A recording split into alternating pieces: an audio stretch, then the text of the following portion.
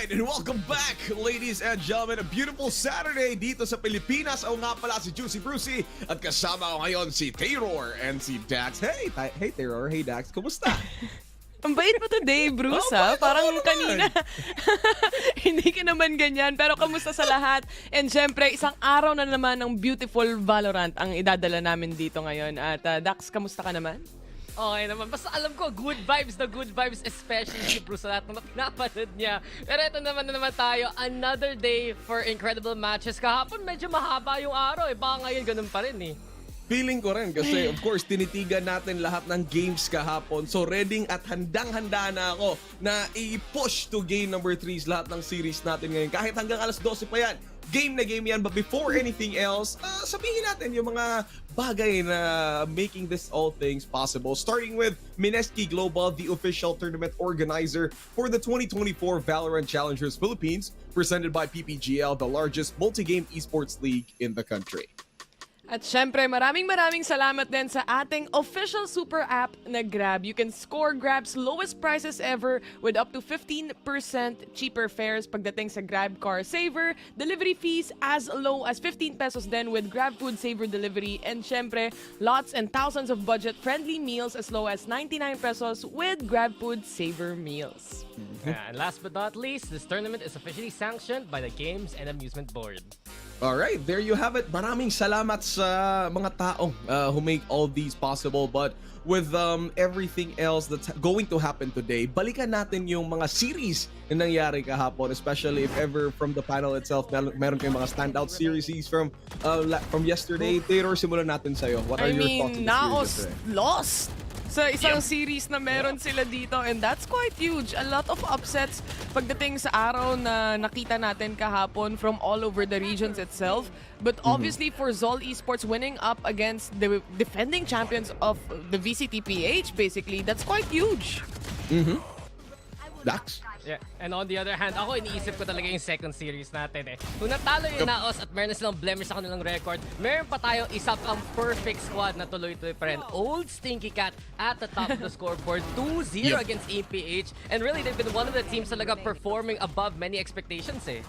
Speaking of above, OSC ngayon, currently in our rankings and leaderboard, sila yung top 1 without dropping a single series yet. And yesterday we were thinking OSC and NAOS sila yung parang dalawang teams who's going to be tops 1 and 2. I mean, top 1 and 2 pa rin naman sila, but ZOL Esports proving us kind of different after the results from yesterday. But anyway, going into the matches yesterday then, it was Karti Esports versus Valhalla, and Valhalla fresh from a loss, and they're going to be our first ever series for day number 2 in week 3. So before anything else, tingnan ulit natin ang kanilang lineup for Valhalla.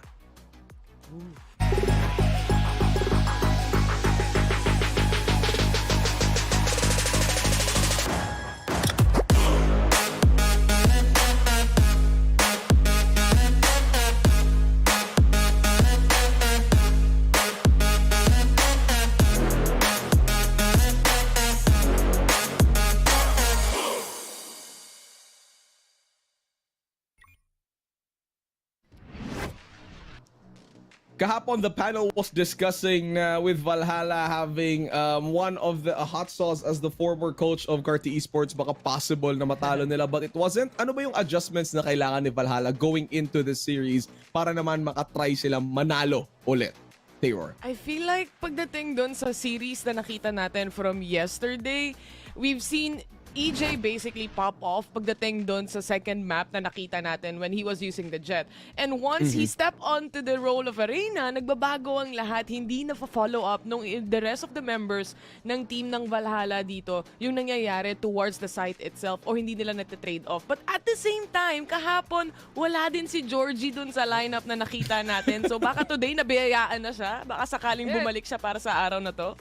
Di ba parang yun yung interesting eh. Iba yung rotation ngayon ng Valhalla. Baka ngayon we might even see Bright from what we've seen so far sa roster natin. But it does feel like for Valhalla, they're kind of run out of steam. Alam mo naman, sila ay malalakas individually. Pero hindi pa natin sila nakita nag-click as a team dito sa ating group stage.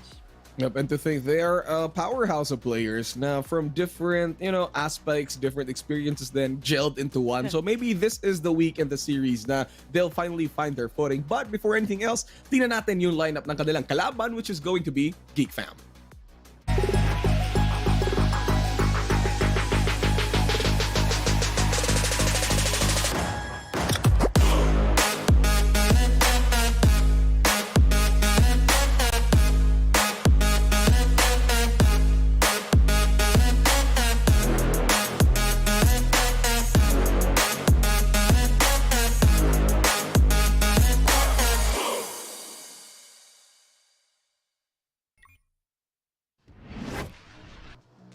Alright, before anything else, major similarity of Geek Fam and Valhalla. Both teams lost to first MegaSavers, formerly the Buys, and to old Stinky Cats. Pero si the Geek Fam lang yung nakakuha ng one series against the Buys. Anyway, Dax, your thoughts on Geek Fam so far going into week number 3? Sa totoo lang, Bruce, ang masasabi ko lang sa Geek Fam talaga, they're almost always there. They have some of the closest margins sa ating mga series. But minsan mapapaisip ka na may mga questionable decisions sila ginagawa in and out of the game. I talk about parang yung pag-decisions nila in those clutch moments. Umaasa sila masyado kay Sladom. Yung map picks talaga, pinipilit nila pumili ng Lotus. Tapos doon pa sila nadali ng mga iba't ibang teams. And truthfully, may mga games na iisip ko, if only this round went this way, itong single round na to, pwede pa yung Geek Fam manalo. And they lost to old Sneaky Cat in overtime pa nga eh. You can see talaga here for Geek Fam, konti adjustment lang kailangan nila gawin para lang makakuha ng winning ways nila eh. Yeah. Alright, And old Stinky Cat is up on the top itself, Yep. diba? Alam naman natin yun pagdating sa leaderboards. But at the same time, I completely agree with Dax as well. Some of those rounds na nakikita natin from this team as well, parang it all boils down na, can Slatong clutch it or not? So, ayun. And with the players being said, there are two highlight players from both teams, diba? They're duelists. We've mentioned EJ. We haven't mentioned Exotic yet. But let's look at the head-to-head stats of both the duelists coming from both teams. We got EJ. Now, when you said kanina, when he plays either Raze, pero from Taylor Reyna, there's like a huge difference to his playstyle. And for Exotic, what is with the playstyles of these duelists na kakaiba? Let's start with you, Taylor. I mean, EJ also uses the Jet na ginamit niya kahapon, by the way. And with the Raze, Reyna, o kaya Jet na pwede mong pagpilian from this person. And then kahapon na kami ni HG, pinag-add na namin yung tatlong player, yung kills rather nung kalaban niya against him, tatlong players sa kanila at hindi pa rin naaabutan yung KDA ni EJ dito. So he could definitely pop off, and once he does, the entire team just rallies around him as well.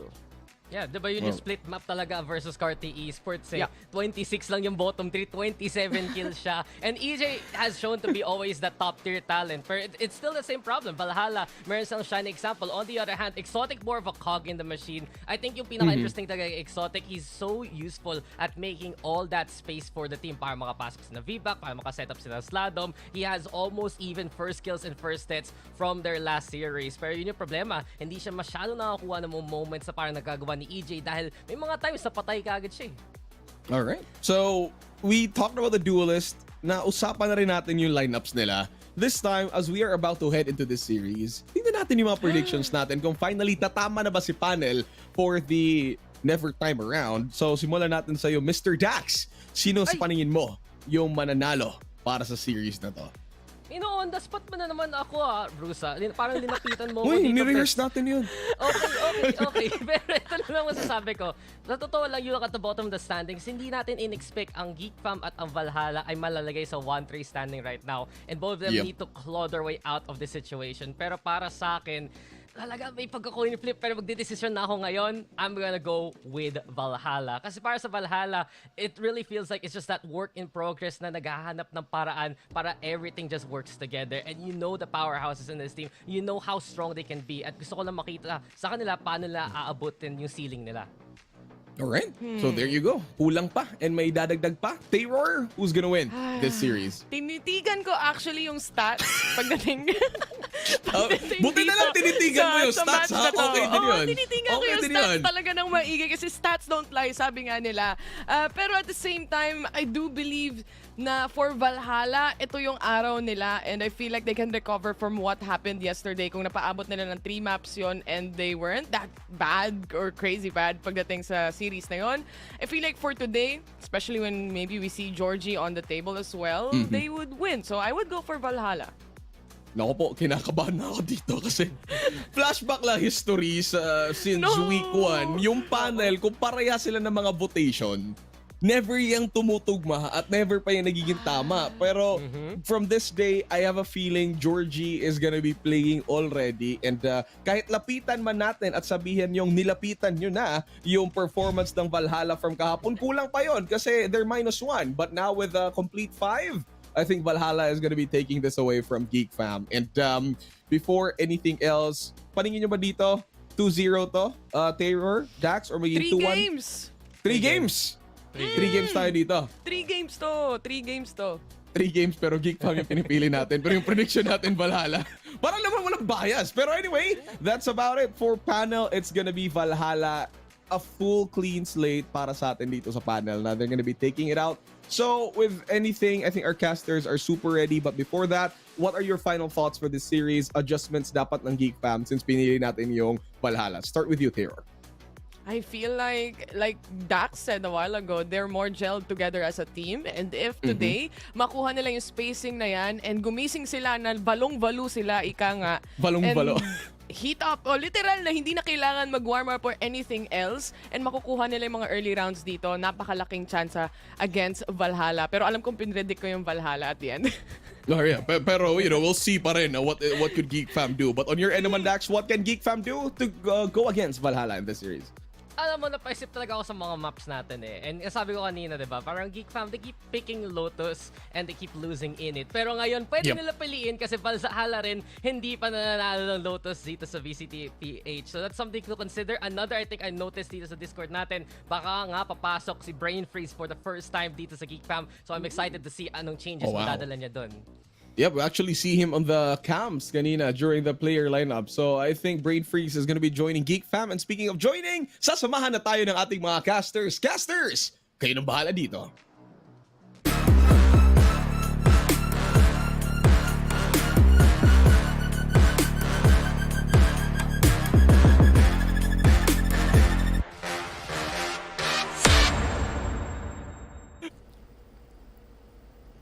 Two teams here who have unfortunately yet to still really meet their stride so far in the regular season, but we're gonna find out today if that is when they hit it. I am Black and Blue. With me is Riku, and a good afternoon. I was about to say morning to you all. Obviously it is, but as we are degenerates, we wake up usually around this time. But that's true. Anyways, moving on forward, Riku. This is a matchup where both these teams have only found one win so far versus AMPH in the regular season, but this time that record's gonna break, and I have to ask you, who do you think that's gonna be? Ooh, okay. Based on the recent performances, if you've seen the panel, I do think it's going to be a Valhalla 2-0. The way that they've been playing around these maps very aggressively, very confidently, and hitting those heads, I think they're going to clean sweep my Geek Fam. Clean sweep. Damn, that's okay. That's a pretty strong statement you got there. What I do think is curious though is they did perform amicably last night, although they didn't win, but that was also due to them kind of lacking one of their core members in Georgie, right? He wasn't able to play, and so we're gonna move on over to the Vetos as Lotus and Ascent respectively are banned. Valhalla taking out Lotus, which is a map that they have yet to win so far in the regular season. They pick Breeze to start things off, which is a map that obviously looking like one of their best makes sense as they have been so far perfect on it. Honestly, there are two maps that people would really love to either, you know, play for later or either save for later or just avoid all throughout. Two of them, by the way, are Breeze and Sunset. And I'm actually surprised that Icebox decided to take a break for now, because I do feel like Icebox and Ascent are two of the most played maps over here at Split 1 so far. And I'm just really interested to see that people are going to be showing more of their guns over here, these two least played maps on this season. I'm actually more interested in the fact that you look at their ban here, Valhalla, and they take out Icebox. It has been, to be fair, one of their perma bans, but Geek Fam have had big struggles on this map. This is a map that they've yet to really have great performances on, although when you get to the final decider here on Split versus Bind, these are one of the few maps that we did see wins coming in here from Geek Fam, and so it kind of makes sense where they kind of had to play this 50-50. They won Bind versus AMPH, and they won Split versus the Buys, so you could argue which one they should have preferred, but I think we're going into a very precarious situation here where both teams kind of like at the lower totem of things, but one would argue that Valhalla, it's kind of curious that they're there because they are filled with veterans of the VCT scene from Season 1, from Year 2, and yet they are in a place right now where they just aren't really meeting that standard. What do you think here today could be, I think, if you're the underdog in Geek Fam, you're the new guns, what can you do against these vets who have had many experiences in the past but yet still struggle to find that stride here in this regular season? Honestly, what I've been noticing a lot is that they win the initial gunfights. I think Valhalla is very strong at that. You know, those 2v2s, the 1v1s. I think they're very aggressive at that. So I think this can be applied to both sites, and I think it's a very basic thing depending on what site you want to take. But I do think retaking is so much better and then just overwhelming them with utility. I've seen a lot of teams that try to take them on in gunfights, and unfortunately it's not working. So in a 5v5 scenario and just playing the utility game, I think is the answer to actually turn down the volume for Valhalla. I mean, there's a lot of volume. I like that you use that word because Valhalla has many things in many spades, and especially in the spade and the factor of the aim, right? You look at some of their duelists, the panel is already talking about it. You have two of the most well sought out after duelists on this one team. You got EJ, he obviously has Pacific League and international experience, and then you look at Georgie as well, you know, who has had many experiences with many great teams over throughout the past few years, and yet you still have to wonder their core. You look at their back, you know, kind of like what's behind Valhalla, and they still have great pieces there. They got Hot Sauce, who is always such a quintessential member on that Bren Esports squad. You have G, former Delicious, on that NAOS squad, who made a big splash when they first landed in the VCT season year number 2, but somehow these pieces, while individually they don't really add up to the sum of their parts that you might assume. They don't really get the results that we've assumed from them, and we don't know when that's going to change just yet. And then you look over to Geek Fam, as we talked about, some newer members. To be fair, they're not all completely new. For the most part, the core we did see last year during year number 3, right? From that kind of, you know, MVP esports roster, you have players there like V-Black, Exotic, Slatham, Hydra Kid, all those guys. But then you've got some minds behind that in Blurred and Brain Freeze. And so you wonder, we're the new guns.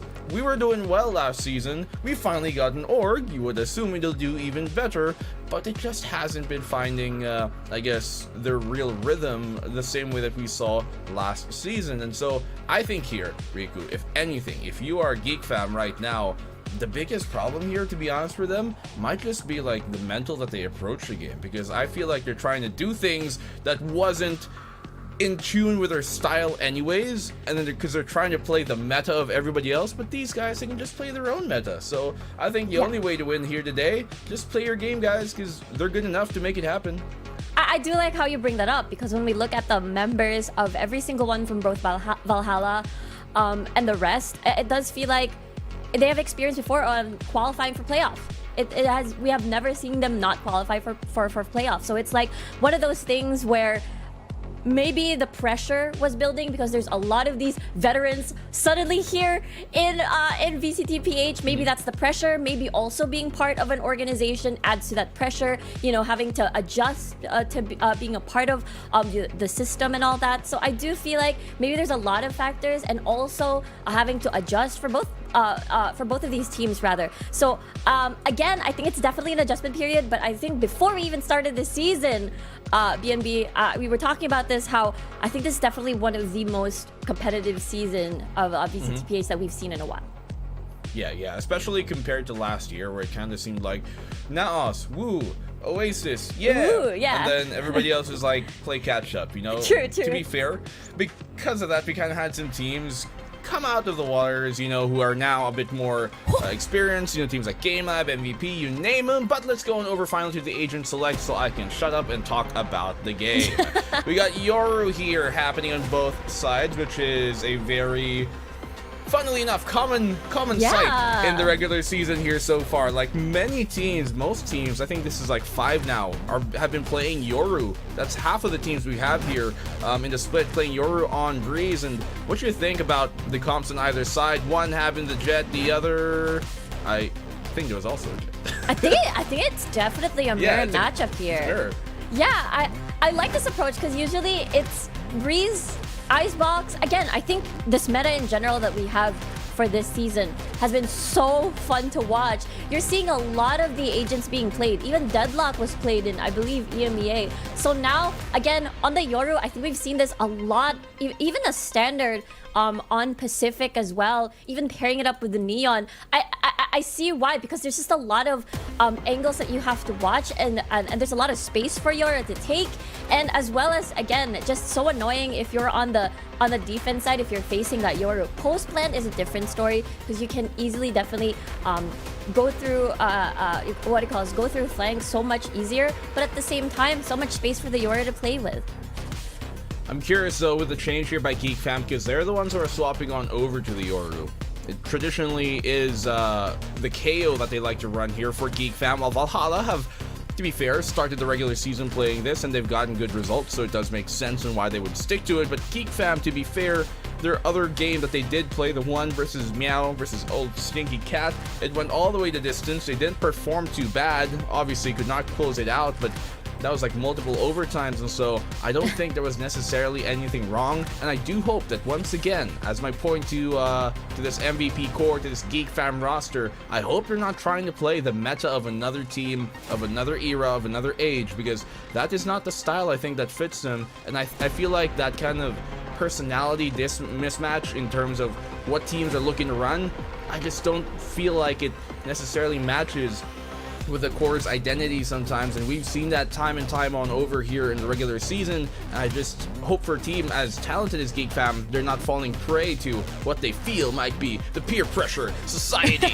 what the other teams are running. And so I hope they actually practice this, and this is not a bit undercooked, at the same time not overcook it for this comp. You know, I like how you say that in that way, because honestly speaking, we talked about this before.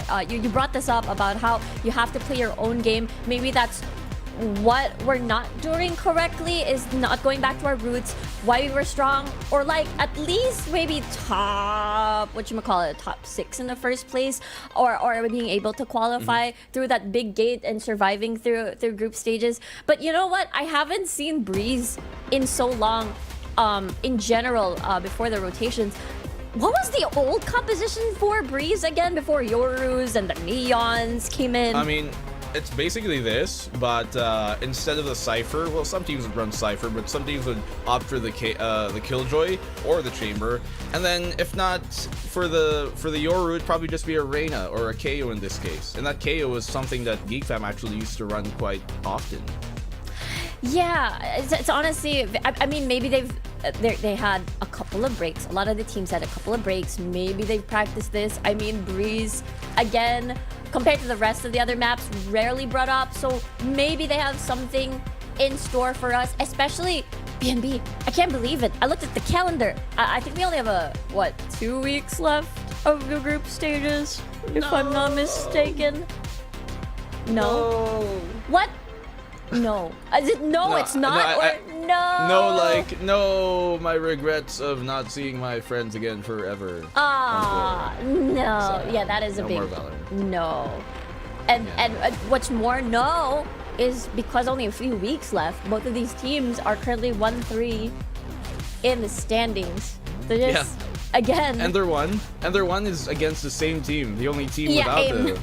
AIM. So yeah. Yeah, it's not. It's definitely not. I do think there's, again, a lot of pressure for both of these teams. I think both on a both on a for Geek Fam, it's like, oh, we've qualified for playoffs for so long now in a very big, well-known organization as well. And then on the flip side, you've got a lot of these experienced players that also, individually speaking, have not only qualified but played on big stages before. So it's like, we gotta do something. We gotta figure this out. I love the I love the sound effects. The Foley. You should be a voice actor, you know. Where you can, Oh my god! Thank you so much. I want to Oh be a yeah. voice actor. Do you have any Valorant lines for us that you do? There's so many agents. I putting you can't in the spot. decide which one.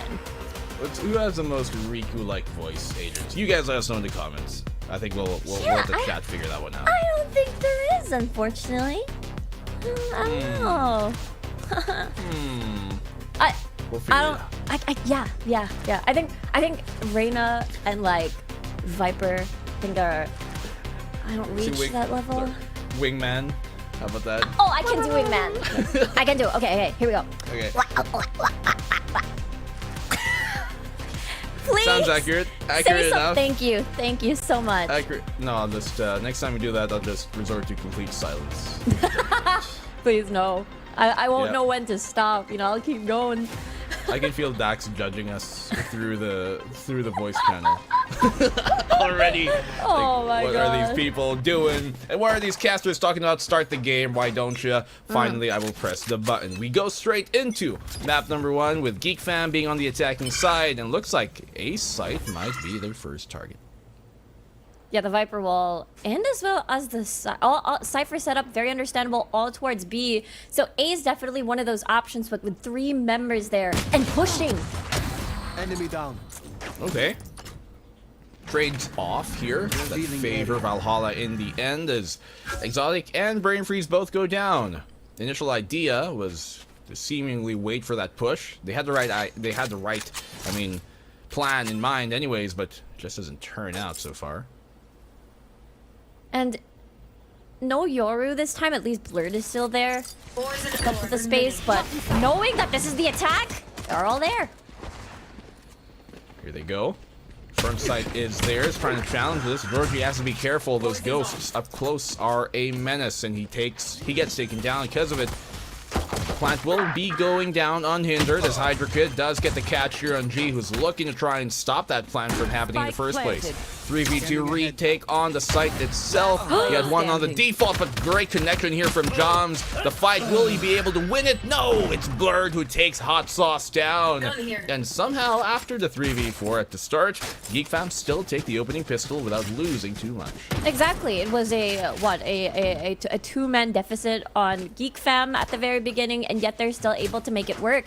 Of course, they want to keep the Cypher on the site. At the same time, 3 members is definitely enough. I think that's a well-executed take once more. And again, I do feel like B is out of the question. B, unless you have Yoru ult and able to just whittle down the defenses of that side, I think A is definitely going to be the constant attack here, unless you have mid control, which I don't think they have. Well, if you want to talk about mid control right now, Valhalla are the ones who are a bit more seemingly predisposed to want to take it.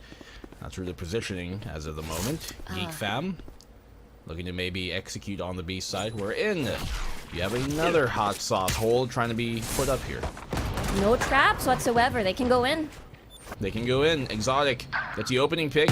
Good one here for Geek. Hot Sauce is able to get the one off of that decay. He's going to be quickly dealt with and swiftly found. It's up to G. Dropping Delicious. Only G now. So let's see what he can do. Spike planted. We'll see if he's able to damage some, take off these weapons for some of the members. There's 2 Vandals. Hopefully for Blurred, because that's half HP. But we'll meet Hydra. Yeah, Hydra heard it. Can't take off this head.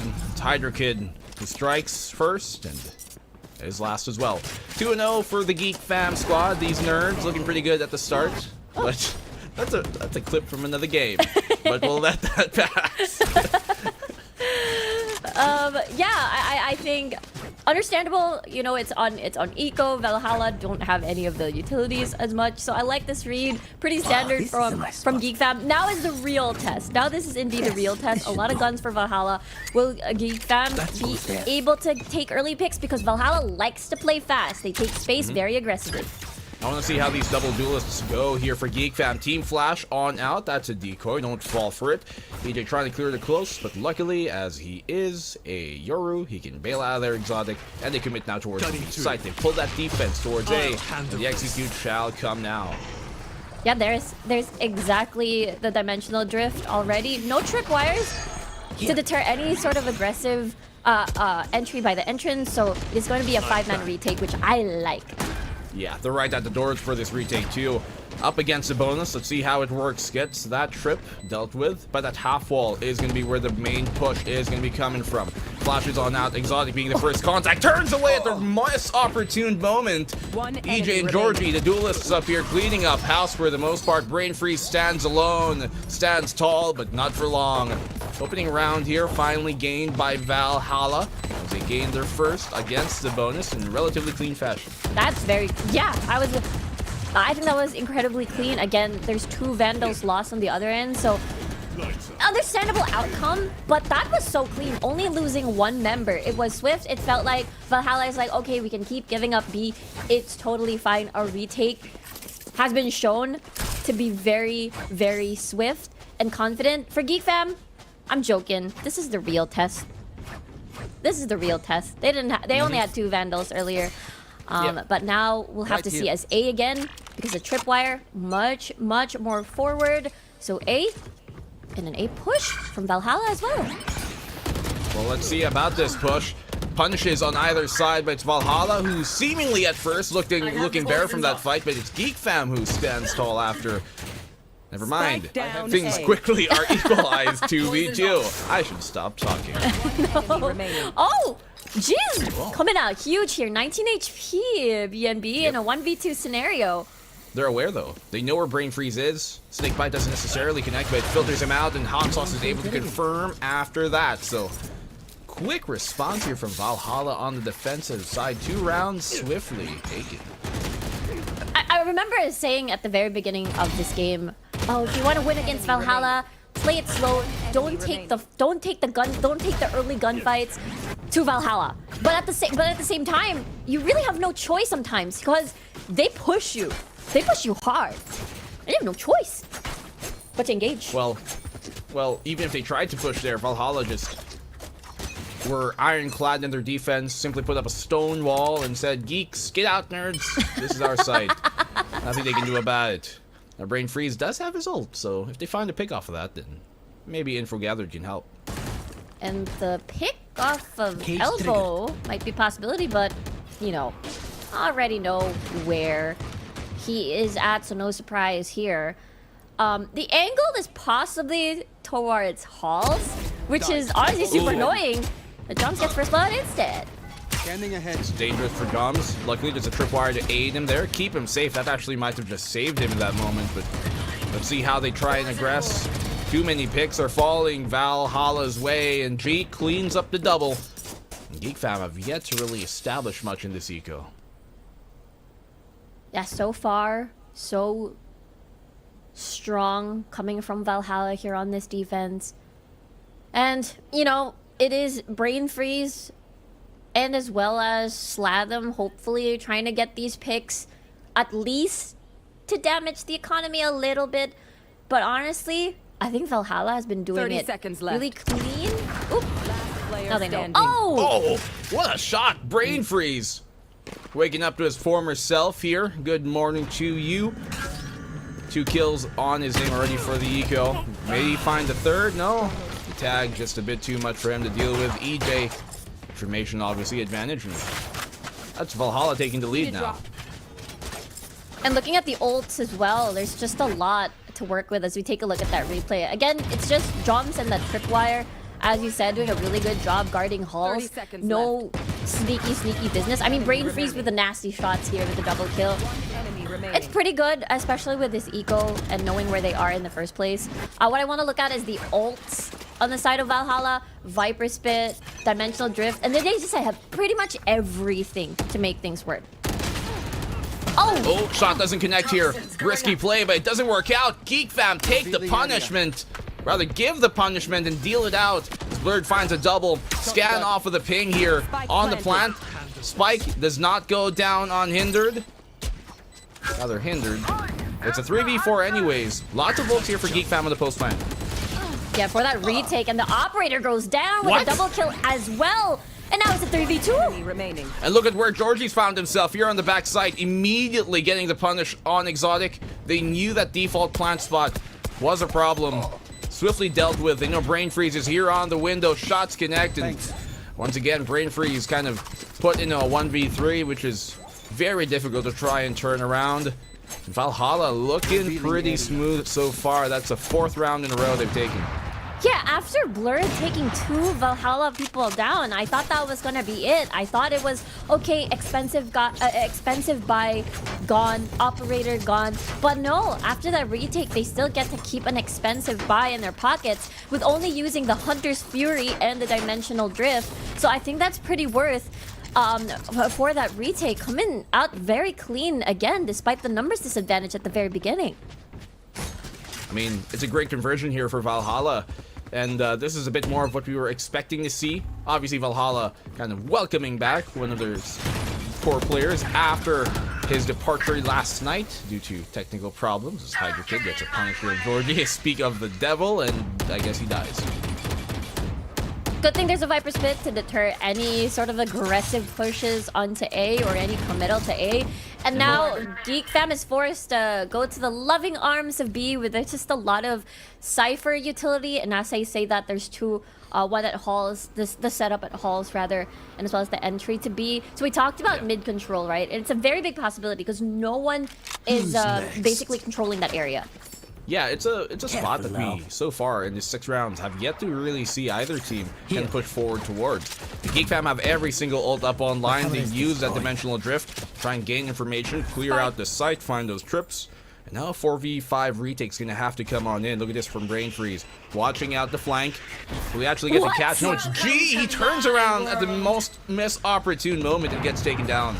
G's on fire right now, but now the question is, how do you retake? You have null command to get through this pit. They need to get a pick to get that down. But the pit is already down. Joms has to be careful here. Right around the corner, Exotic biding his time, waiting for his moment to strike. He does confirm the 1. It kind of came a bit too risky there. A second from Exotic connects a 3rd, as he is looking spectacular here in this hold. And Geek Fam respond to keep the game close.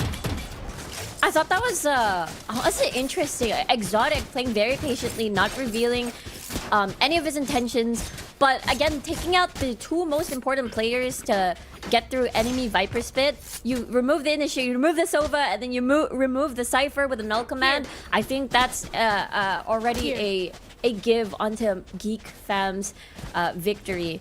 But again, no operator this time around, unable to make it work actually for the 2nd time in a row. Yeah, it's kind of difficult as well to play that retake with an operator, so opting for the blades here. Quick mid push, and this is the mid control we were talking about. Scans on out. EJ knows where they are, but he's only got 2 blades left. The fight settles with either team having 4 members on up, but EJ finally gets a kill here, and the Hydra Kid trades out from Slatham though. Still, big bout here towards mid with EJ coming out on top. 3v2, 3v1 as EJ connects straight to the noggin of Slatham.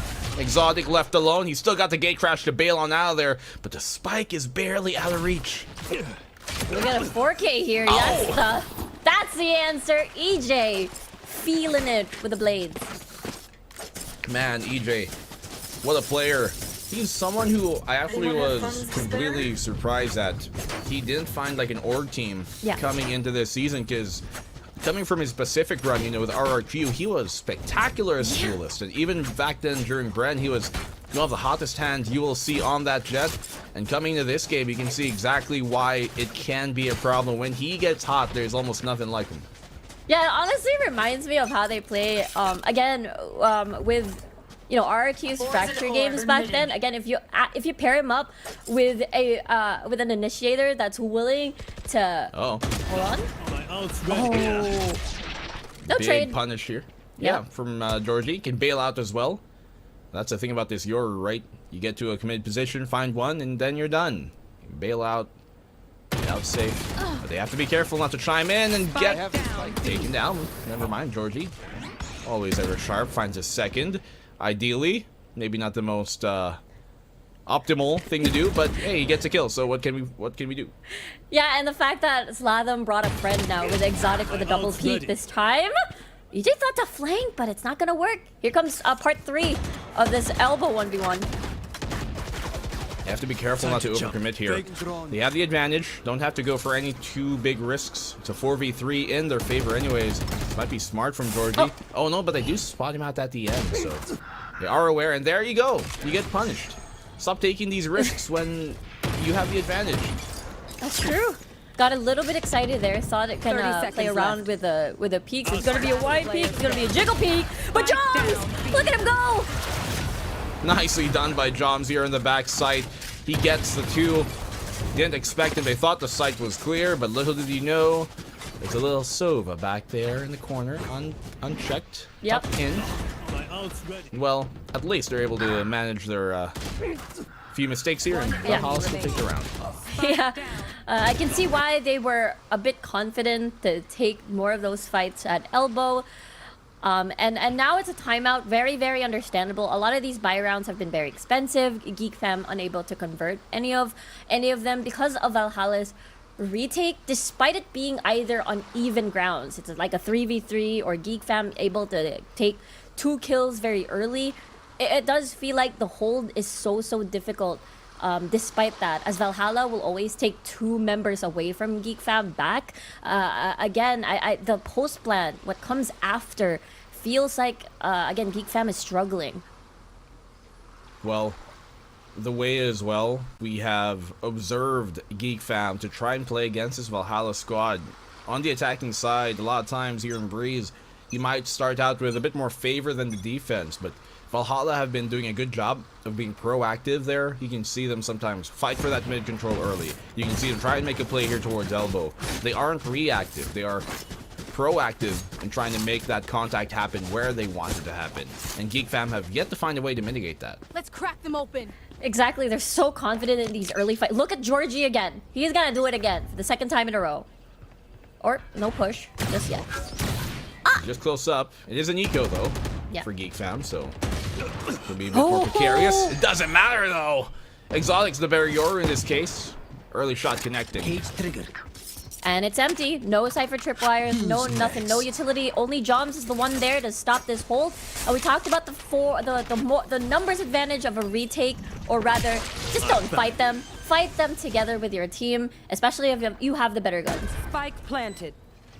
Spike down here, post plant. It's still going to be difficult though, with a bunch of sheriffs, but if they play this right, they can make something happen. Snakebite out towards that B main choke. Bunch of them here on the default, but the wall will allow them to cross back into safety.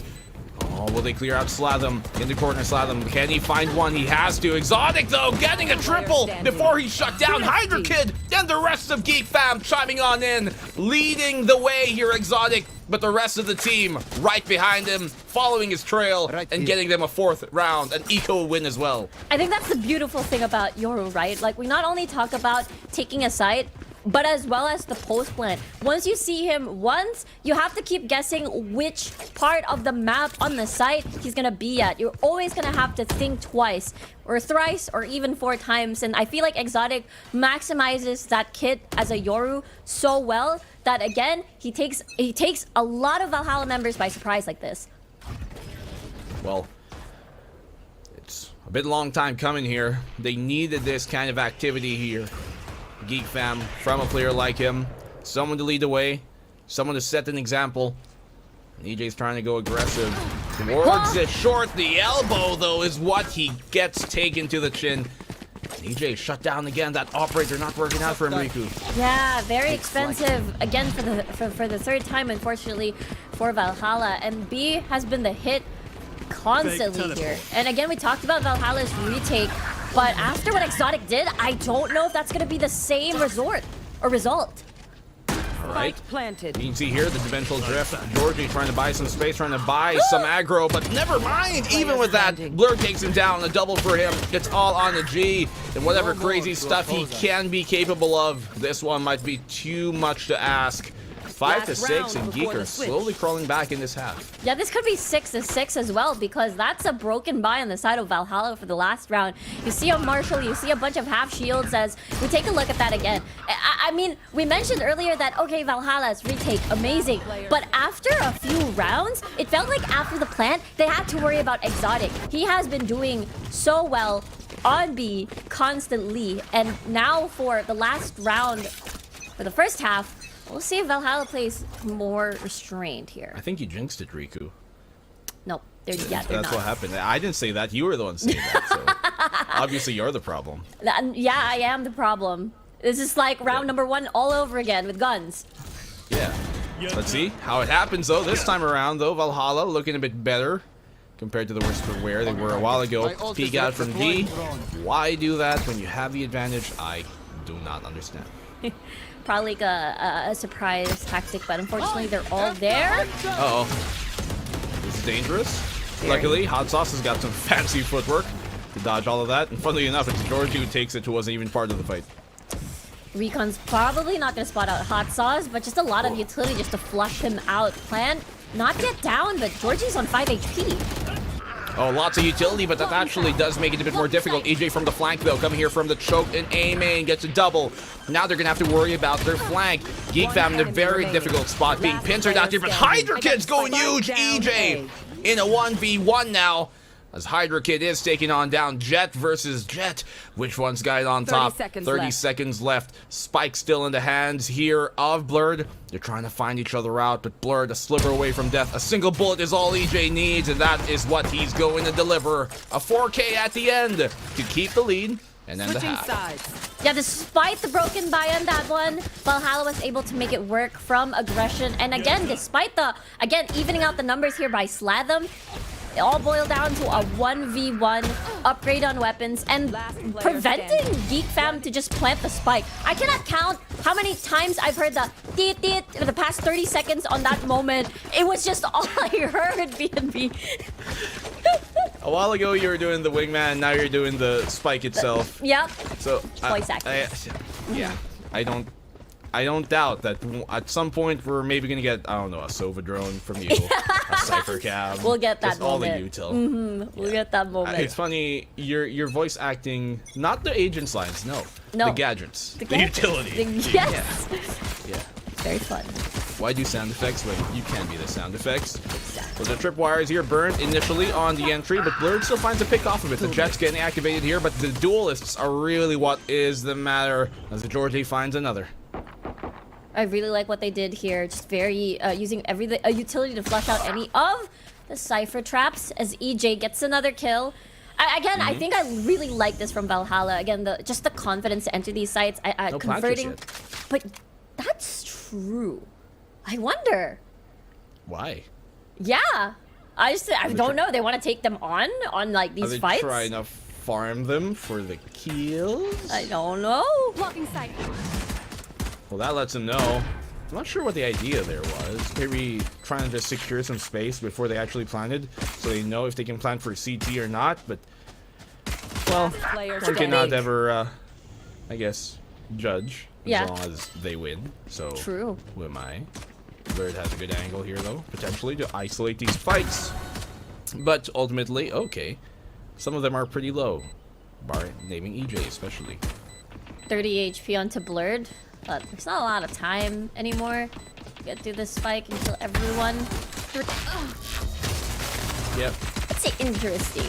That's very interesting. I wonder. I think I don't know. Maybe it's definitely just to either play for time, wait for them to they have the numbers advantage anyway. It was just so quick and swift here. And a lot of angles that they definitely won't expect when you want to retake this side. And at the end of the day, it is a win. And it's 8-5. Here. You know, in my experience, sometimes when it comes to professional teams and stuff, it would be some out there strat you just could not think about. But then other times, it's just, oh, I forgot that. So It could be either that, Could be either way. whichever way they win the round. So let's move on over to the anti-eco now, as Valhalla looking pretty okay to start this second half off. Two of them very aggressive on from Geek Fam by doors. No push just yet, but Brain Freeze already tagged to what joke? It was the Viper Smoke. Yeah. It's Exotic who was tagged. The decay. The decay. Look, we give it a B side in its entirety. But there's a camera. But there's a camera. They spot them. A camera. Camera. Yeah. I'm not gonna really bother about that too much. No tripwires. Obviously, the full 5v5 retake is what they're going for. She has to be careful here. He's only equipped with a pistol. Should be able to find the kill quick and easy. Look at this. Whack Jump a mole. shot. Brain freeze. The mole whacks him back. Good trade. 1 for 1. But caught out of reload here. Hot Sauce able to take him down. Right here. Well, at this point, if you're Geek, you're just hunting to maybe get some kills with these sheriffs or get some exit frags. If not, go down to the spike. Don't give Valhalla extra weapons. And Geek just trying to exercise patience here and not give Valhalla more than they should. Yeah, especially with an outlaw, you're pretty much just one shot with 0 shields. And now it's gonna be a 9-5 now, and now here comes Geek Fam with the guns, and I'm trying to take a look at their ultimate economy, and I don't think anyone is there quite yet. I think just all around, how do you slow down either the plant, or do you take the fights more aggressively, like do what Valhalla did on the first half, like you try to push any of the side and just surprise them? Because honestly speaking, I don't think they'll expect it. I don't. It's definitely more of a Valhalla thing to do than a Geek Fam thing to do. So. Well, looking like Valhalla's trying to go for mid here, Riku. And the thing is, A is actually kind of not poised for fighting for the site there. Geek Fam looking to maybe play that retake if it ever does come towards A. But it's a B site that somehow Valhalla have chosen to address here. And they find the opening pick against Exotic too. Definitely see why, and imagine all the tripwires are towards B main even, as Latham gets a nice headshot onto Hot Sauce. Now it's 1 for 1 again.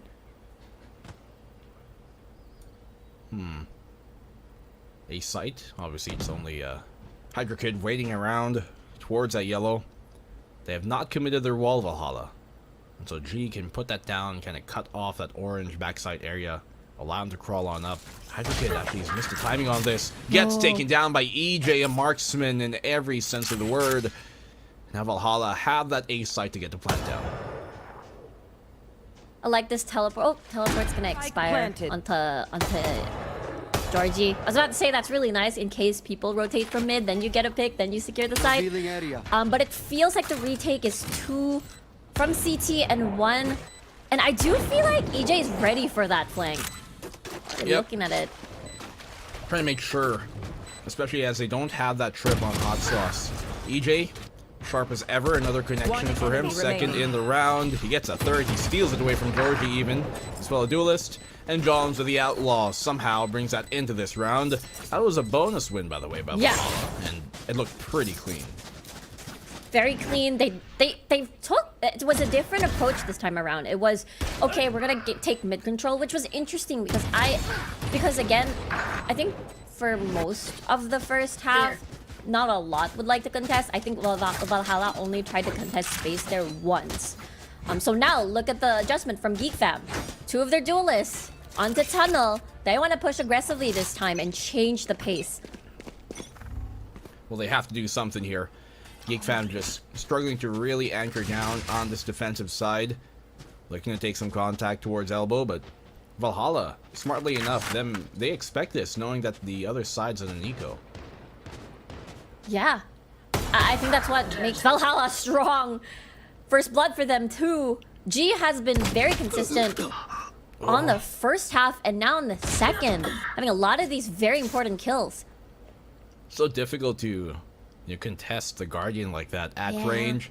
And Georgie finds another pick as well. Brain Freeze, he wants to peek the same exact angle and finds the same fate following him. Let's see if Slatham can maybe get a cheeky kill here, but ultimately enough, this round is done. 11-5, it will be. Spike planted. Maybe a kill onto G, but that high up of an angle can get pretty unexpected. And that's a triple for G. And now they're all Valhalla, 1 round away from match point here. And again, these first bloods. I think for Geek Fam, they do a good job equalizing. You know, okay, we got first blooded, we're gonna take 1. But after that, the multi-frags that come after on the side of Valhalla, either from G, either from Georgie or EJ, is just so impactful again, which makes it very hard to retake these sites. Well, you know, numbers-wise. Well, as a panel would say, and only the Filipino fans would get this, What? Valhalla na. Valhalla na. Yeah, No. Valhalla that's na. their philosophy. Basically means whatever happens, happens. Is it like an it is what it is kind of thing?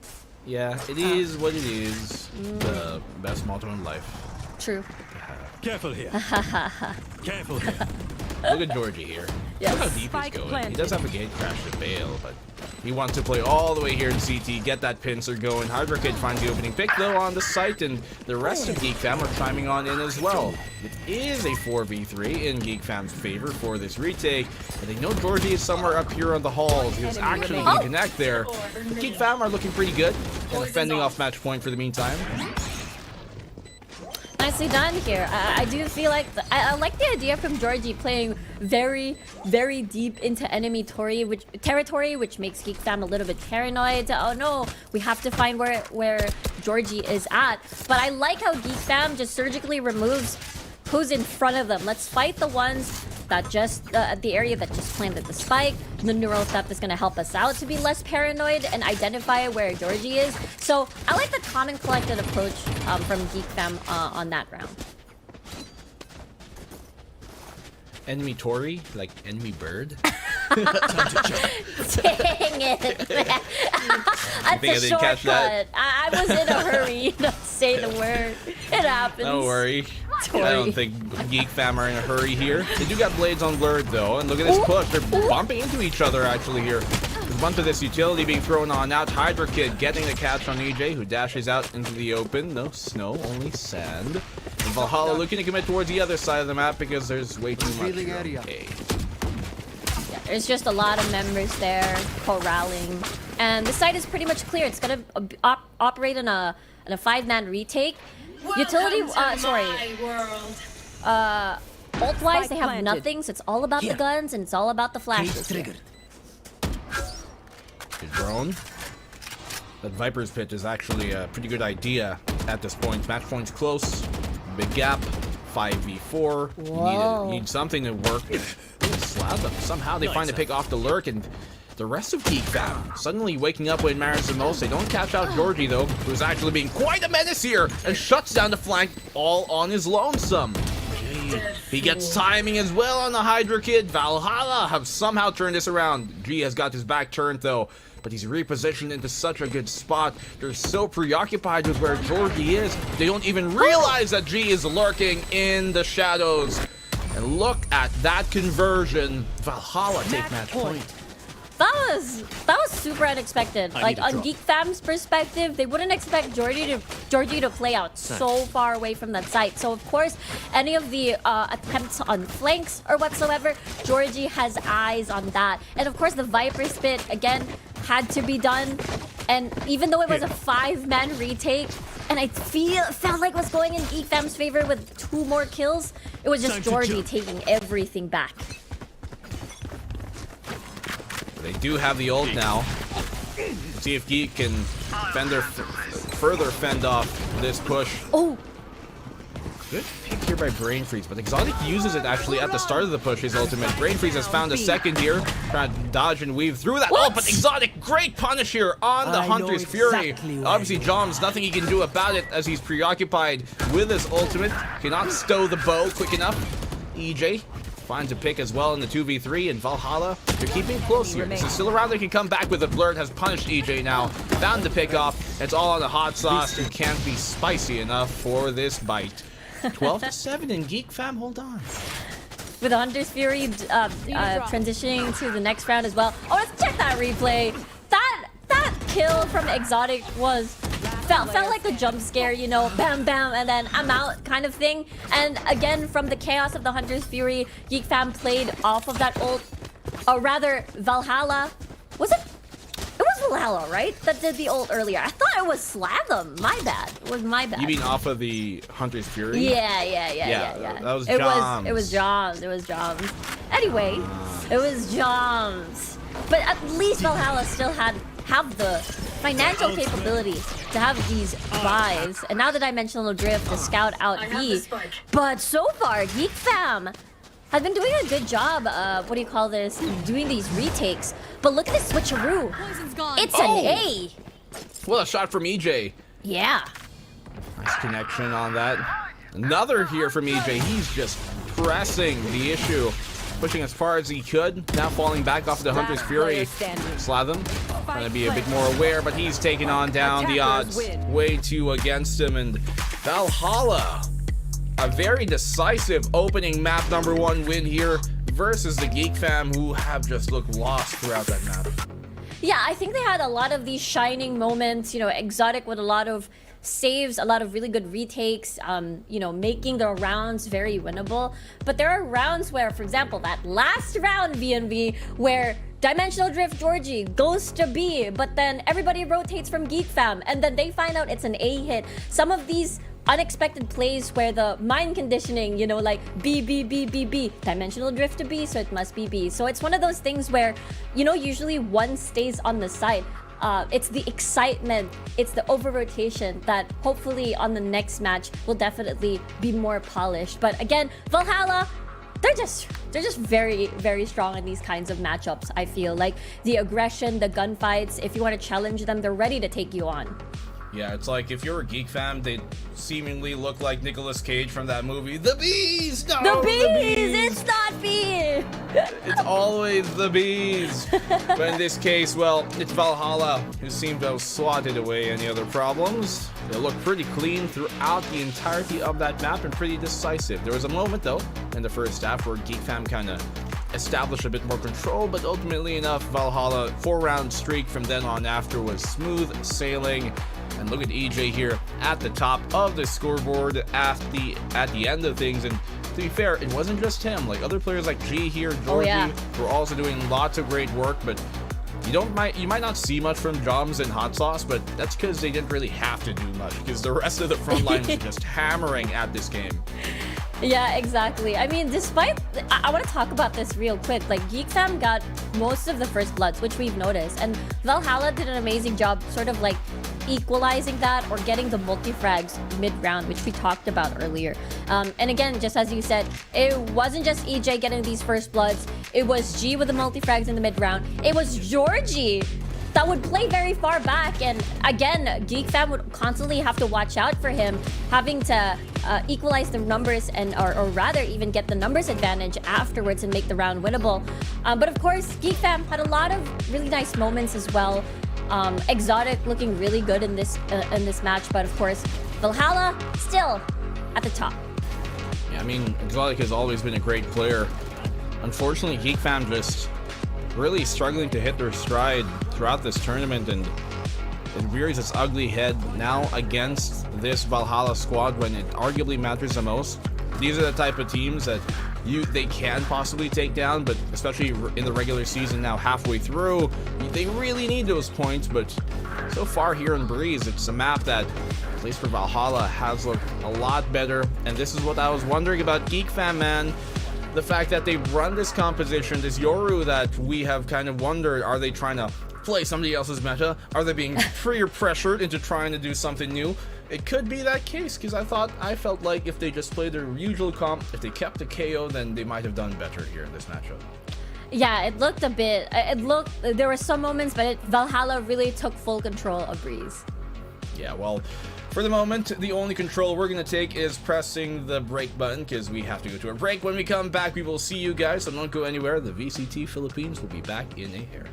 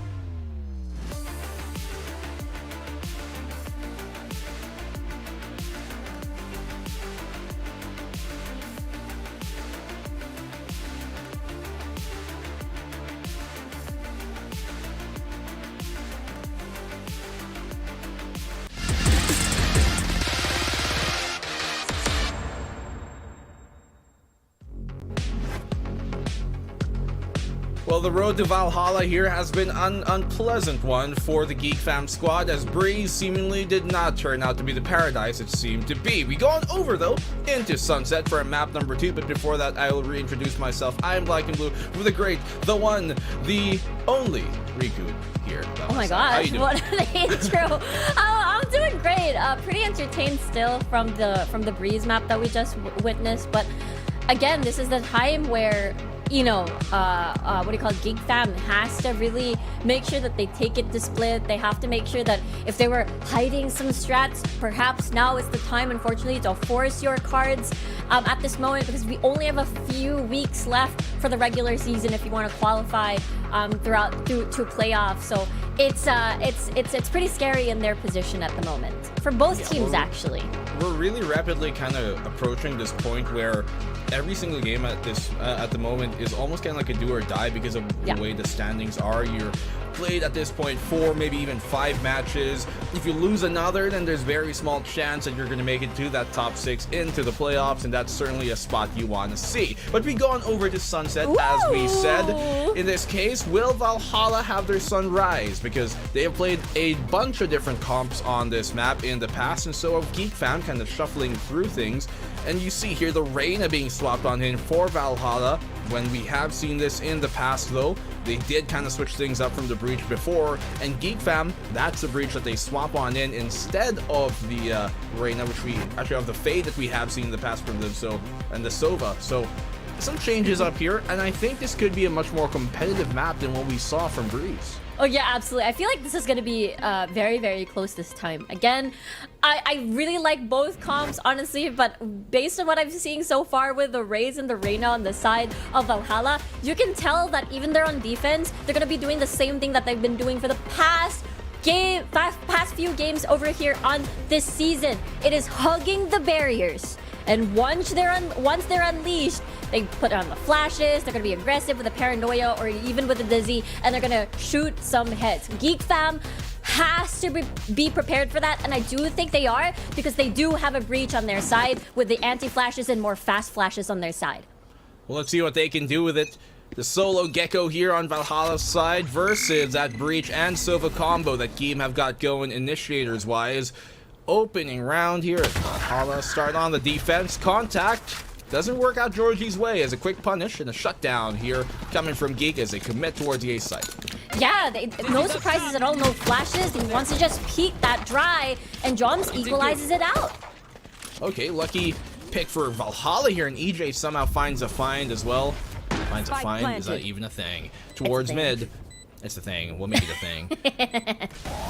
For now.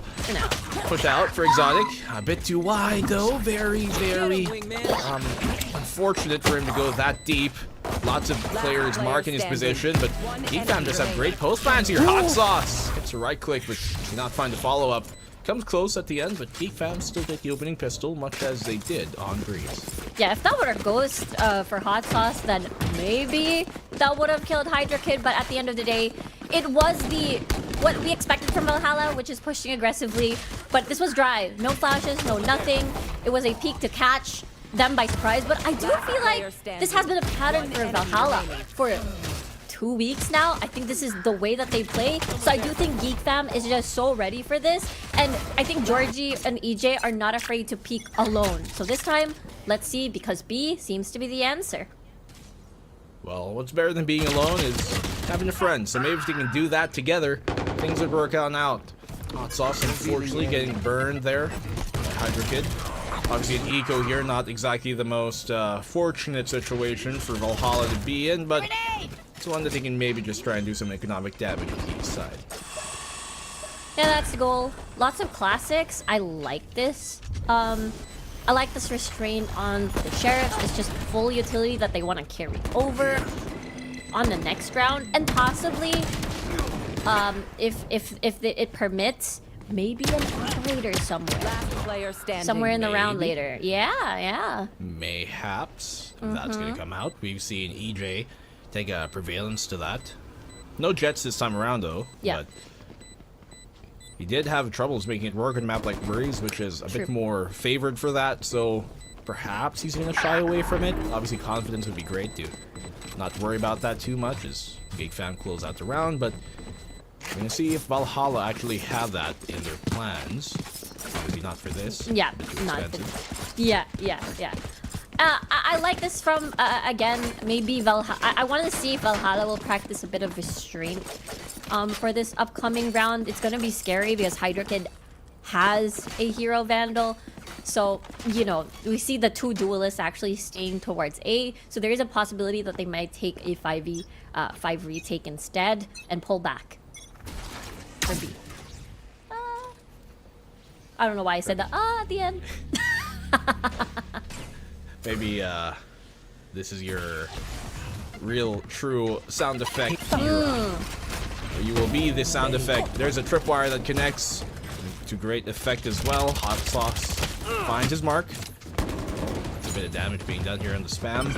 Geek Fam has to be careful not to overcommit. We aren't seeing much of a kind of default lurkout coming from Geek, who are looking to try and maybe bulldoze their way, but Georgie? Valhalla putting a quick stop to that, and you mentioned it, the flank here. How is it gonna work this time? Because no one's looking at that direction. No tripwires, no nothing. Both duelists are pushing. But they are pincer now. Yeah. They threw that smoke there towards A to try and fake out the defense, but Valhalla are 100% aware of what's happening. There's a cam behind them. Georgie finds that pick. Hydra Kid, very little expectation of that flank to come. They're in a very difficult spot here, but Brain Freeze somehow gets that pick off as the stun was about to connect. And this is actually still doable for Geek Fam. 4v3, they found their way out, but if they're going to rotate, they have to do it now. It seems like the answer is no. The spike's still there, but EJ gets another pick here. 4v2 now. It's a bit awkward for Geek Fam. Difficult position to be in for sure. Try and find some picks, but they are looking to do this practically flawlessly. As Hot Sauce finds a third, Valhalla get their first. They're understandable. At least they're able to take Georgie down, NG down with the, with the Vandals rather. And so now with the Rolling Thunder online, I want to see this into fruition. You either want to try to hold it or you want to use it aggressively to take down the site. And now they're going to take on the one with the 3 members invested on to this area. So I want to see this fast, swift execution. They have full utility, full guns. Let's go. You are hyped. Yes, and how Rolling could you Thunder. That's preach. What we got in this game. Exotic gets a shutdown though, quick and easy throughout the elbow. Sees another, but Georgie still connects even while stunned. Jom somehow as well chiming in on that, using that attention to get himself a quick double. And now Geek Fam suddenly shut down the spike out of the... No way you ult this. They actually do ult this. He might be able to get the one off with it, and that he does, so still some value found. He has to get Georgie here potentially if they want to push up though. Do Geek Fam commit to this? They take it slow after the ult. I'm super surprised. 2v3. Hot Sauce with the neural theft too. If he gains access to that corpse over there, he knows where everybody is practically. Oh, great shot here from Blurred though. On the connection, equalizing things on up. Hot Sauce still has the ult. G gets the one off the flank. Now he's pincered here. Brain Freeze brings it to the 1v1. Counter neural thefts. Hats off to each other. But an old-fashioned Western duel should ensue. Never mind, he scurries away to the opposing site. But that's where all his utility is placed. Hot Sauce. He's got cams. He's got trips. He's got everything to know where this is going to be happening. Wow. Okay. Hot Sauce, Geek, Brain Freeze has to make this work. Rolling Thunder invested, this has to work. He only has like, I don't know, 30 HP at this point. So this is gonna be very difficult. Oh no. And that's the thing. He was running right into the nest that he laid.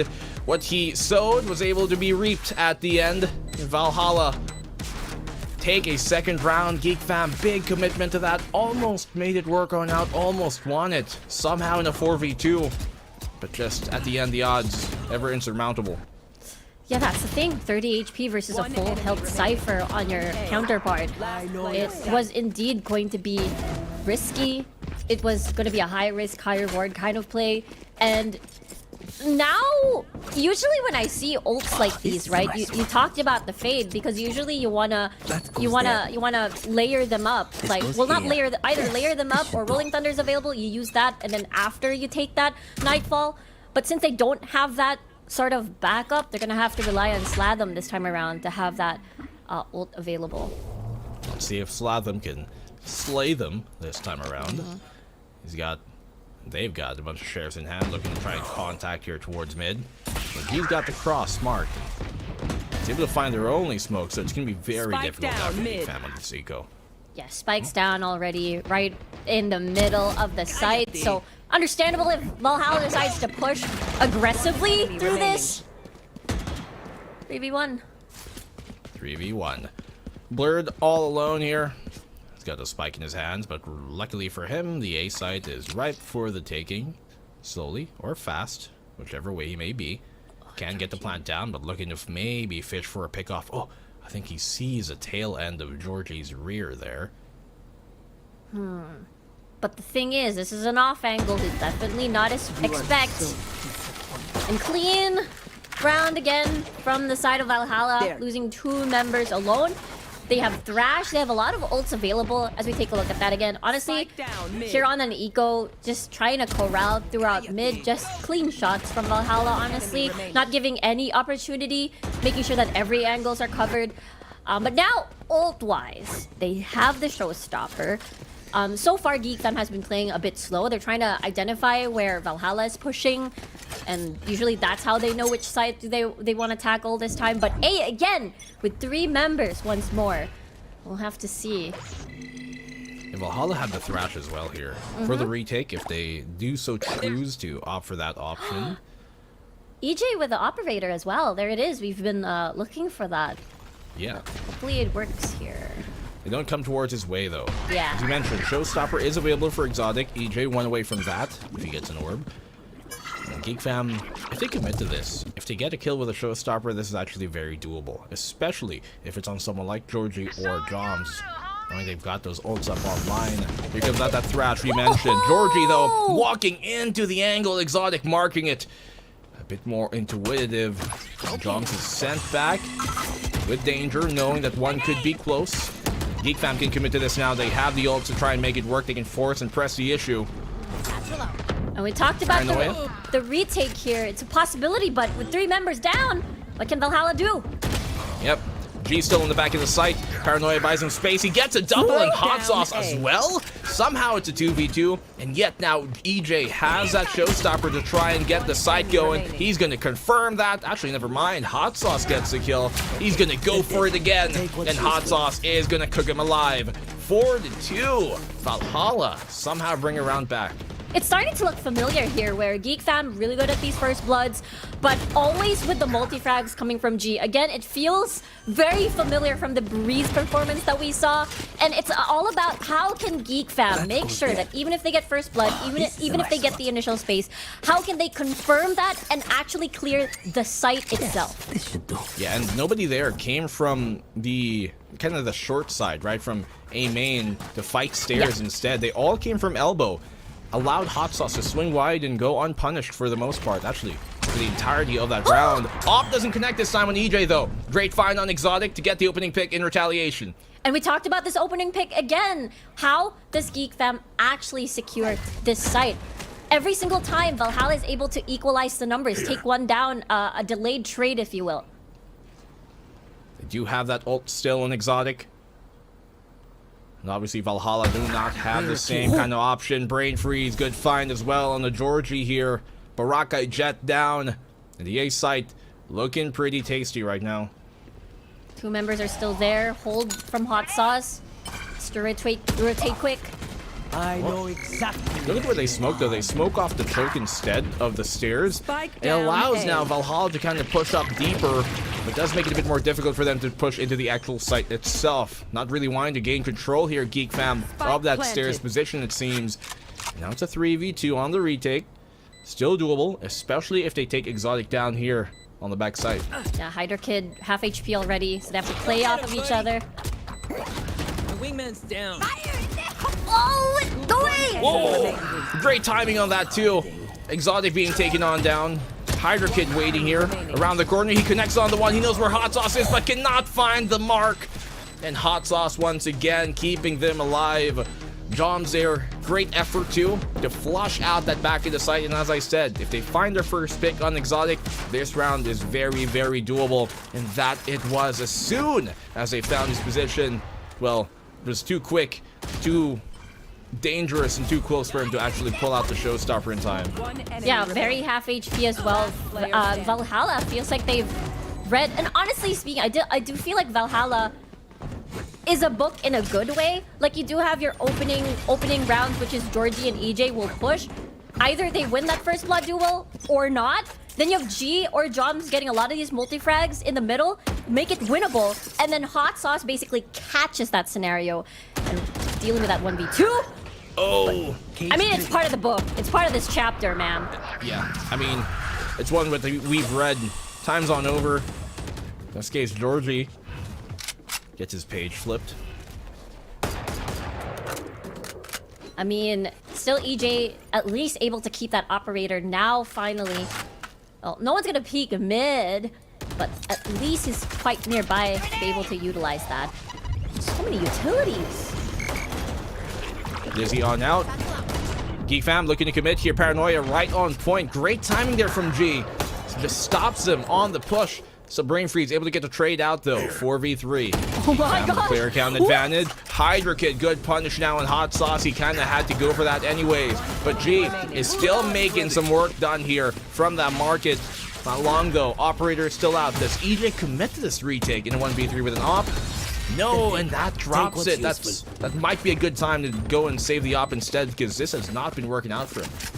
Yeah, exactly. From Breeze as well, being kept, I guess, 3 times unable to get that value off of that operator. But Hydra Kid being able to set up that from the shadows at Boba area, and Geek Fam really cleaned this up and made the retake much more difficult, especially what we talked about, that operator. Now with the Rolling Thunder Part 2, I'm excited to see another aggressive take on either of these sites. Chaos. And so far, Georgie and EJ hasn't been doing well on the first blood duel. Rather, even though Valhalla is surviving, it's still much more important if they win these. There you go. Ooh, EJ finally gets something going here. You talked about the first bloods, and he's able to find his mark. Hot Sauce. What a shot from him in a quick draw as well. A double coming in from Hot Sauce. I think though, and hear me this, they have been playing that op, and you mentioned first bloods generally not go in their way, where Valhalla has been winning some of these rounds are on the retake, and it can be very difficult to retake with an op sometimes. So maybe if they stick him on the rifle, something else can be done. But now let's see how this retake goes. Oh, they're all at Boba, but now it's a 1v2 situation. Jones is 1 HP. He barely gets away from that. But Jom still connects at the end. And from the Boba, as you mentioned, takes a slurp. And Valhalla, what did I say? It's the retake where they've been winning some of these rounds. Actually, most of these defensive-sided rounds. And I think that's a plan that they should stick to, because the execute, as you mentioned a while ago from Geek, has been pretty good. They take the site. It's about closing things out that was difficult for Geek Fam. Yeah, it's always that hold, again, that they definitely struggle with, and that's the reason why we're seeing a gap. Thrash now available for Joms for another way to retake, and as well as Hot Sauce. Again, 2 of these players have been doing amazing on the first half here on Sunset, and it does show on the KDA and the way that their ultimates are, well, I mean, Neural Theft is a bit of a cheap ultimate, but Thrash constantly twice in a row for this. They do have that Rolling Thunder still, as you mentioned. But gotta make sure that if they use it, you gotta be at the more applicable scenario to convert. Mid control trying to be taken over by Geek, but not getting too aggressive, knowing the eco on the opposing side. Yeah, they gotta be careful here. Exactly like that, as Brain Freeze gets first blood. Again, all of these first bloods. How do you transition that is the question. Whether they convert it really into a kill, or rather into a 1 round. Brain Freeze, they do get that pick off, but obviously Market is a pretty treacherous place to try and retrieve a rifle. So it's only Blurred really properly well equipped for a fight here. Exotic potentially as well. They do have that Rolling Thunder, as we mentioned, but even if they W key this, the tripwires are here. So many utility. And EJ is nearby as well towards Market. Spots no one. Stories the door. Here we go. Cage down. tripwires, for the most part, dealt with and bypassed. EJ and Hot Sauce, the rest of Valhalla here, just stopping them. What is the ult about? Yeah. In a 4v3 on an eco? Very ill-advised. Slalom gets the one. Blur doing some damage. Never mind, it's a 1v1 suddenly. How did that even work? They weren't even all entirely affected by it, but still, they bring it to a 1v1.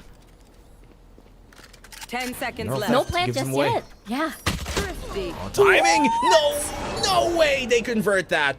Jom's getting faked out by the tap. And somehow, some way, a miracle blessed upon Geek. I like how all of these crucial rounds boil down to a 1v1. And we talked about, okay, how did they convert that? It's a Thrifty, it's a Rolling Thunder that felt like would be better on the next round. But no, Geek Fam was able to make things work. And again, playing off of the spike, not planted yet, can be used against the enemy in a 1v1 scenario. And we'll see now. This could be fast. That's one of those cases where it shouldn't have worked, but it did. It did. So you can never fault it. Oh, G in a great spot here to find this pick off. The timing of the paranoia. Fakes out the TP on the cross, but really is even closer than they expect. Gets another. That's good value already found here, especially on the defensive side with an eco. Exactly. Look at this crossfire onto Ali. He doesn't kill EJ as he crosses through the map. And no way that is an eco Thrifty win on Valhalla. Unexpected. Last round And he gets another in the connection half. too there with the sheriff at the end. Yeah. EJ this time around though, and bypassing whoever was close by him. Showstopper on out. Took a while for G to get this kill. Luckily for him, no immediate trades were to come on in. One enemy Look at that, remaining. Joms just picking and choosing his moments there. Valhalla secure a 7th, but they put EJ back on the op. Yeah, they really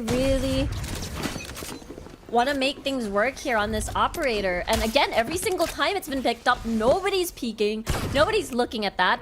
And the moment that he actually, you know, decides to go to tile since someone's there, it really doesn't work out. Now's your chance. Mark it. There's so many. Boom.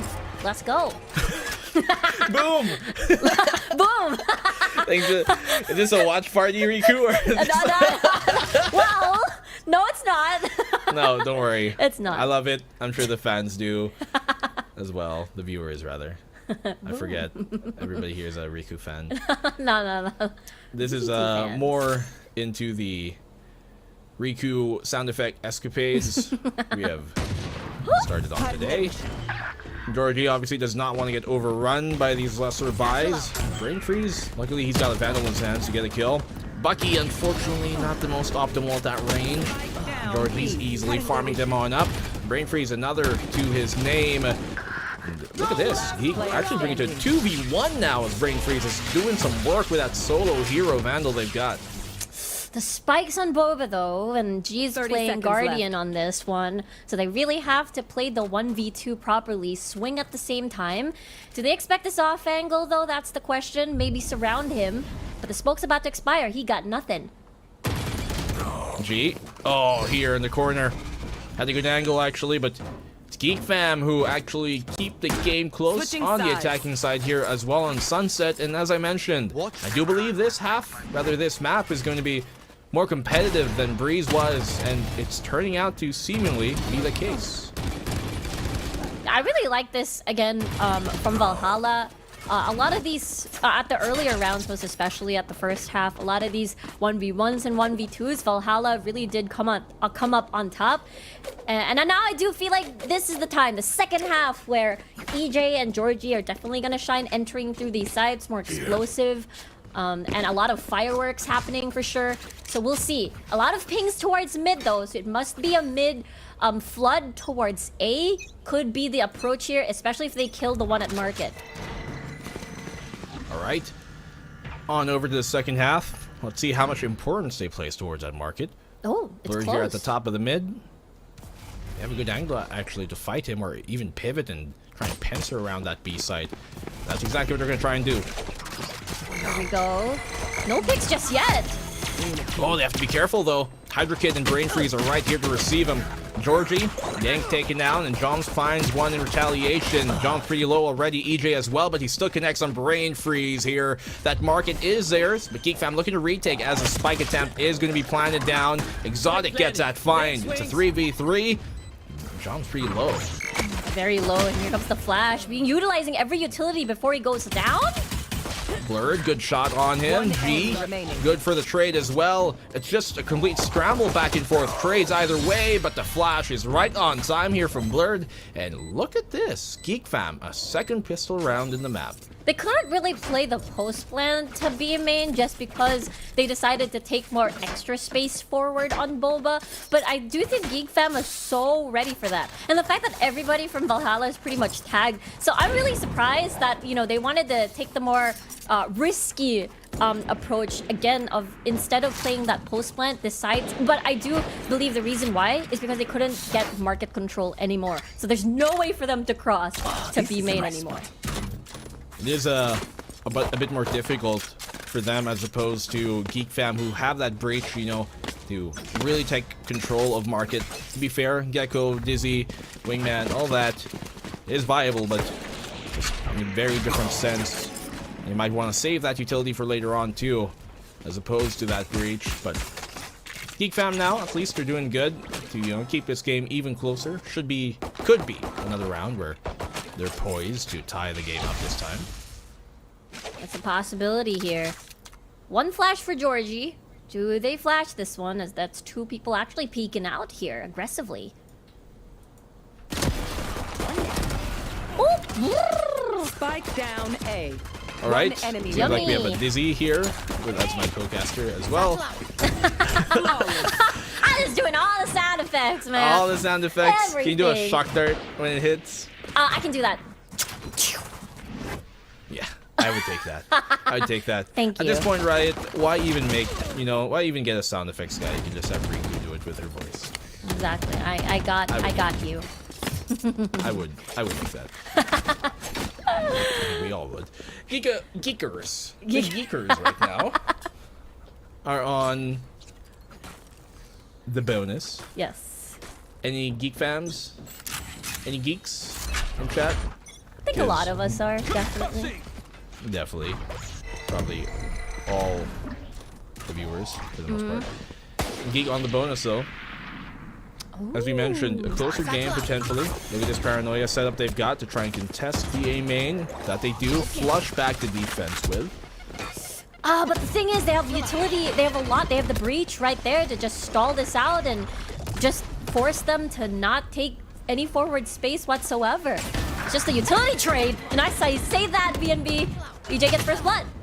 Yeah, dangerous position for him to be in there. Exotic, able to bail out for the most part. Trying to hold control of elbow. Valhalla not necessarily too concerned with pushing up and really taking that away so far. Only just mere pressure that they can provide. Do they know this? Because this is dangerous. If Georgie is left all alone on elbow and the rest rotates, this flank could get really scary for Geek Fam. I mean, Trail, rather Market, is trapped here by that 30 trip. seconds left. Oh. Oh, it's a fake out Dizzy in the Market. Whoa! Okay.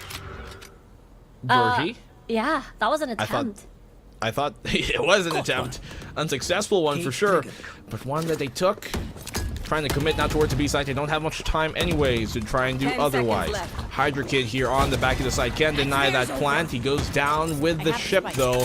They should be able to get the plant down in time. Yes, they do. But it's a 3v3 retake. One that's very doable. Geek Fam now burning that showstopper here on Exotic, which is a great idea. Throwing out the nade as well, clearing out the corner. It's all on the Joms in 1v2. Oh no, he swaps into a lesser equipped rifle. Gets the one. Joms, will he find a second? No, he doesn't. Geek Fam, somehow, some way, take the lead here in the second half. I think it's, for Geek Fam, it's a much cleaner retake from what we saw. back in Breeze, and as well as their 1v2s. I think they were definitely playing off of each other more and more, peeking with each other to secure a lot of these 1v2s. We've seen that a lot, by the way, on the first half. So I think this is a different look, and I think it's a much closer game now. Valhalla forced a timeout here, especially Geek Fam landing all of these important shots, landing these all of these important kills, and a lot of some of these attempts. BNB, I saw, you know, Georgie trying to play behind to see if, you know, once Geek Fam rotates, but the patience of Blurred and Exotic to look at elbow to make sure that is anyone still there. Really smart and patient coming from Geek Fam. Well, you can see Valhalla are feeling the pressure now. 7-8, first timeout we've actually seen all series long, and Geek Fam have kind of established here that their defensive side is one not to be too, I guess, lax with. While Breeze might have not been necessarily the case, here on Geek Fam's side, they're showing a lot more patience and a lot more resolve in some of these defensive rounds. You can see that that market, as you mentioned, has been quite a problem for Valhalla to take, simply because of the fact that they know on the opposing side for Geek, when there is that breach, there is that omen, there is almost just great area of effect that they can kind of fight in, and they have just so much more map control that they can really contest at these choke points because of that breach. Makes things a lot more difficult for Valhalla to bum rush and strong arm their way as their comp would really ideally want. I agree with you here. There's just more clears that you can do. There's a lot of angles that you can clear. Well, that's a good clear from the Thrash. Doesn't find much, but that's a good thing in the end. It means the site is clear. Slathem gets that pick off though.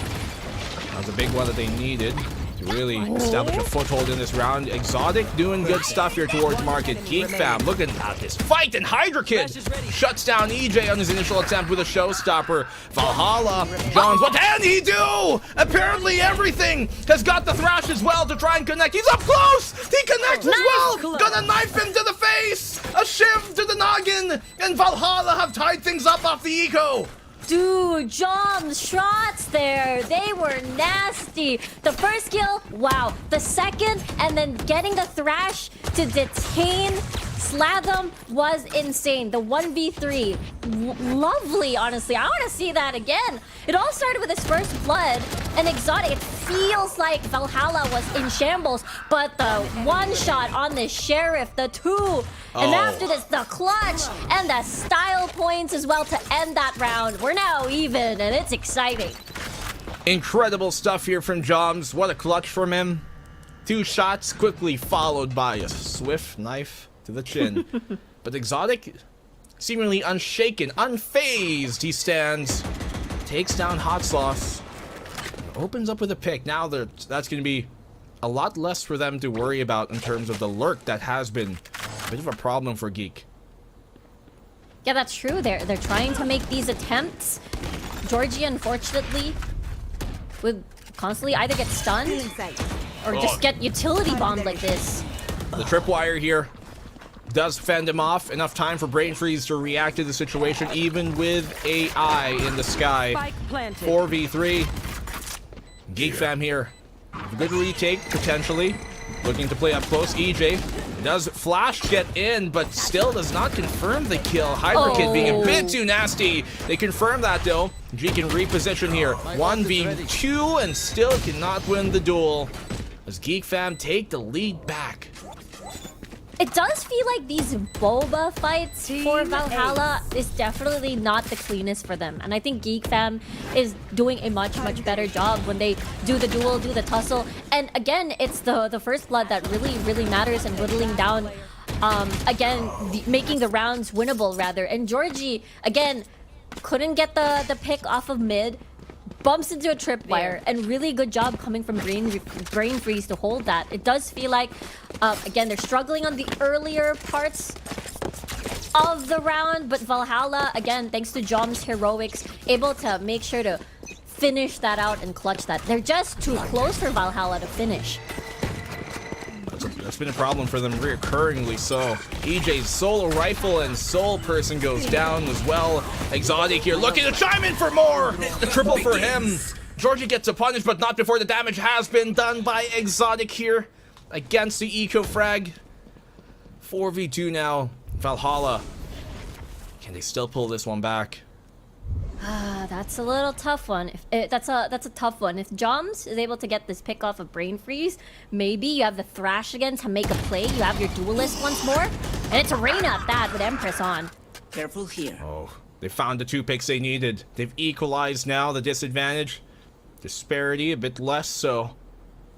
And now this is going to keep Geek guessing. Where do Valhalla commit? Oh yeah! They do have control of the A site for the meantime, but that Thrash is going to give things away. Let's see if he can dodge it. He's trying to go around. He's going to get seen. He's going to get detained as well. But Hydra Kid is keeping him alive. And somehow Blurred has found safety here. Just in the nick of time. Hydra Kid absolutely keeping his teammate alive, keeping him in check. One you can rely on. left. But do they even know that Georgie is within the sight? Still Blurred connects on the swing. Somehow Geek, it became dicey, but they pull it back. Geek Fam is so good at these 2v2s, these very scary rounds, and Exotic really maximizing the value of his life, getting a 3k, which made things a bit hard. There was an equalizer, but the way that Geek Fam played this round, they were so patient. They wanted the Empress to expire before anything else. They played off of each other where, okay, one is detained, I'm gonna peek. Valhalla saw this coming, but they couldn't get the kill. Oh man. Very scrappy rounds we've been seeing here. Back and forth. But Geek Fam, every single ultimate up online for this defensive round. Nade deals with the immediate tripwire. They can take the site, looking to give it up, but Brain Freeze gets the call out! Oh, baby, a double! Brain Freeze goes down, but his Neural Theft has come up online. They know exactly what is the plan here. A retake to come from Geek. They got the Showstopper as well. Rolling Thunder is what they commit. They're going to try and bum rush their way into the site. Hydra Kid being the first tip of the spear. And the rest of Valhalla follows suit as Geek Fam looking a lot more decisive in this map. Really great job coming from Geek Fam. Again, a lot of ults to play retake, but then again, it was Brain Freeze with the initial 2-kill with a Colat, just as you said, and after that into a Neural Theft. You basically know where everybody is. Only investing in Rolling Thunder, Hunter's Fury, and the Neural Theft, and you take maybe 2 ults into the next round to take you to a match point. And again, Valhalla has to win this, or else they don't have any money anymore coming into that match point for Geek Fam if they don't win this. It's a precarious position for Valhalla to be in, but I think here Valhalla have just been a bit too hasty, right? And yeah, it is a symptom of their playstyle as well sometimes. It's really... Maybe playing slow, maybe playing mid this time is going to be the change. But again, so far, EJ and Georgie having a difficult time while they are getting space, but unable to get the early kills to make the round much more easier for Valhalla for the post plan. We've yet to really be seeing the full effect that Reyna could have on Georgie. Obviously with the Bulldog, not the most ideal. They do get most of the trips, actually all of the trips here, burnt down. One towards market and one towards top. Cutting the noise. Let's see where they commit. Maybe a B. Pivot. They have to deal with Hydra Kid first. And the utility that Exotic and the rest brings. And that's a problem though. You see there, they tried to open towards market. Paranoia immediately with the fault line. Makes it so hard to insta or bum rush their way into a site. Lots of contact being made here. Showstopper burned now by Exotic. But Valhalla, they're answering back. They're getting the kills that they need in this moment. Reposition off of the TP here from G. Slatham gets a catch on the hot sauce. Look at where Johns is as well. He's trapped in a corner. They know where he is. 2v2 now in the retake. Oh, Exotic sees this. He knows what's up. Couldn't get the head. 1v1. Now it's a 1v1, as you mentioned. Bulldog in the hands of Georgie. Will he be able to come in big this time and keep Valhalla away from it? Never mind, Exotic is even sharper. Vandal in hand, Valhalla go down. Geek Fam bring it to match point. Really nicely done retake. I thought, again, Valhalla was going to do a much cleaner position because they're more spread out in comparison to them clumped up in Boba.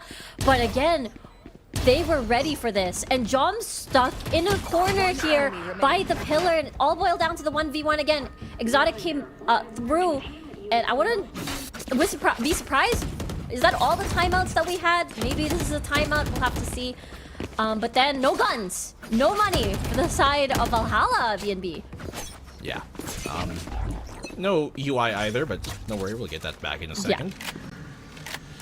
You guys have kind of forgotten, it's Valhalla on the attacking side. There you go. Geek Fam on the defense with match point they do have already here. So let's see, map 3 could be underway if they take this. That's going to be split. EJ close around the corner. You can see where they're having trouble committing those type of fights because they know a fault line will always follow suit. Yeah, they can't take market control either because fault line can reach Right there. to that ends, especially if they don't have mid control. Blurred can just play far Camera back, taken save out. his utility for a retake. But now, Valhalla played very differently this time, more straightforward. Pushing up into it. 5v5 retake, you mentioned that. No big ultimates up online, but if EJ finds one, that showstopper could make the difference here. Georgie playing a deep corner, but he is a Reyna, so if he gets one, can dismiss back out to safety as Joms finds the opener that they need here. Here comes on the retake. They're trying to take that front side away, but Exotic's going absolutely huge. He takes down the brunt of the fourth, trying to defend the site, but Joms has always been such a big-time player, and so has Hot Sauce.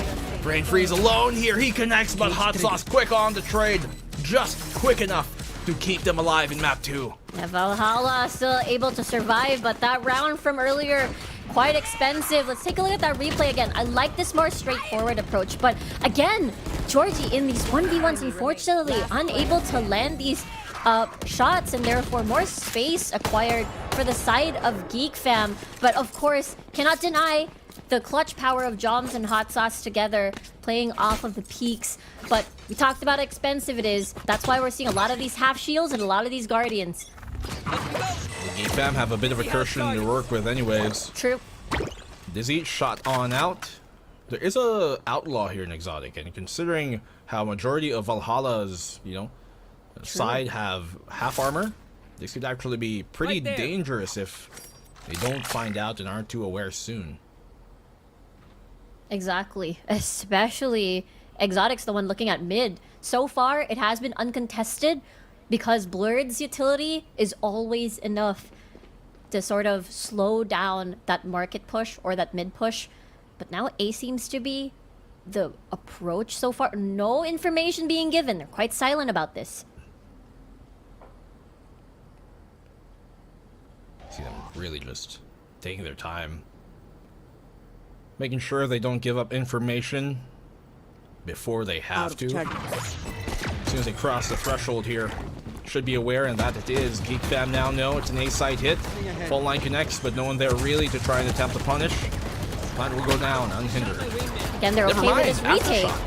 The aftershock right on time there. It stops the plant from happening. They get a pick off of it too, and have some extra time to set up for the retake now. Exactly, and the smokes are about to expire, and that's against Valhalla. They're forced to now take space to make sure that no one's in. Oh, look at this. Have to be careful about this close corner, but Hot Sauce and the rest of Valhalla lock it down. Slatham does get the 1 second rather on the connection, but a bit too difficult for him to deal with this. Valhalla keeping the game close, trying to creep up to that match point. Trying to creep up to that possible overtime. But honestly, taking a look at that replay, that was really, really close. If EJ didn't try to push this angle, I felt like they could possibly overrun that entire site, and that would have made it a bit more dicey. But now everybody has guns. But one thing I want to point out is that Geek Fam has all the ults in the world to actually take this to map number 3. Yeah, just smash this down, mortar and pestle, and get rid of this sunset. Split could be it for them, but let's see if they're able to close it out here. It's been a common problem we've seen from the Geek Fam, from the Nerd Gang, but potentially this could change here now, as you mentioned. Ooh, speaking of change, BNB, Blurred has now, for the first time, played on site. So no fault line on mid anymore. No fault line, well, maybe still onto market, but he doesn't have access to A like before where he slows things down. That's a good catch. They don't have that kind of almost map-wide universal effect that they could with that breach typically on mid. How that will affect this round, it could be disastrous. Geek Fam here Are they even ready for this take? Elbow is their priority, but look at this perfect utility play, just clearing things out without much of a hit. Nade with Paranoia flushes him out, and now it's a 5v3. And they definitely want to save these weapons now. Look at their positions coming from Geek Fam. Playing with the exit frags. They need to finish this game. We talked about the ultimates, very important to finish off this round, but if you're lacking 2 members to get that retake, then might as well just fall back, save for another, deny that overtime. Hey, they're doing good damage, so look at this. Trying to push Exotic for the punish and getting these kills. Valhalla recognizing we don't have that much economy. Let's try and be a bit more thrifty here. Save up what we can for the final round of regulation, which we are going to. Definitely for sure. And as you mentioned, the fact that they didn't have that breach, I think it mattered a lot there. If they did have Blur towards top mid, then maybe his fault line could have stopped that push from immediately coming towards A.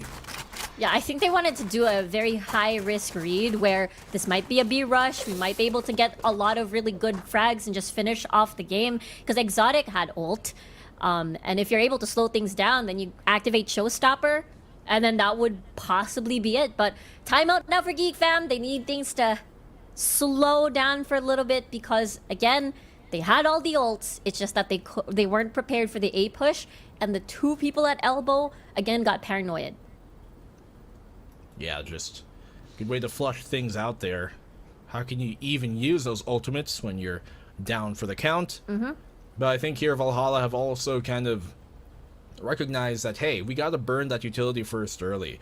That fault line is something that if you're on the opposing side, on the attacking side especially, your first priority should be to try and get that fault line out of the way so you can rather deal with the rest of the utility that will be coming your way when you do execute. The Paranoia as well. If they're able to burn that, which we've seen them do quite considerably, there's been a pattern here. As soon as they contact market on the trip, Paranoia comes through with a fault line to try and connect. If they can burn both of that early, then they have much more time to work with and much more space to play with when it does come to the actual execute later in the round. Yeah, it's just too good of a setup, right? Like, I don't think Valhalla has ever taken control of mid at all because of the crossfire of Hydra Kid and Blurred constantly. They weren't winning these duels, and now look at that. Blurred is now back in his position.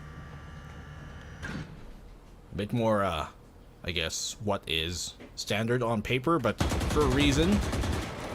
Very effective for him to play there. Keeping that market in check. As you can see, Geek Fam putting importance into not giving up early. A site is what they prefer to retake over that B site, with just based on where they have each member considered. Yeah, that's true. There's no one pushed up here. They don't. I think elbow probably is the safest angle here because Blurred has eyes on that. But I do think Geek Fam is confident now for them to take these sites, and that's why they're not taking more forward spacing. And they're spotted by from the shadows of Hydra Kid. Good ultimate there, just for information. I have the spike. And it's smart by Geek Fam to play here. Apps, because they do have all the ultimates they need for the retake. Hunters plus that ult could be big. They use a Thrash anyways to try and fake out the defense here towards A, but it's actually the B side that's going to commit. And because of that, they're able to bypass the fault line in Paranoia, which has been a problem for them. B site now taken by EJ. Great connection, and that's a neural theft out for the round here. Hydra Kid gets a connection on the EJ to stop them from breaking through the threshold on the CT. Hunter's Fury doesn't find too much, only delaying time, and Hot Sauce finds another, but Slatham quick on the trade. Exotic has to go big here. He has got to be the one to carry this. He's got his showstopper to try and take some space. They know where Joms is here towards mid, but still market is theirs! Joms not giving it up for free! Exotic taken down quick and easy! The connection from the classic of Slatham. It finds its mark. He knows it's a 1v2. He knows they have to be somewhere within, but they're isolated. They're actually separated, but Georgie finally comes in when it matters the most. And overtime it shall be. Oh my word, we're gonna overtime. And I do feel like Valhalla is very familiar in these kinds of scenarios. Let's take a look at that again. The fake with the Thrash onto A for them to just flood through market. I think the biggest difference now with this execute, because Valhalla had such a hard time constantly on taking control of B, but this time they had full full space on market, and that's the reason why Geek Fam had a difficult time retaking that site. Not only the numbers disadvantage, but because they couldn't push through market and come from different angles. Boba isn't the angle that you just definitely want to take, especially if you're up against more members of Valhalla here. Boba? That's not a nice thing to call someone, Riku. How dare you? Well, sorry. I meant Boba area. Yeah, I think one word, Joms there. Yeah. Absolutely crucial in getting that pick off on Exotic. We've seen so many showstoppers really stop in this series alone. It's been pretty exhilarating to watch, but look at this. He actually blast backs his way into market there to try and control that, to make the plant a bit more doable, but still trades onto the site here. Either Rays finding their mark. It's Hydra Kid who finds EJ though, so Valhalla in a 4v3 retake. Here we go. Lots of dinked members. Oh, rather damaged members. Is Georgie with a peek? Hot sauce with 30 HP. He gets a double. Rather, they get one apiece to bring it to a 2v2. One more flash out here for Blurred. He's got the fault line in 5 as well to try and throw on out. But G has a good position to try and stop this. All he has to do is bide his time, pick and choose his moment. The fault line connects and Hydra Kid swings exactly when he needed to. But will G be able to do this? No, he doesn't. Being taken on down. Blurred gets around here in overtime for Geek. Switching sides. Nicely done here by point. Geek. And honestly, again, the 2v2s, that's all it always boils down to the 2v2s between these two teams, honestly. And again, it wasn't playing for peaks this time, it was playing for various angles where if you don't have market, that's the thing, right? If you don't have market control, that's the issue. You'll always be paranoid if they rotate somewhere else, if they rotate to Boba and try to do a sneaky attack on you. But now it's the swap. Let's see if Valhalla is able to make this work once more. Valhalla, a bit of noise here towards A main. That Boombot, letting them know, hey, there's a Roomba here. And Geek Fam, a bit more of their standard positioning. Have Blurred back up there towards that top A on the stairs. And Geek Fam aren't sure if this is a commit just yet. Yeah, they're very familiar with the usual fakes that Valhalla does, but maybe not anymore with the utilities being thrown out. Yeah, that's a telltale sign that, hey, it actually is here. It is a commit. Look at Blurred trying to chime on in. And Moshpit's going to keep him away for the meantime off the molly. Taking some damage that EJ quite considerably. He's within a sliver of health. Not exactly in the best fighting capacity. As a full 5v5 retake here, Riku. Yeah, very, very lethal right now. Any wallbang like that, and now he's scanned as well. Gets taken down off the nade though, of all things, but Valhalla are responding here. Slatham getting a double, and this could be it! It's all on the Joms! We've seen him go huge a while ago, but he has to go absolutely nuclear, cannot even connect. And Geek Fam off of Exotic make it happen, looking a lot more confident, a lot more decisive, and we go in a split for map number 3, our decider. Woo! We're gonna map 3 over to split, but again, I feel like Geek Fam and Valhalla are so familiar in these 2-1 scenarios here on this split. But again, it was so incredibly close, but the defense of Geek Fam worked much more cleaner for them. Yeah, it was a lot more. It was considerably, I think, a lot more calculated in a lot of the stuff they were doing. It seems like Breeze was kind of like a wake-up warm-up for them, and then they're also playing a comp that we haven't really seen from them in the past, so it almost seemed like they weren't too, I guess, familiar with what they were doing, but this one seemed a lot more by the book, a lot more according to plan, and because of that, they get the results that they needed here in this series. Yeah, exactly. It looked a bit dicey at the very beginning because a lot of these 1v2s or 2v2s weren't panning out on the first half for Geek Fam, but at the end of the day, their defense is much cleaner. And the fact that during the overtime, it didn't shake them at all. It felt like they were still very, they had a plan in mind. They were very solid. And that's why we're at these 14-12. Exotic doing a lot of work, even during Breeze, and he took that to sunset. But look at Joms here. He has done so much as well to try and keep Valhalla in the game. An excellent comeback for sure to tie things up after match point from that 8-12, but ultimately not enough. Geek Fam able to hold on to things at the end there. I think Brain Freeze had some huge moments as well. And Slavim too, obviously being one of those guys who would always kind of trade out the rest of the team whenever the scramble did happen on the site. But I have to be honest, man, I just didn't see too much coming out from the Reina here of Georgie on Sunset. I feel like he just wasn't being able to be put in a position to really do what he's best at.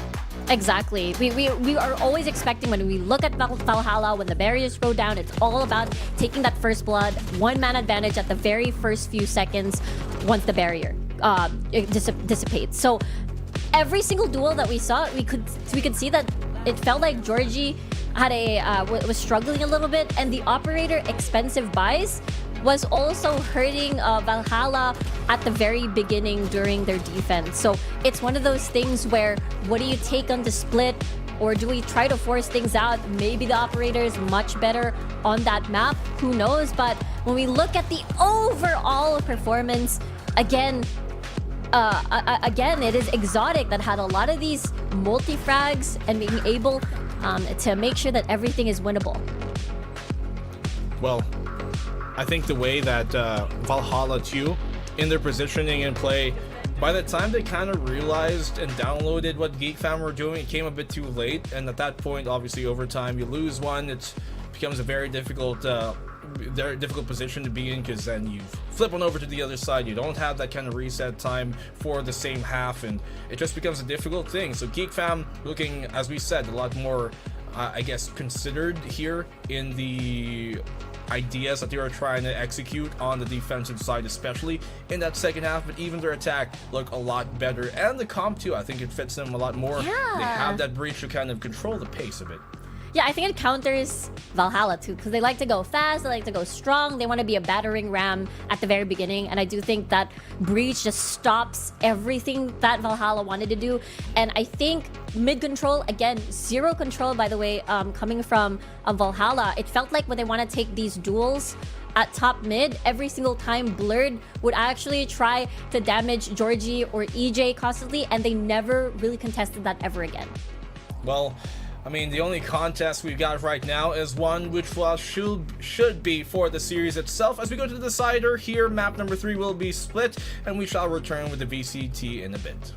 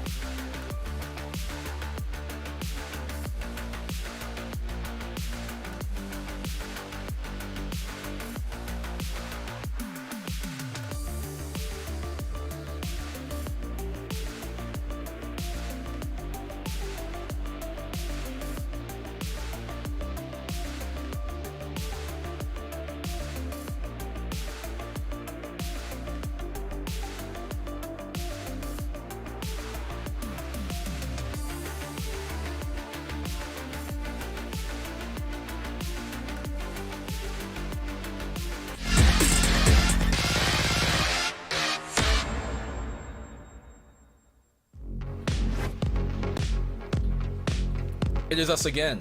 We are back here with another game of this matchup. First one of the day, by the way. We got Valhalla versus Geek Fam, with Geek Fam struggling earlier on in map number 1, but map number 2 seemed a lot more decisive and a lot more cohesive from them.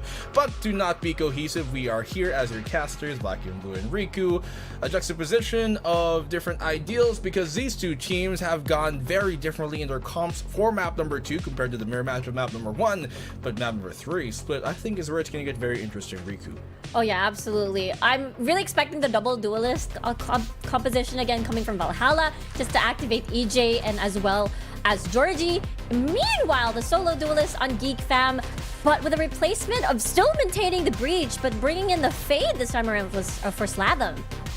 Interesting picks. You can see there that breach plus the Cypher being pulled in by Geek Fam, wherein typically here on a map like Split, well, it's been a bit different from them. They have run this kind of comp before in the past, but arguably it came a bit too close for comfort versus the Bites. They still won it out during week number 1. That was before they actually had a roster on their side, but it's Valhalla. I think here we're a bit more curious looking at their comp, because on Split, which is a map that when you look at them historically, it's never really been something super consistent from them. It's been kind of a 50-50 map, and they've tried a few comps. They've tried the Sky here, which we're running now once more. They've had this Raids plus the Jet combo, and so it seems like this is what they've kind of defaulted to now as their composition. Let's see if it'll work out, though, because they did lose this map against Meow, Old Stinky Cat, and it did come pretty close versus JustUs here. And I do think the adjustment that, or rather the polish that Valhalla needs to make if they want to win this one and make their record onto the standings a 2-3. Again, it's the operator pick. We know that eventually later, Georgie's gonna pick that up. Not EJ this time, based on the 2 maps that we've seen earlier. And we'll see, maybe that's gonna be the difference maker, especially on this map where the operator can be as important. Flash confirms now here as we go on to the decider. Geek Fam on the attack on the red. Green for Valhalla. Freya's colors. But they're going to commit to it, seems, as Geek Fam, the tripwire, bypassed here, actually by Exotic, but still the nade catches Hydra Kid, and even a bit more hot sauce taking down Exotic on the site. They're being slayed as they try and make their way on in, and only Brain Freeze here stuck alive, ice cold. And that choke is just very difficult to deal with, especially that multi-kill coming from EJ. Brain Freeze maybe gets one before he passes on. Maybe a bit doable with a ghost upgrade. My eyes are down. Let's see. He can isolate these fights, but the nade is coming his way and forces him out wide. And that's eyes wide open too here for Valhalla as they take the opening pistol, which is actually something we haven't seen too much. Geek Fam have been winning majority of the pistols in the series. That was EJ coming out huge there with a triple kill, and hot sauce as well to help facilitate that. And Valhalla, very clean overall. Let's see now with a lot of the marshals this time around. Let's see what the approach is for this eco on Geek Fam. There's not a lot of buys on their end. I do feel like, again, we'll have to see how this goes. There's a lot of classics. I'm surprised because usually people would like to take more of an aggressive, I don't know, sheriffs, but maybe they're not that confident. Well, EJ is certainly going to add to the fact, going to make sure that they don't feel confident in this round. The classics is all they bring. Full eco, full save. See if Brain Freeze can maybe steal one off of EJ, who is a bit lower in HP. No, he doesn't. And an ace. Yeah, it's an ace. Yeah, I think that full save, maybe they decide, okay, we value full utility, full shields into full buy, just a full buy in general to take on Geek Fam and just move. I think EJ again getting this very good ace, just so clean. I mean, looking at the buys, it does feel like EJ will have no fear at all for any sort of crazy headshots from either sheriffs or anything else. So I like this. Yeah, the bots. That's true. It is the Val. The Val. The Val. Team. Fake out cages here towards this A main, but they're not going to fall for that, as Joms is already within the cage. If it ever does pop, they know it's a fake out.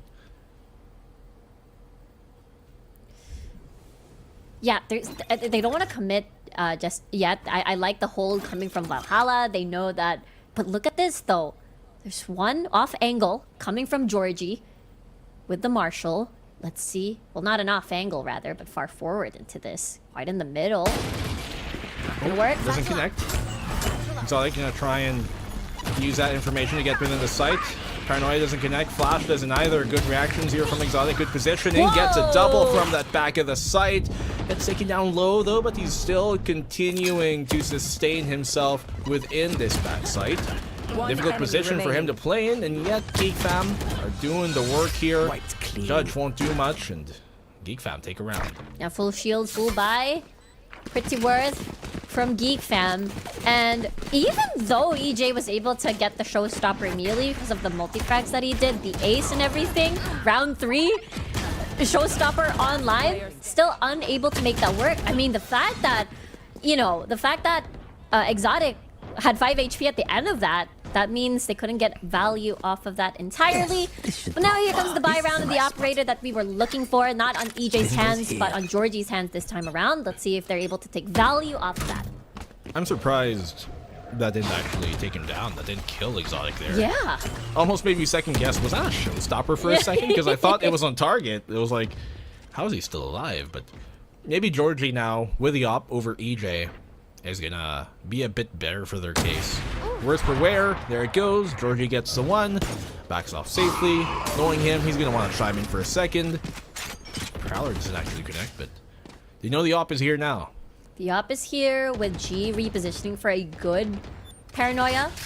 But looks like Geek Fam decides to rotate instead. Operator's there.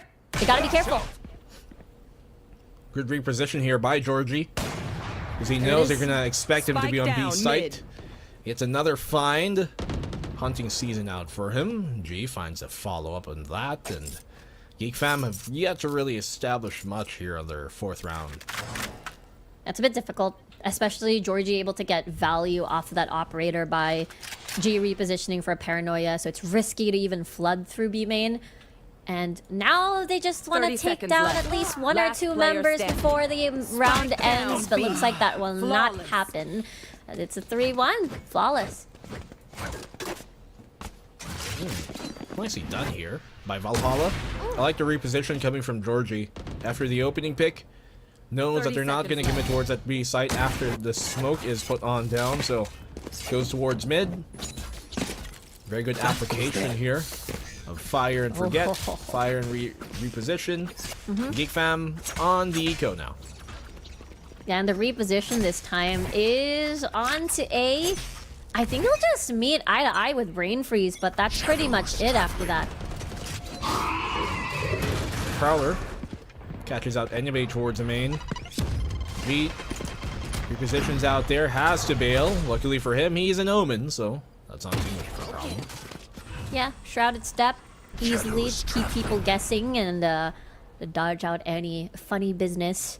And so far, a bit slow coming from Geek Fam on this eco. See if they can flood through mid instead.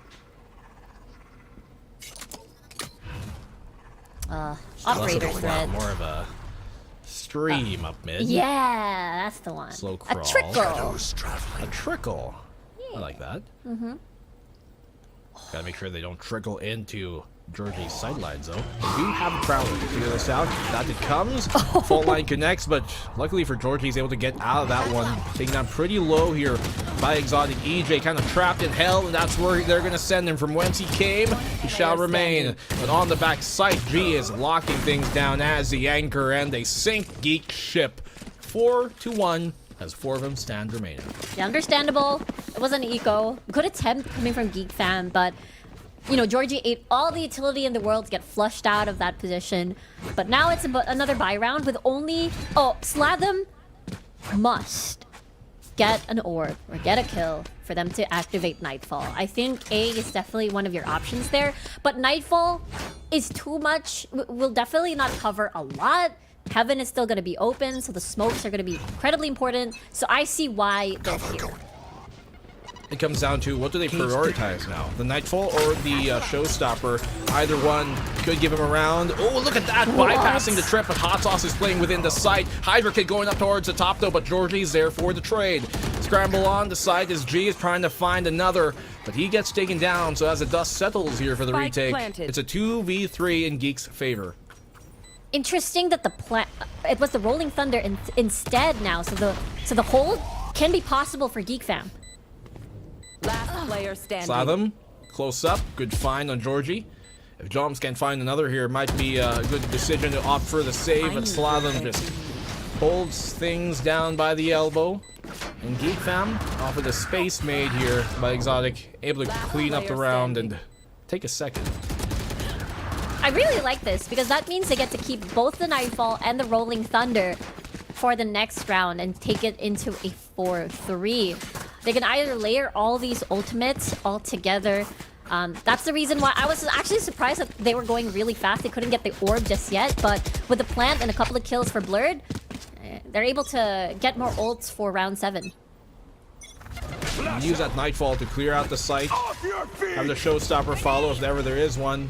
But they use the Rolling Thunder first, which is very curious. I would have wagered they used the Nightfall instead, but now they popped such a high impact ultimate on the site when Valhalla know not to play on the site because of those ults. Hot Sauce gets a free kill. And look at the pain shells damage. Look at Hydro Kid, Exotic, and Slatham. They use the Rolling Thunder. They get damage for it actually. But Exotic, He gets the one somehow, but the trades still favor Valhalla here, and it's all now on the Slatham as the rest of his team falls. They falter, and what a blunder, I think, just misprioritization of which utility and which ultimate to utilize.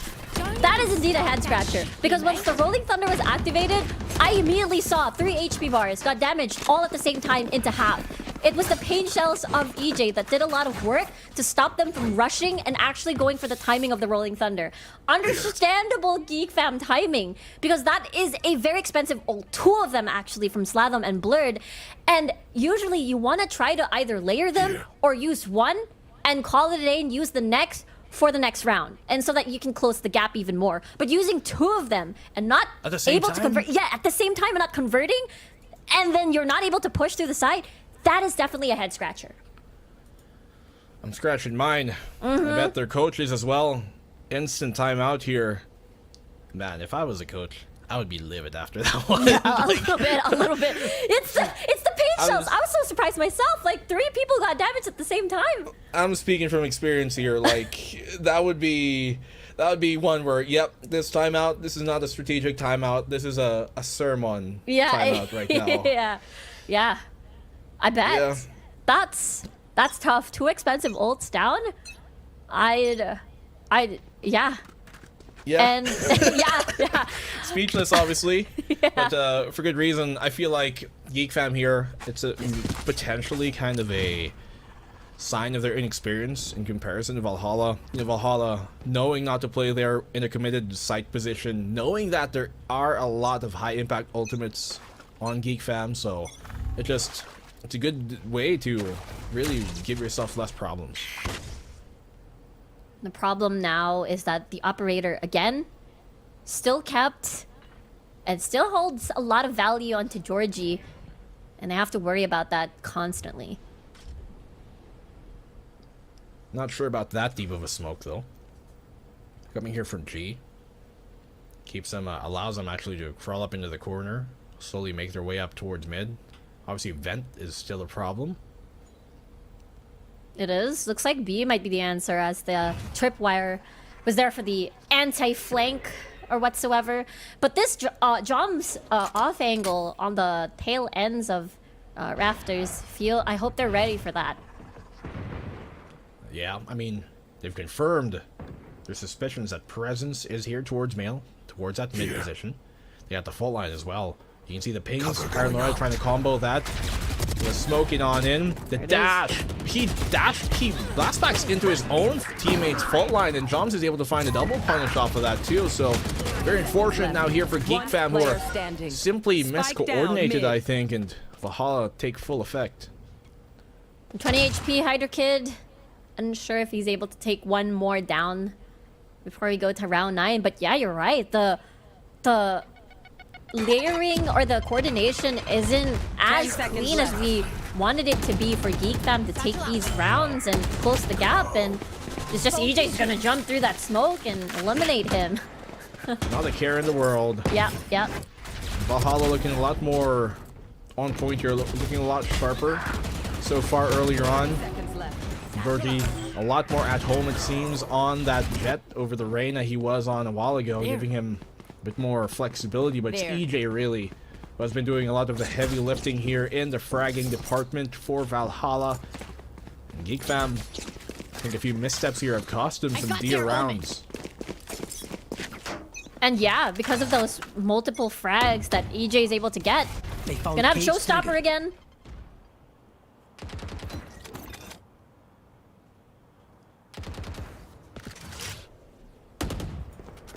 Well, they commit to this. You can see them crawling up slowly. Brain freeze here, lurking towards mid, trying to look for potentially a kill. Get that neural theft off. Okay. Oh. Checks into the boom bot. Luckily, doesn't push through as Slatham was waiting for it to. I don't think it gets anyone, but the cam will spot out a lot of feet. I'm sure somebody would be happy about that. Not me. Maybe Yuriku. No, I'm The good. brain freeze. He gets a kill.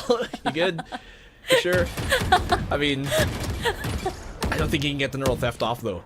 It's quite unfortunate. We might see a 1v1 here. Brain freeze. Oh, good timing. And now the ult comes out. The thing is, there's Showstopper onto EJ. A little bit damaged though. No sight flash. yet. Yeah. One Nice enemy flash by remaining. Blurred. Yep, the site is now free, right for the taking. A lot more efficient Spike this planted. kind of default round was from Geek Fam. They're able to play their own pace, like here, you know, slowing things down and making sure that they have multiple points of presence on the map. And they look a lot more comfortable. They look a lot better in converting these rounds. Yeah, and it does feel like the Heaven control felt more at home for Geek Fam rather than, you know, just storming through the site and play post plant. It does feel like Geek Fam is switching things up a bit, and after the whole, you know, having to use two ultimates, it feels like this approach is a much more cleaner direction for them to take. And it's a 6-3 still. But Valhalla, again, lots of guns lost, but I do still feel like they have enough money to buy that second operator again. They could. I mean, EJ's got quite a bit, considerably. Not to drop, but this is a good find here from Brain Freeze. Really, this mid fight here, his duel on the 1v2 is arguably what kind of won the that round. True. The neural theft gave him the information on where to commit and how to do it. Geek Fam finding a round they desperately needed, but as you mentioned, the operator is back out once more. But this time onto EJ and not on Georgie. But with the Showstopper onto EJ, you'd think that they'd give that to Georgie again, but maybe because he's damaged actually right now. 30 HP, Hella. one hit away. Yeah. Quite a bit, considerably. Which actually gives him more reason to keep the op here on EJ. You want your, I mean, if you had to have one. The Yeah. guy without armor should be your opper in this case. And so Georgie's the one this time around to Careful. look for a fight.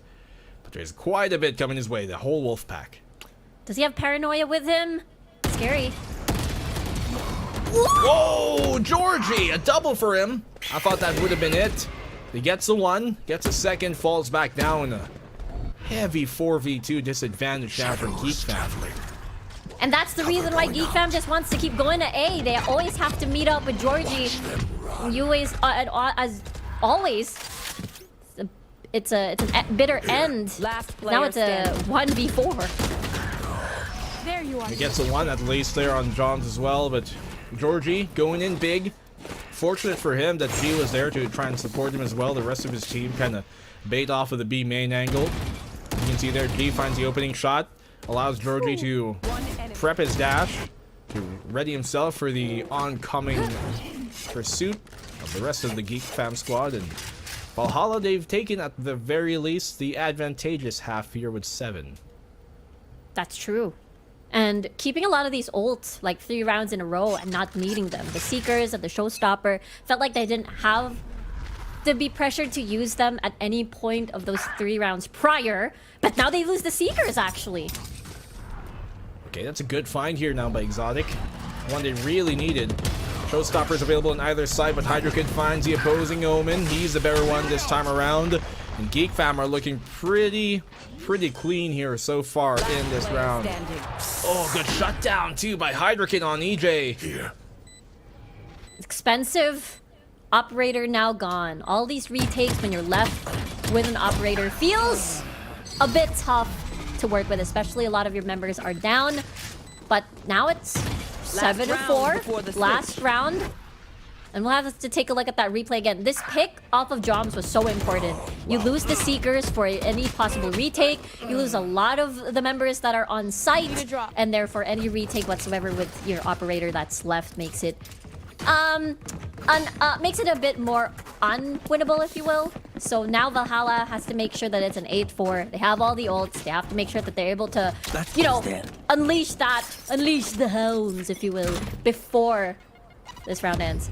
Yeah, but hopefully in a much more, I guess, well-put fashion, because last time they had a bunch of ults. Kind of went pretty wayward. Yeah. Valhalla on the retake. They have a lot to work with, too. I think Geek Fam here, though, got to make sure that they are going to be susceptible to the potential combo by Valhalla on that. So if you can find a fake here, Asylum, that'd be good. The bird confirms presence, but obviously Valhalla not exactly too sure how much and where. I like this patience. They're not pushing. They're not trying to contest anything. They're just trying to wait because, again, the absence of information makes it hard if it's like a flock full of Geek Fam or just a single one. There it is. They'll know now. They know he's on the left. Exotic though tagged and blinded as well. Should get the kill off of it. Direct hit. Good effect on target. He is trying to take that male initially, rather that ramps, but they realize there might be quite a bit here. So will they commit to the site? Counter Showstopper finds the opposing Exotic, gets himself back up into the rafters as well. Good movement, good footwork here. Hydro Kid gets a find. They're going to pivot to B. It's going to be a swift change there, but G is already there on site. Will he stop this? He has prime positioning to do so. No paranoia, but Hydro Kid is even better, sharper in that aspect. He has been getting the better of him, and Blurred! Make sure the lines are clear. He's gonna draw it in the sand. 7-5, you shall not cross. And Geek Fam have kept this game close at the end of the first half. No, that's true. Let's take a look at this replay again. The absence of information, unleashing the Seekers, provides information that, again, the crossfire was actually given up by EJ. Decides to pull back from Heaven. I really thought they were going to keep that crossfire by ramps, but decides to just leave it be. But again, Geek Fam, much cleaner. I feel like they're ramping up here on Split. And remember how their defense went on Sunset. It was a much better version of Geek Fam. Well, that's the thing, isn't it? It would be a moot point if you only get worse. An improvement has to be the first step here. Geek Fam step in the right direction. Still, a bit of a hurdle to get over to try and tie the game on up. B-side is open. Yeah, no Cypher setup actually, and nothing, no one there except for the 2 members that are from Tower or Heaven. Trying to push the alley here. Planted. Doesn't find too much.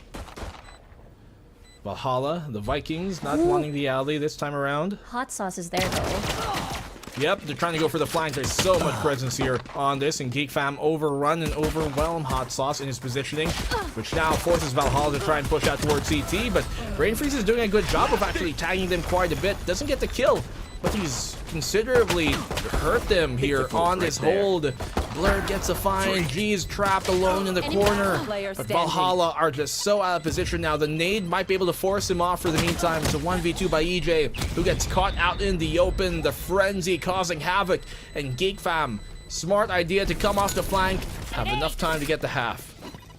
Yeah, nicely done. Coming from the side of Brain Freeze as well, just trying to stall out the rest of Valhalla before they even rotate. It even gave the information that, hey, they're gonna rotate to heaven, by the way. Be careful. And everybody had eyes on top and was ready. This crossfire did not work out in their favor on default onto backside. And we talked about how Geek Fam feels like a much cleaner team after the switch when they're on defense. And they're showing why that is. Geek Fam looking a lot more comfortable here on this map with a comp that they've had much more practice with. I really do think that, you know, their biggest problem sometimes on some maps are trying to play styles and comps that don't necessarily fit their style anyways. You saw that on Breeze. Exotic, good shutdown on the hopping EJ. Joms is pretty much dead. trapped with his utility. Spike down Oh mid. my gosh. Last Good combination player there. standing. Yeah. Georgie also following the same fate, a similar one at least. Spike in mid, hot sauce, maybe can find one, but that doesn't even come. And Geek, they've tied up the game here after kind of trailing for a few rounds in the first half. They've slowly but surely marched their way into tying this game up. Exactly. And now, how do they damage the economy of Valhalla on round 15? And remember, this match between... We only have 2 weeks of the regular season of the first split. And again, both these teams are currently 1-3. So, of course, There. both of these teams badly want to put an extra more scores on the board. And that was a lineup, but it's not. It is Exotic here. Okay.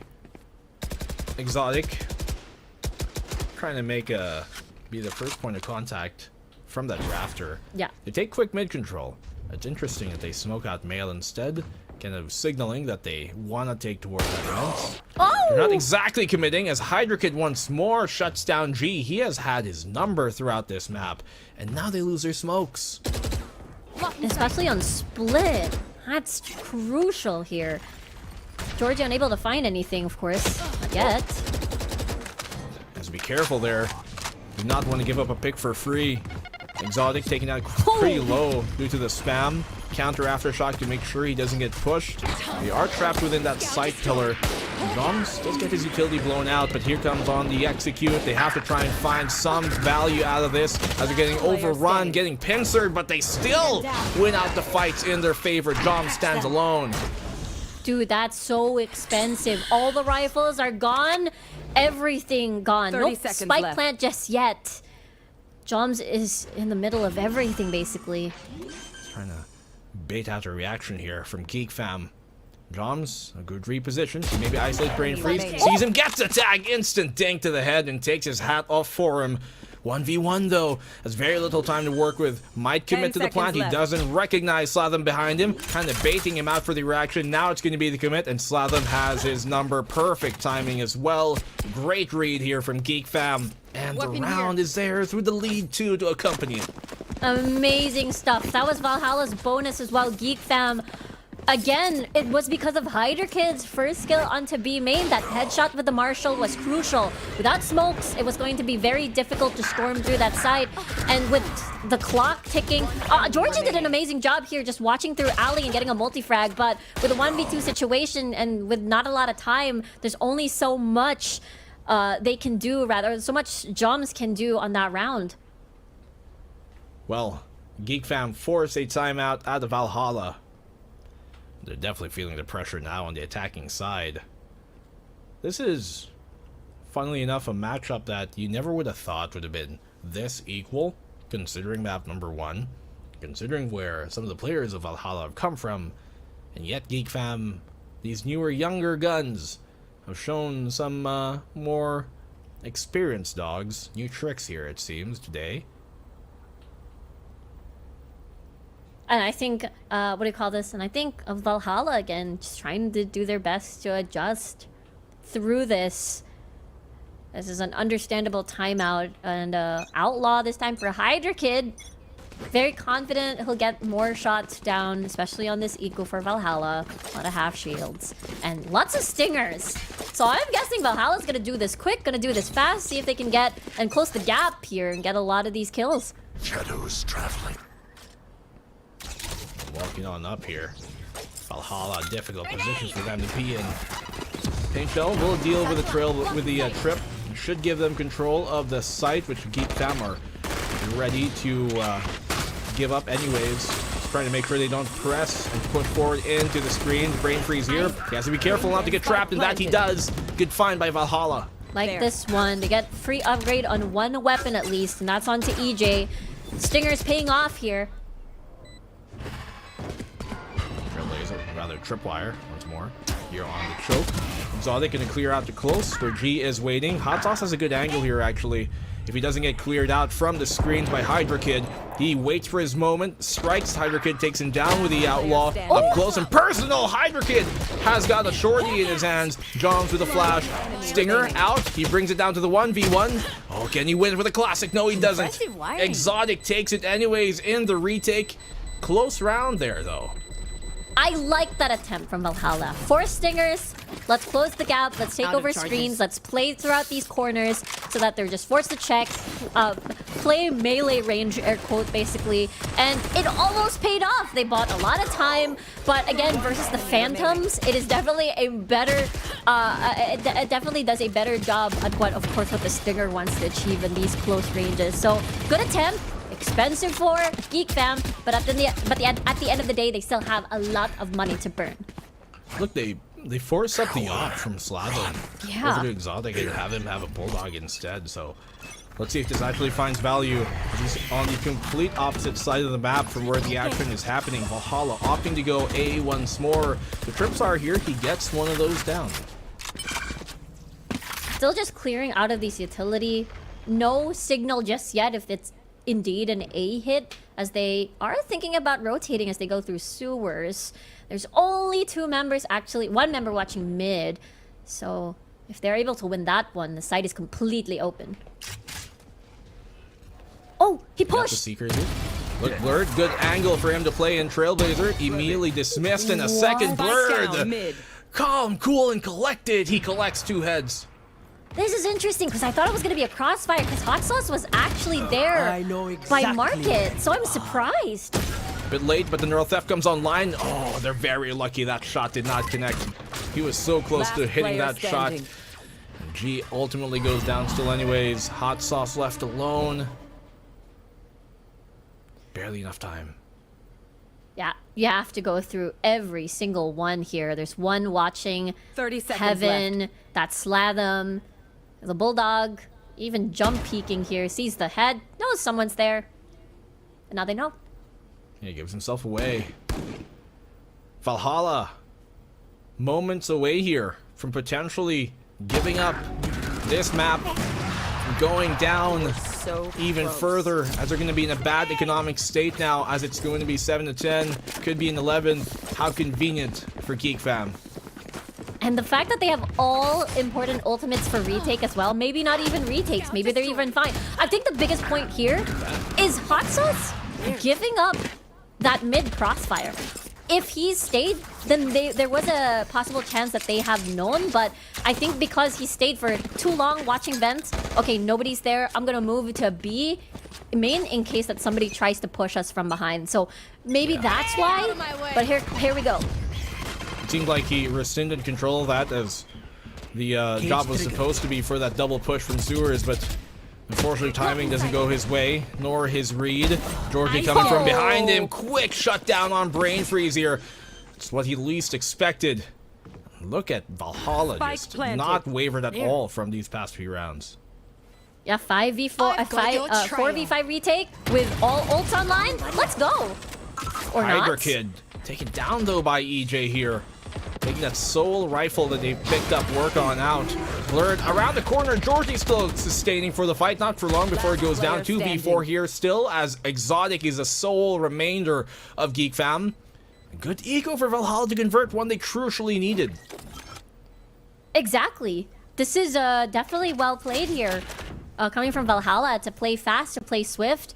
Because of Georgie's entry with the knives, getting a triple actually on that round was so valuable here. I don't think any of the tripwires were any of a threat at all. They really want to get rid of this operator, and unfortunately they do not succeed.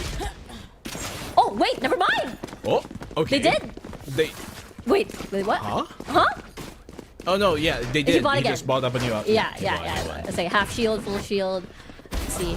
But yeah, it's because of Georgie's space and EJ's space as well, heading very deep. And the fact that the Rolling Thunder blurred died because of Georgie, so that means you don't want to risk like just spending Nightfall only for you to not take that over to the next round. So I like it. Cover going out.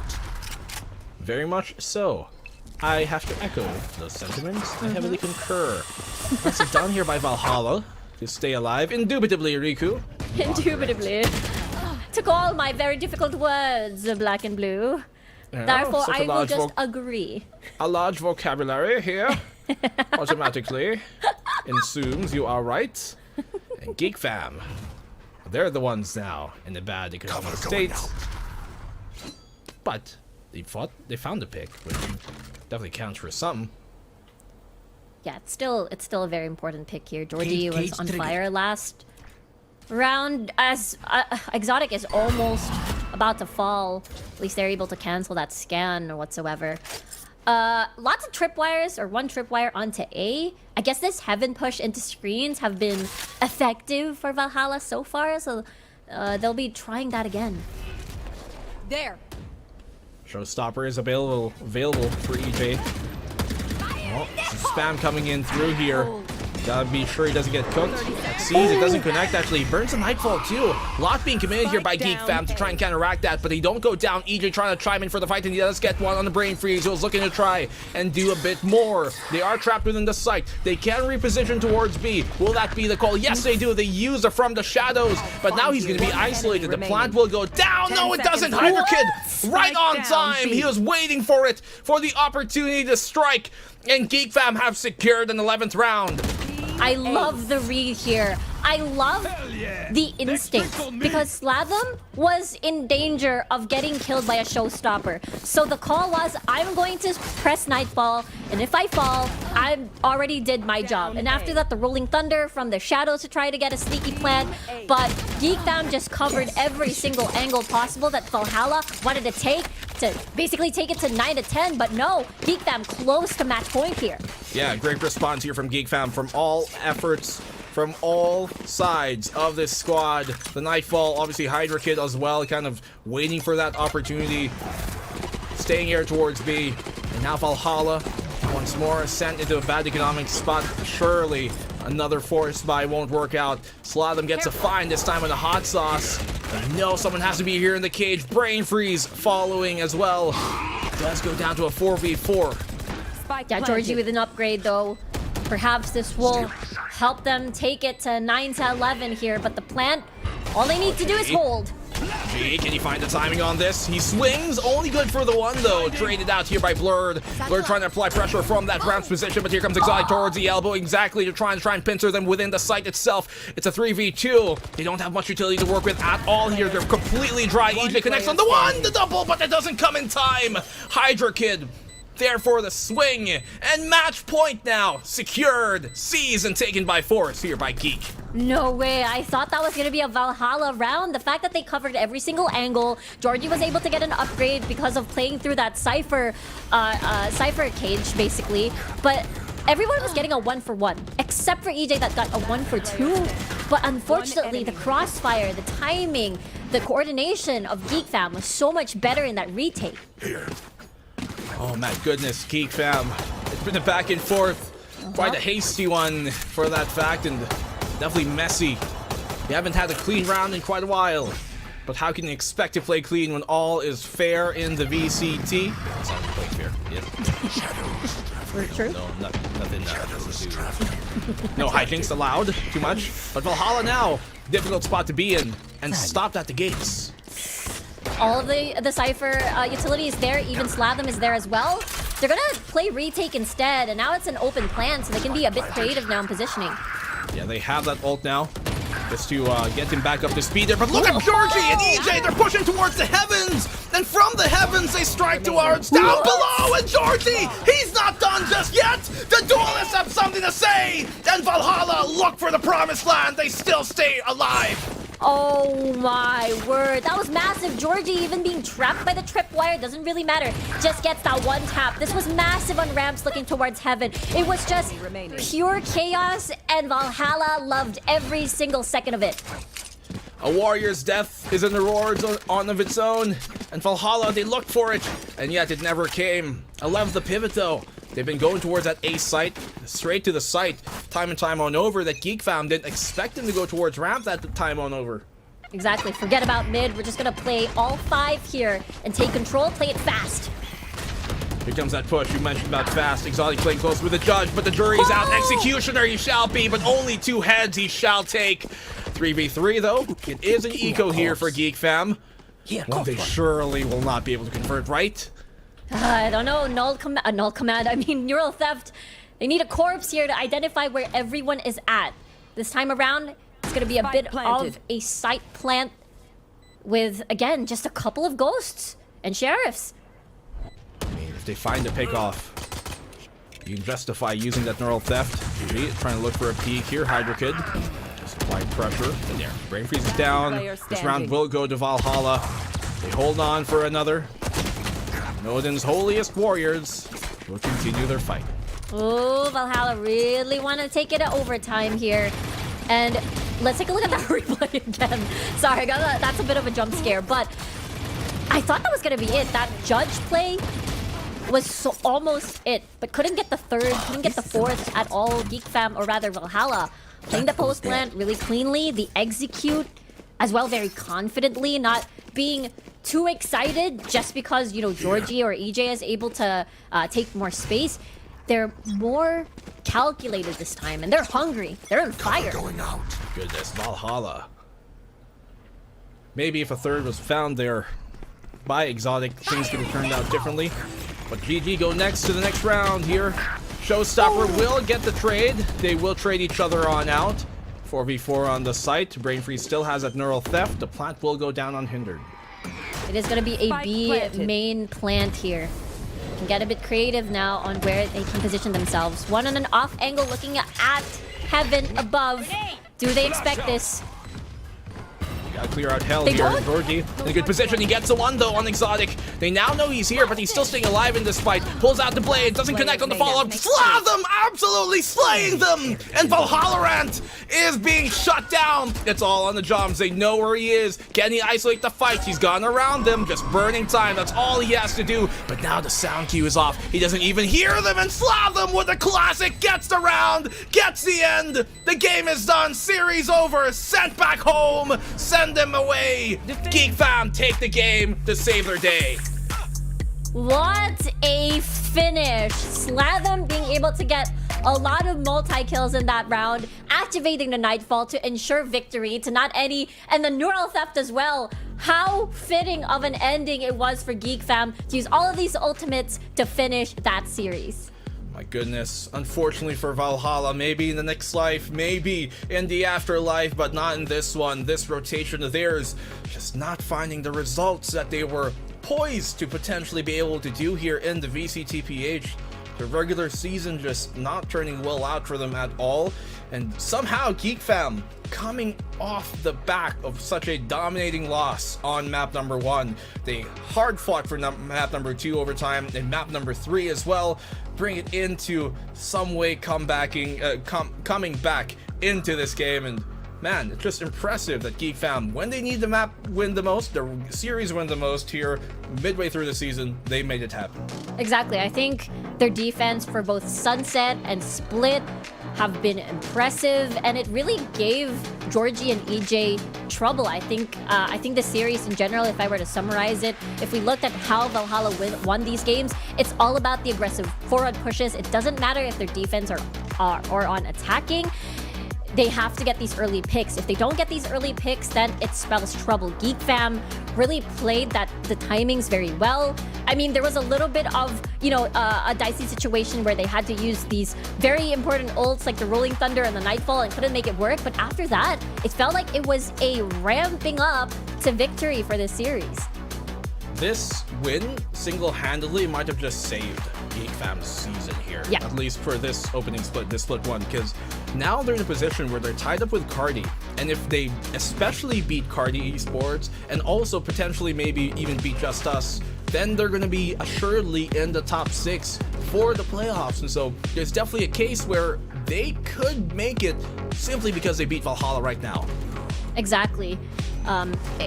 If it were week 1 where you have to adjust with either roster changes or this new setup or everything else, but week 1 is okay, but we're currently at I believe the 3rd week already, where a lot of the games matters if you want to win every single match from now on.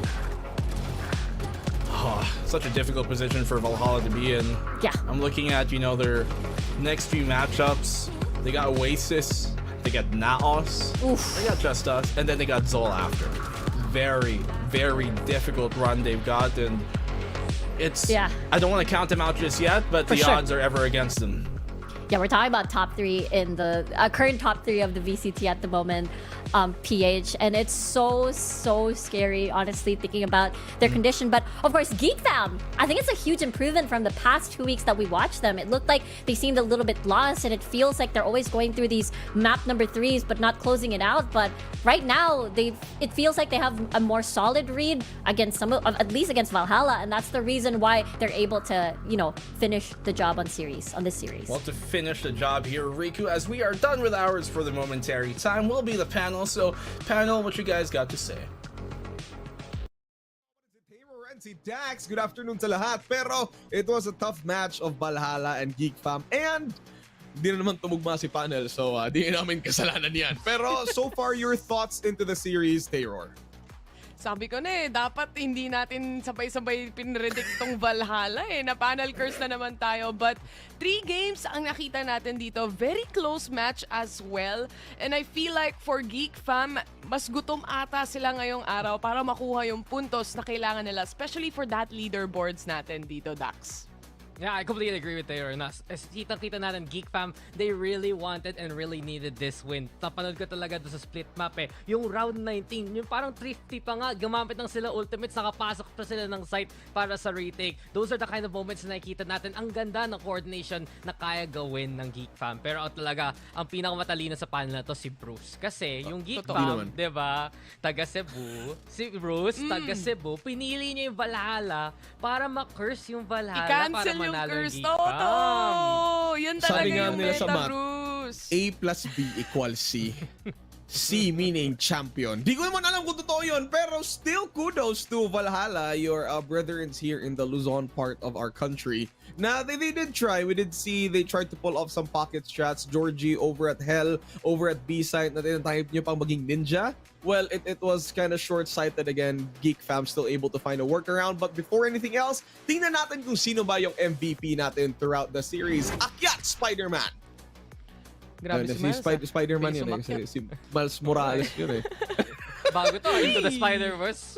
Into the Spider. Oh, si Exotic! Speaking of Exotic, there are exotic spiders over here, and he is the MVP of our series. Exotic being the MVP, what did he do na sobrang star niya on this series? Simulan natin sa'yo, Mr. Dax.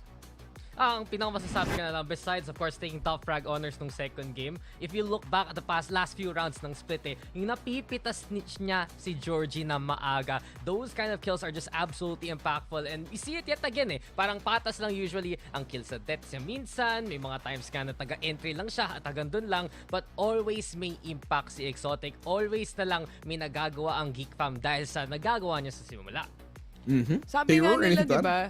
It doesn't matter kung talagang, I mean, it does matter, pero at some point, at some degree, your role as a duelist is to really create that space for the entire team to go onto a site and really make a post-plant or a retake scenario to happen. And Exotic will happily do that job or role for the team itself. And again, kung hindi siya masasabayan dito ng buong team ng MVP, I don't think they would have won this match, especially with how close it was. Yep, exactly. Anyway, we just found out si Exotic yung MVP natin, and I would really like to hear his thoughts on all throughout the series kasi makakasama natin siya dito. Exotic! I-on mo na yung TV mo. Ayun, hello, Exotic. Hello. Nakakaintindi ka ba ng Bisaya? Kasabot? Syempre. Ayun, sige. Okay, Welcome. sagutin mo ng Bisaya, ako magta-translate para sa kanila. Okay, sige. Kasama ko ngayon si Taylor tsaka si Dax. Tapos may mga tanong sila sa'yo. Sagutin mo lang Bisaya, ako magta-translate. Huwag ka mag-alala, you're in good hands. Sige, Taylor, Ayusin ikaw mo muna. translation mo. Bruce, kinakabahan ako sa translation mo eh. Translation. Legit to, Umaasa kami sa'yo, Legit to. O sige, Ikaw ang Taylor. pag-asa ng panel dito. Exotic. Pinapakita lang natin na diverse tayo at Ayan. inclusive sa Sige, VCT. sige, sabi mo, Yan ang sabi mo. gusto ko. Sabi ko yan. O, Taylor, pasok. Sabi mo yan. Ito. Exotic, syempre, gusto ko lang tanungin for the entire team. Alam ko na naghahabol kayo ngayon ng puntos pagdating sa leaderboards and you have some pretty big matches coming up next as well. Ano ba yung mga certain preparation or may adjustments pa ba kayong ginagawa currently para dun sa susunod yung matches and pagdating din dito sa Valhalla? Yes, may ay, Bisaya pala, sorry. In Bisaya. Yan. Okay, may Yan, para ako dito bahala si sa'yo. Bruce. O, para Naamid ako ang adjustment kay amo manggi huli si Zach, which is si Brain Freeze ni V-Block. Then si Brain Freeze nag-IGL namin, so big change talaga namin. Sinasabi Nawala tuloy niya yung tanong ni Dax. yung malaki yung adjustments nila and then their adjustments na ginawa nila is having Brain Freeze become the IGL of the series. Kaya it was a bigger adjustment all throughout the series pero it worked out. Tama ba? Tama ba ako, Exotic? Tama. Galing mo, Bruce. di ba? Pwede mo to gawin Tama. professionally. 10 out of 10 translation Oo, galing kay Bruce. 12 yan. naman, Ito Bruce, si Dax. Si Dax. Actually, tatanungin ko sana nga paano yung IGL niya eh. But I guess yung pinakatanong ko na right now is, ano yung pakiramdam nyo sa team nyo ngayon? Kasi it really feels like na palagi yung konti na lang panalo na sana. And this time around, nakuha nyo yung win. How does it feel as a team to get that victory? Nindot yun kay naka close out na may kapag sa una pero may magud may magproblema o close out karon ka naka close out na gud magtarong. Alright, sabi ni Exotic, masaya daw kasi ngayon, ever since before, tinatry nilang mag-close out ng series, pero ngayon nakapag-close out na talaga sila. So ayun, maganda yung feeling na napanalo sila. O, tama, di ba? Tama. Galing mo, Bruce, Di ba? Next time yung tanong ko in German na. Wala na Ta-translate mo yung tanong, ta-translate mo yung sagot, Bruce. Lahat na lang. Di ba? Eto na, magbibisaya na lang ako dito para kay Exotic. Exotic, Bisaya ang sago. Pero unsa man imong gusto isulti para sa mga Bisaya nga aspiring nga gusto mahimong pro player para sa Valorant? Unsa man yung masulti nila? Duwa lang maayo kay di mo na mo gana ang Game Labs. Duwa lang jud.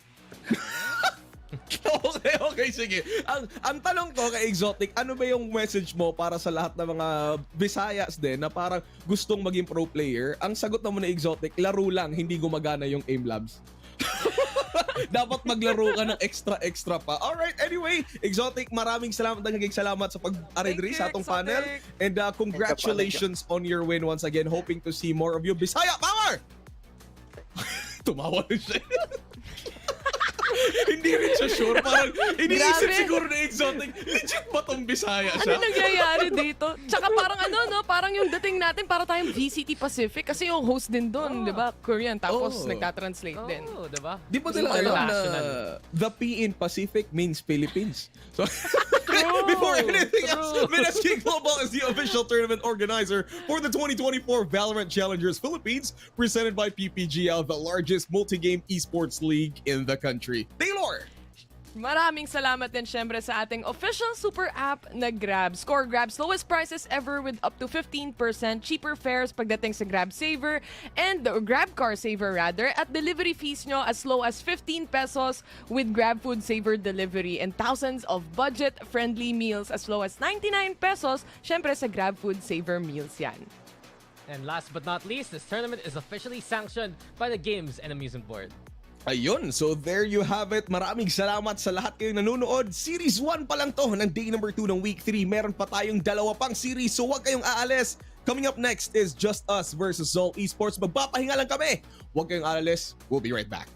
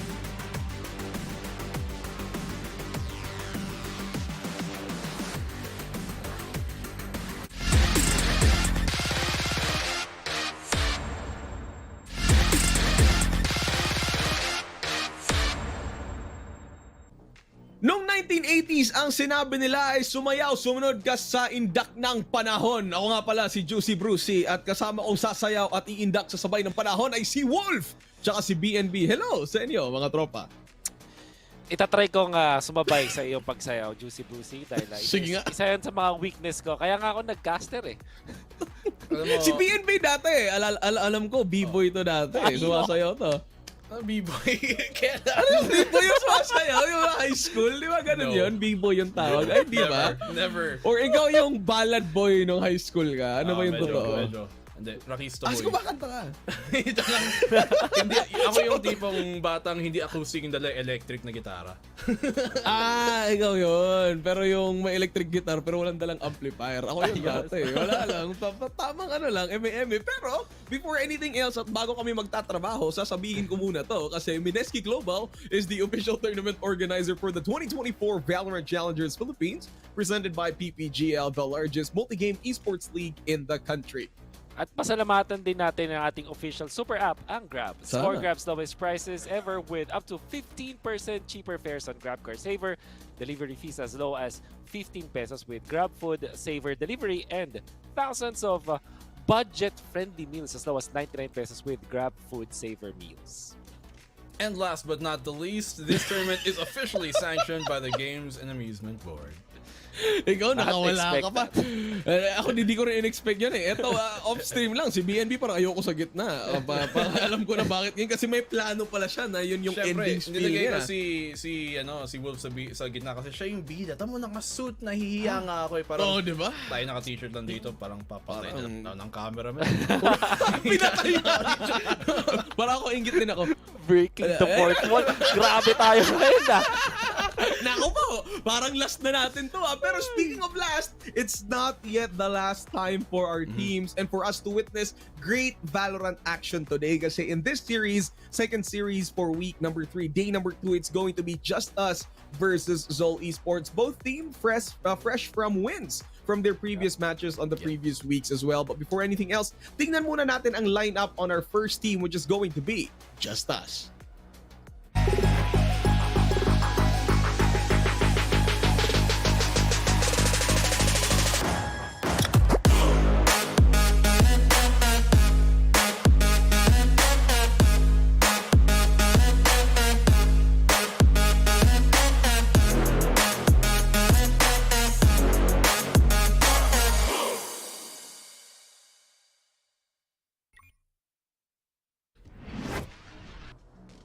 Hanggang ngayon, inaantay ko pa rin na mag-graduate na si paring Schofield sa picture niya. Pero parang hanggang group stages, hanggang playoffs yan na talaga yon. Pero with JustUs, andito kasama ko si Wolf. Wolf, JustUs, fresh from a win against MPH. Ano ba, is there improvements to JustUs so far or have they been staying consistent na in their own formula?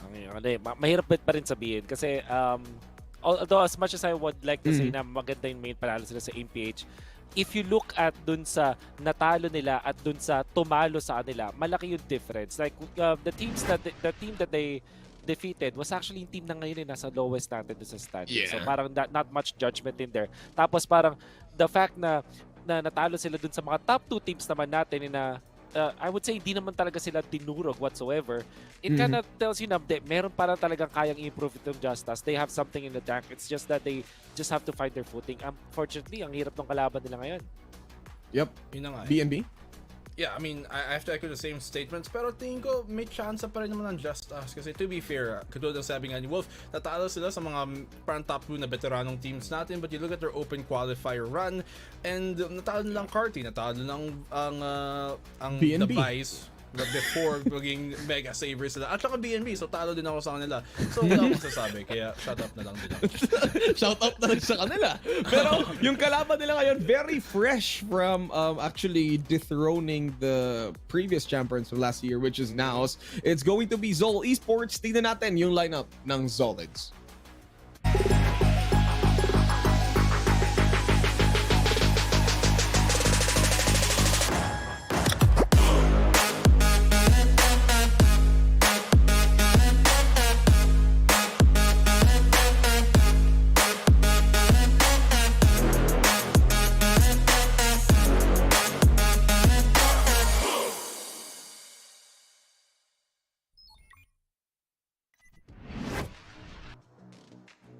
We could say na surprising at hindi rin surprising at the same time. ZOL Esports in their latest match here dito sa group stages, they were able to beat out NAOS Esports, which I most of us were surprised. I think half of us as well were like, yeah, it's about time they finally defeat NAOS Esports. BNB, your thoughts on ZOL so far in their journey all throughout this split? Well, let's not forget yung dalawang player dito, dati nang galing din naman sa org ng NAOS, pero even more so, they have had so many times in the past na nakalaban nila ang mga iba't ibang membro dito ng current NAOS squad na talagang alam mo yung team na to, sobrang galing din nito talaga na they are the type of team na if you are not playing to your 100%, katulad ng nakita natin sa NAOS, they can punish you every which way kasi they are arguably one of the most experienced teams din dito. Let's not forget, you know, si Micro ka-team niya dati, yan, sina Ja, sina Papi Chulo, si Kakarot, at saka si Micro at si Kevs dati nung Fallen 5 pa sila, even before Valorant magka-team na sila. So the team chemistry is definitely there and you can definitely tell as well na talagang yung mga decision making nila and consistency ay nandun. Nung buong tatlong mapa na yun, yung level ng nalalaro nila ay hindi bumaba sa buong series kalaban ng NAOS. Para sa akin naman itong yung panalo na recent win nila going up against NAOS, you really have to take note of that kasi hindi siya basta-bastang panalo lang na they were just a better team. I think mas maganda yung strats na ipinakita nila doon. They were more composed, especially dun sa dalawang maps na ipanalo nila. Kung isipin, ano yun parang almost one-sided if you think about it. Like, obviously, hindi siya like literally one-sided, pero they really took over the map. At ang pinaka-notable pa is everybody stepped up. Like if we see yung top 3 fraggers nung series na yun mismo, magkakadikit yung mga kills nila, pati yung average na KDA ratio nila eventually. At talaga nag-step up si Kevs nung series na yun. Sobrang ganda nung pagkaka-setup niya with when we played the Brim and of course nung sa Sova. Super impressive all throughout dun sa team nila yun. All right. So, you know, we did discuss yung JustUs and ZOL Esports performing as a whole and a unit. This time, gusto kong tingnan yung dalawang players going into our head-to-head. Both of these players, they switch out their roles as much as they can. For example, we have Par Schofield and Zind. Nakasulat dyan Jet and Reyna. But in their previous matches, we did see Zind play as a Viper. Nakita rin natin si Par Schofield playing as, if I'm not mistaken, a Gecko. Ano ba yung meron sa mga players na to from both teams? Or are they the difference makers in their journey so far? Simulan natin sa'yo, Wolf. Yeah, I think ito si Schofield, yes. Parang bukod sa kanyang napakatinding picture na nakikita natin ngayon. Congratulations! Congratulations, or at least on the way doon. Yes, he's definitely a game changer. Marami tayong mga rounds na hindi man siya yung makikita mong parang actual na nagka-clutch, but he makes a lot of multi-kills. At the same time, yung positioning niya dun sa mapa that allows for other teams na other members of the team na eventually makagawa ng cross or ma-outplay yung kalaban. It's definitely a catalyst for his team.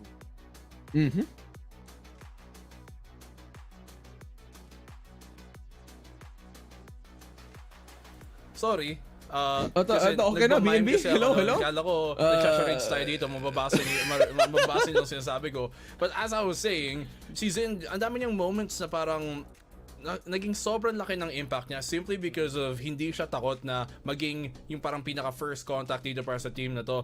And coming from sa mga dating nilalarong role niya na minsan parang nagsisage siya, nag-reflect siya, na mas medyo mas malawak na ang kanyang agent pool. Nakita natin na talagang nagbe-benefit dito ang ZOL sa dinadala niya. And he's been one of the most improved players so far.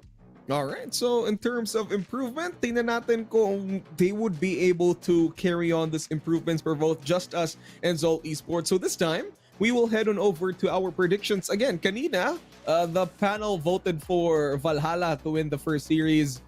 We know how that happened. Ano nangyari? So, this time, series number 2, simulan natin sa'yo, Mr. Wolf, na nasa gitna, pero nasa gilid. Okay. Pero iniiwasan ko kasi medyo na blinded ako dito. Blinded. Ayun, no? Oo nga eh. Hindi ko gets.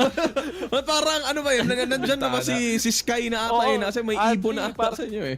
Walang cooldown yung ano nyo dito, yung blind nyo dito. But okay, kidding aside, I think napakadaling bumote dito sa ZOL. Especially kasi yung talagang Cloud9 sila ngayon dahil natalo nila yung top team like NAOS in a very convincing manner. Yung dalawang maps na yung Bind and Breeze was, you can really say na control na ZOL Esports. So I think it's easy for me to say na ZOL Esports will take this, especially dahil sa kanilang pagiging veteran dito sa ating liga. So I'd go with them. Alright, there you go. ZOL Esports for Wolf. BNB, ikaw naman.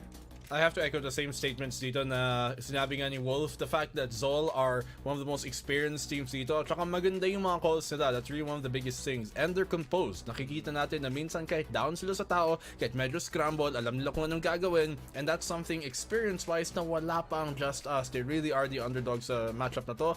And baka ma-jinx natin kung tatlo tayong nag-predict dito sa ZOL, pero in this case, I don't think so. I think ZOL has this one. Alright, ZOL, sa akin naman, kunin ko lang. Huh? ZOL. ZOL Esports. Yun yung prediction ko. Kala ko may props ka. Walang kwentang segue lang. Ginawa ko lang. Trip ko lang. Kukunin na talaga ako, Bruce. Sorry, Kukunin na talaga ako. Dito muna tayo. Kasi hindi pa tapos yung series. Parang yung panel ko gusto sumuko sa akin eh. Pero ZOL Esports ang final na selection ng panel. So parang handa na ba kayong dalawa para sa series na to? Yes, silence means yes. So, casters, kayo na yung bahalang mag-ingay. Throwing it to you.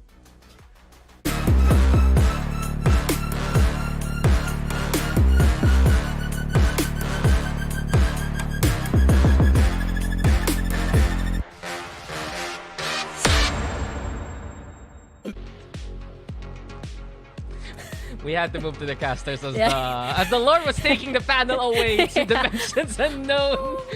You can see the light shining on Wolf's face, but we are back here, ladies and gentlemen. Second series of the day, and this is going to be another big one. JustUs on one side and ZOL Esports on the other. Before anything else, though, my name is Dax, and I am joined by my favorite soundboard slash caster slash voice actress slash, of course, biggest personality in this side of the Philippines. It is Riku with me today.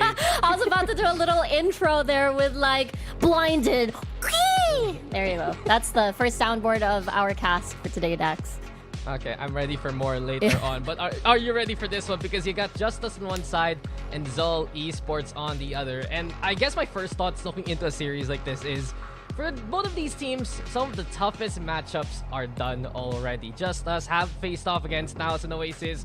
ZOL Esports has faced off against Oasis and has beaten NAOS. So the trajectory has to be only going upwards. I do have to say though, first bans, I'm expecting Bind to be banned out here by JustUs immediately, but actually Slotus removed to start things off here. Yeah, I'm really surprised here, definitely, because I feel like I think JustUs had a very decent and good performance when they went up against AMPH on this map, but I think they fear the more, what do you call this, the more calm and collected firepower that ZOL brings to the table. So I totally understand. For JustUs, they did well. Interesting that they banned out Sunset. I can't really tell if this is one of the, I think JustUs has a plan here for Sunset, or they want to show too much here just yet, and they decided to just bring out all the maps that they've been playing for so long. Yeah, ZOL, it is one of their permabans actually in their rotation. So I do feel like here, there's a chance for ZOL to pick up Bind, one of the other permabans here at JustUs. That's really the thing I was considering for the first pick. Speaking of, Ascent picked here by JustUs. And this is a good one here, Riku, because if you remember, when we saw JustUs make a splash in the VCTPH scene, it was against Oasis, and they beat Oasis on this map. Oh yeah, I think it was a 13-3 scenario. I think they were 13-5. Yeah, 13-5. I think I was remembering a different match. But yeah, I think JustUs had both very solid control of both defense and offense. But ZOL now picking Bind here. Again, they've shown how strong they are on this map numerous times. Even some of the best teams as well on VCT, they showed up against NAOS yesterday, and they did again a very good job at this. So I guess JustUs is like, okay, it's fine, because that means you have a lot of record and VODs to study up on buy-ins, and ZOL picks this a lot. Yeah, and with Split being banned on out, Breeze and Icebox are last up. And this is very interesting. I wonder if we are actually going to end up on Icebox here for ZOL Esports. They're going to be able to get that last pick, and there you have it. Breeze is gone. Icebox is where it remains. And truthfully, I look at this whole map draft right now, and I kind of am siding a little bit with ZOL right now. Them getting Bind into Icebox later on into the map pool really gives them a good chance coming into the series. Yeah, exactly. Even if they let go of that Ascent, Bind and Icebox are incredibly strong maps for ZOL based on their recent experience on this split.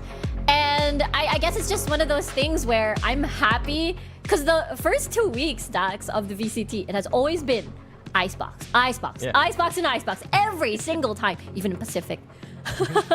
Look, we're gonna get it for dessert later on Yeah, if we yeah. get a decider. And truth be told, it's not a shabby map for Just Us as well. It was a 13-2 victory for them last time around versus AMPH. But really, I still look at Bind and I'm saying, are you sure about letting that map through instead? In any case, in this interesting map draft, I guess really the storyline right now we have to talk about is what is up next for ZOL Esports, because they have had a historical win over NAOS Esports. Their first time, I think, in their ZOL Esports banner careers, considering even last year. And the fact of the matter is, they're the only team so far to beat NAOS. Where do they go from there? Exactly. I think this competition, or rather this split, has been incredibly competitive. It feels like there's like a what do you call this pyramid of matchups. I forgot the actual. You were Rock, talking paper, about scissors. insurance. You were talking about insurance a while ago. Now you're talking about pyramids and like the schemes, Riku. You're not gonna get me hooked. I'm happy to just cast Valorant here, okay? Not the schemes, not the rock paper scissors. Rather, with the ZOL Oasis and NAOS rock paper scissors that we've been watching for the split. So just as you said, ZOL pretty much has matched up with the expected top 2 in the competition, and now I think for them it's about how can they win consistently. How can they lessen their mistakes? How can they polish this performance if they're playoffs ready? Yeah, and we'll find out after we get back from this break.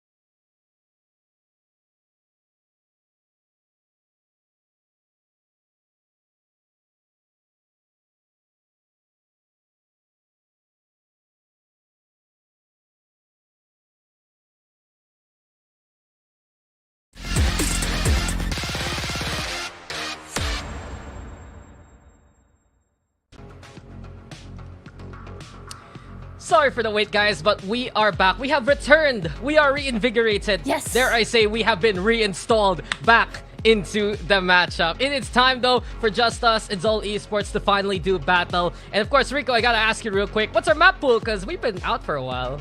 Yeah, our map pool is going to be Ascent, Into a Bind, and it's going to be an Icebox as the decider for map number 3. So again, we've said before that if it goes to a map 3, it is going to be a ZOL win, but that is if we ever get there, because we know ZOL has been incredibly consistent here. And look at this, though. It's a double duelist on the side of JustUs with Schofield on this Reyna. Yeah, it's looking very exciting. JustUs, though, their best chance to make a splash into the series is on their own map pick. We talked about a while ago, before we went into that break, some of the victories JustUs has had in this map alone. You look at the likes of Oasis Gaming being one of them. There for JustUs, huge win to send ripples around the group stage. AMPH as well, a team that JustUs has taken on down. So you understand why they're gonna run on this map and still play that double duelist, since you already have a strong front line with Lloyd Dream and Schofield doing a good job together. Yeah, I think Schofield, again, when he gets the shine, when he comes online, you know he's gonna get a lot of these multi-frags, a lot of these first bloods for JustUs, not only on attacking but also on defense. Just getting a lot of space far forward, either on A long or onto B main as well. That's what I'm expecting from JustUs. But one thing that's incredibly scary, because they're up against ZOL, a more consistent team, far more experienced team, and again considered top 3 in the current VCT season that we have. I agree, because they are riding high right now. A win over NAOS Esports is already such a big statement. And the last time they played Ascent, it was against Oasis, but Patman in the face of Schofield. ZOL Esports taking the fight to JustUs early. And this is huge implications for ZOL. They're playing against double duelists and winning the aggressive play in a flawless manner. ZOL on top at the start. Yeah, that was a 4-man push into B main, and they definitely did not expect that. You know, JustUs was already, trying to set up their lineups for the recon and everything, but no, before they ever got to do that, by the time that it was done, there's nothing to scan because they're already flooding from B main. Yeah, and if you're talking about double front lines here, ZOL Esports has 2 incredible players that you can talk about as well. Zint and Patman. And Patman, even though he's on the KO this time around, he can tap the flashes. The panel has mentioned how good Zin has been here at the group stage, and JustUs need to be a bit more careful, be ready for these main aggressions if ever. Yeah, I think that's one thing, again, one of the things that make ZOL strong as well. Again, the front line. Kakarot, though, being a front line himself, wanna push?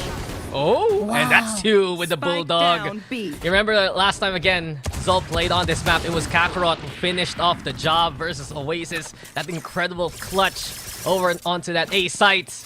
Maybe ZOL looking to continue on with that trend. Owl drones out, though.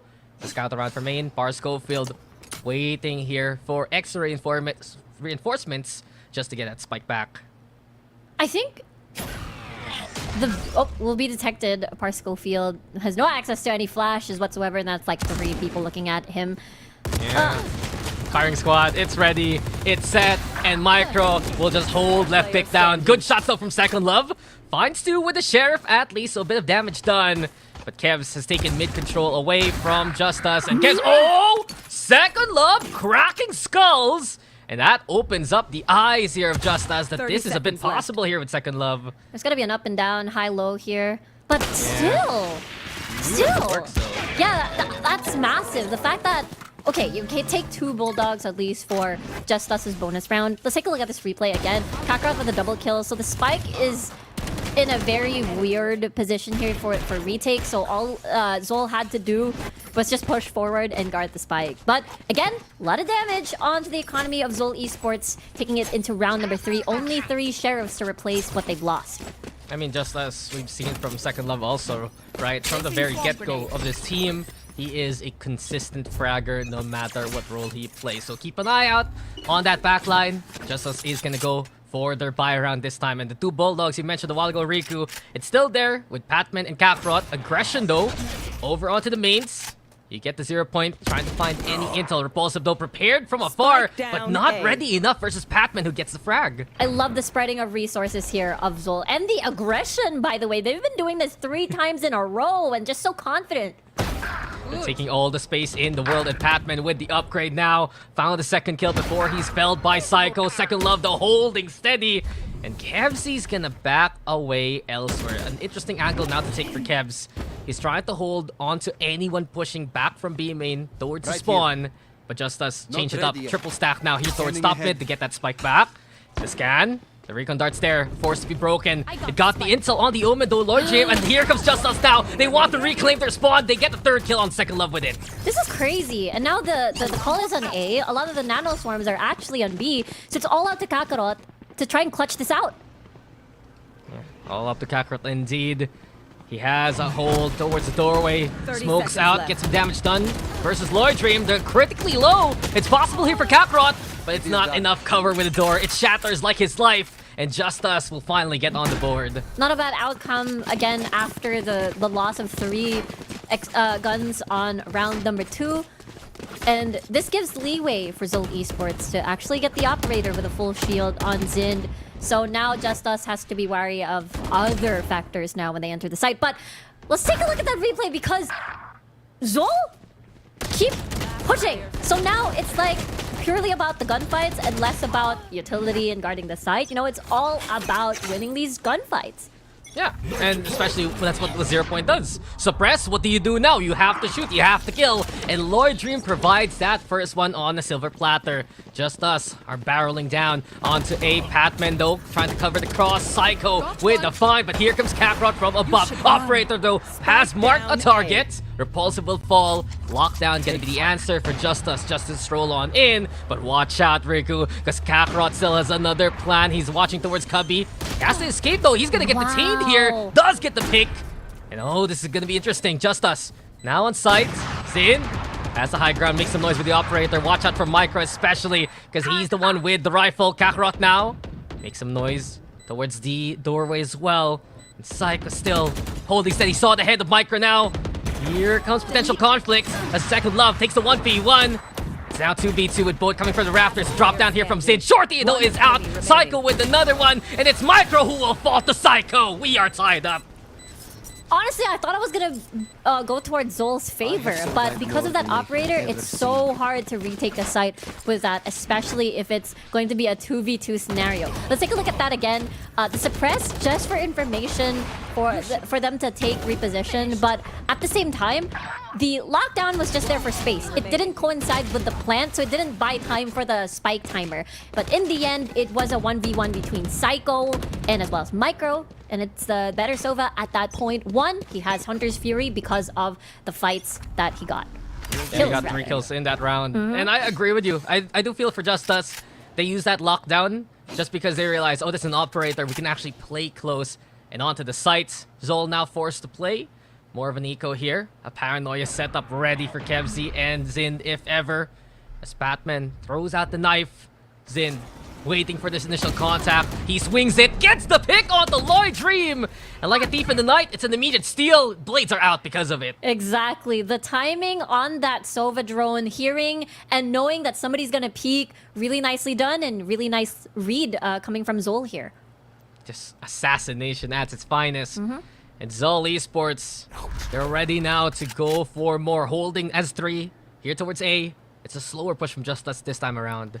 Yeah, with the knives, and I guess this is all up to ZOL's. If they manage to get 2 more picks or even 1 more pick, I think the lockdown can be dropped somehow on Garden.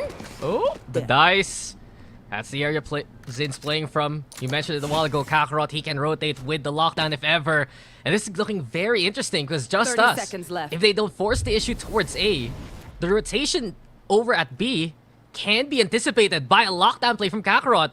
You got Par Schofield though lurking here towards A main. Noise being made towards mid, but it's mostly the Cubby push that's gonna be paramount to JustUs right now. And Batman, he gets the intel fragment here to lob it over. Par Schofield will just cross it wisely. Kevs and Batman though with the shot. Kevs with another one! And Sheriffs are all ZOL need. needs to take the round in flawless manner. Exactly. Lockdown not even needed. Rifles not even needed. A bunch of sheriffs are enough. And ZOL gets to take more ults on the next round to secure more rounds. And honestly, JustUs, they wanted to play the slow timer. They wanted to play the slow push. One only pushing through A main and the rest towards catwalk onto tree. But it didn't matter. I feel like ZOL was just so ready for that. They landed all the important shots and then basically took that round in a thrifty.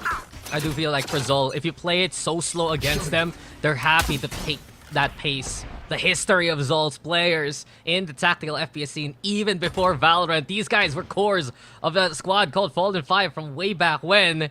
And right now, JustUs is learning that firsthand. Onto the Cubito.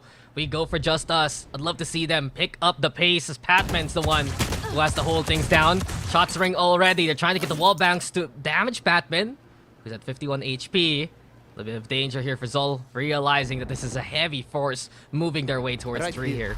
The thing is, there's still no spike. The spike is left onto very far away, so even if they get picks, they have to run back and go somewhere else. But there's 2 people on B main, so it's really hard to rotate even if they wanted to. Yeah, Paranoia is too late to the party. Already Kevzy holding for his lonesome, and another set of kills for Kevs on A. Absolute territory made here by ZOL, and back-to-back flawless rounds for them. Yeah, I think they just wanted to damage the economy a little bit. That's why they decided to play mind games and leave the spike over there. But at the end of the day, it's just a lot of the sharp shootiness that ZOL brings to the table, and JustUs had to eat. Yes? Yes? Yes, Eat what? Yes. Okay. Yeah. So, sounds like someone's hungry here. I guess because we're always near Gelato, Riku. In any case, JustUs, they can be eating happy after this one because they have the rifles plus the Hunter's Fury. Very possible for them to overrun this A site. And because of it, ZOL have already moved Kakarot to play on a turret broken, but that confirms the Killjoy's nearby. Yeah, they have to be careful, and the lockdown cannot be repositioned onto Garden. Instead, it's gonna be towards Hell. So if they kill him, lockdown gone. But Kakarot is killing them instead! 2 for Kakarot, Pac-Man with reinforcements, and Kakarot connects on anyone coming his way! I've said back-to-back before, I'm gonna say it again! Back-to-back-to-back flawless rounds here for ZOL! Exactly, back-to-back ×3 here. ZOL Esports still keeping all of their guns, not a lot of casualties on their side, and that's why JustUs will decide to just do a timeout. Very understandable. We have 1 hero rifle for Repulsive, but let's take a look at that again. Kakarot just on Hell here. And just, again, nobody's able to clear him despite the 3 attempts, basically, onto his life. And again, timeout for them and back to Ego. It just feels like here for ZOL that they're so stable in playing anchored positions that isolate angles at the same time. So a timeout here called by Coach Tarpim. I do feel like for JustUs, firepower is always something that they can rely on. But we're not getting it right now. Between the 2 duelists, they've only gotten a single kill. The one who's found impact have been Second Love and Psycho. That second wave coming in when it's all about the refrags. And Riku, if you're playing Jet Reyna, you need to find value with your frontline. Exactly. Reyna is a high-risk, high-reward agent. Again, you won't get access into anything except your flash if you aren't able to frag. So again, Par Schofield definitely needs to step up on the next few rounds. With Empress on, with a lot of sheriffs being bought, we'll have to see if they're able to damage ZOL's economy a little bit, or maybe even win. We've seen thrifty rounds happen before, but they keep getting pushed here at B main. Now they have to be the aggressive one. Yeah, power's been out here for JustUs, and Zin turning off the lights yet again on the Second Love. Blades are out, and as soon as that happens, they turn into spoons as the suppress will keep the ultimate away. So Lloyd Dream, he has to hide in the corner, powerless to stop the oncoming forces of ZOL Esports. 3 again here for Zin. ZOL is just on a warpath right now, and a clinical round. This is the 4th time in a row I have to say it. It's a flawless win again.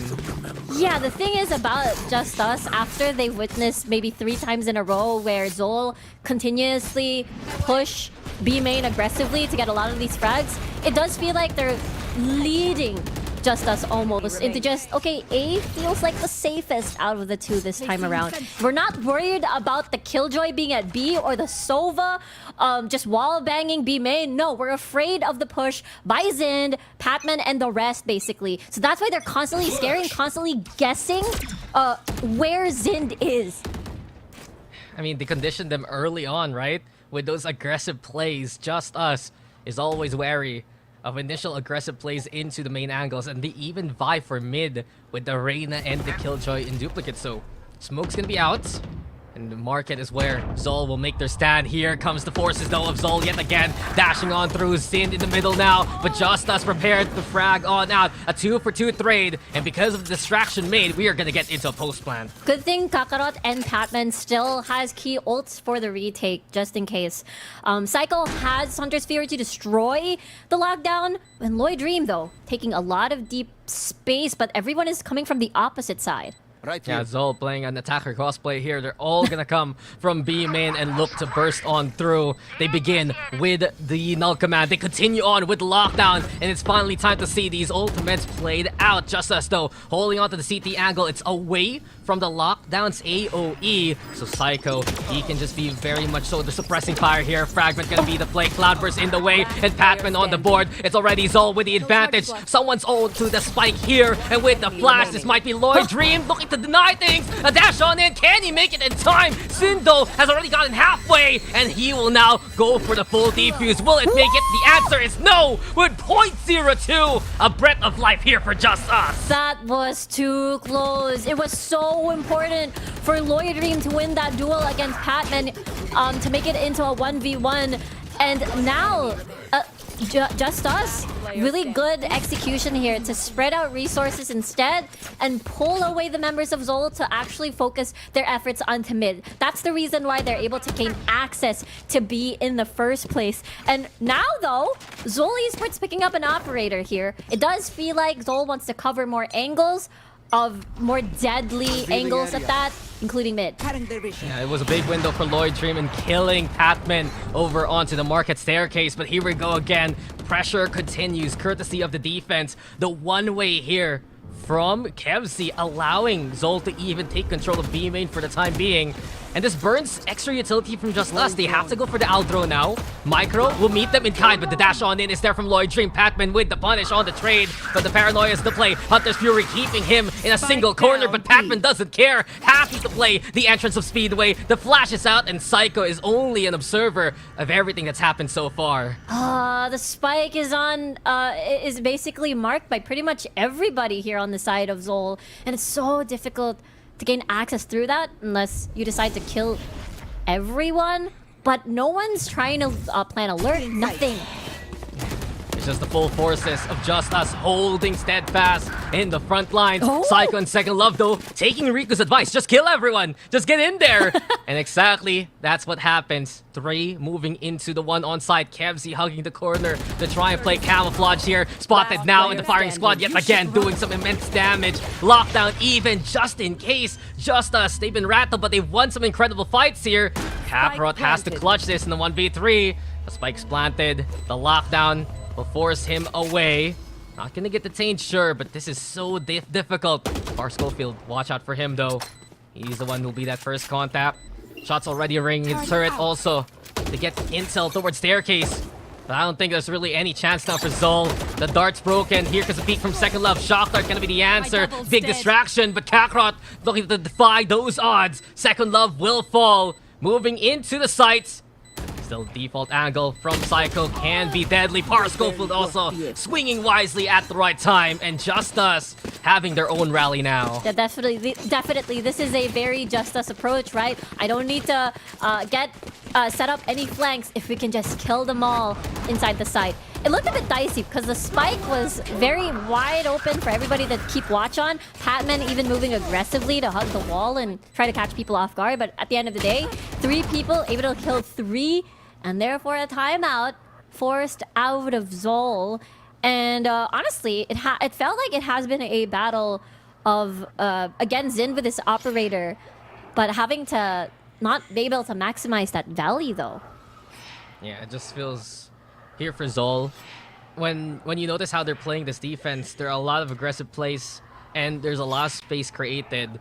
But JustUs has learned over the past few rounds that if they can burn that utility, things are going to be easier on the post plant without Kevzy's paranoia, with some of the extra cloud bursts that you see, without Kakarot able to swing out the usual Nanoswarm alarm bot setup just because of ZOL's proactivity. It's giving these timings for JustUs to trade evenly and get into the site. Yeah, exactly. Props to JustUs for the quick adjustment, seeing how ZOL has been playing this Ascent, and then basically making it work. Again, the hold of their post plant has been very impressive. Usually, the struggle that we see with JustUs is actually getting the plant down, but holding it, it looks like a very solid showing. Yeah, it's been doable, that's for sure. And ZOL Esports, they know that they can keep continuing with how they've been playing this map. Xin has the blades in hand. They went straight over for that mid take. And Kakarot gonna get out of dodge as A is seeded over to JustUs. But listen in, Hunter's Fury gonna be the call. Micro looking to cancel that plant. And Repulsive yet again has fallen. Spikes down. It hasn't been set up yet. And ZOL has bought some precious time. Yeah, Schofield and Psycho are tagged already. Empress might be activated here to make sure that the spike stays down. Raptor still power position here for ZOL.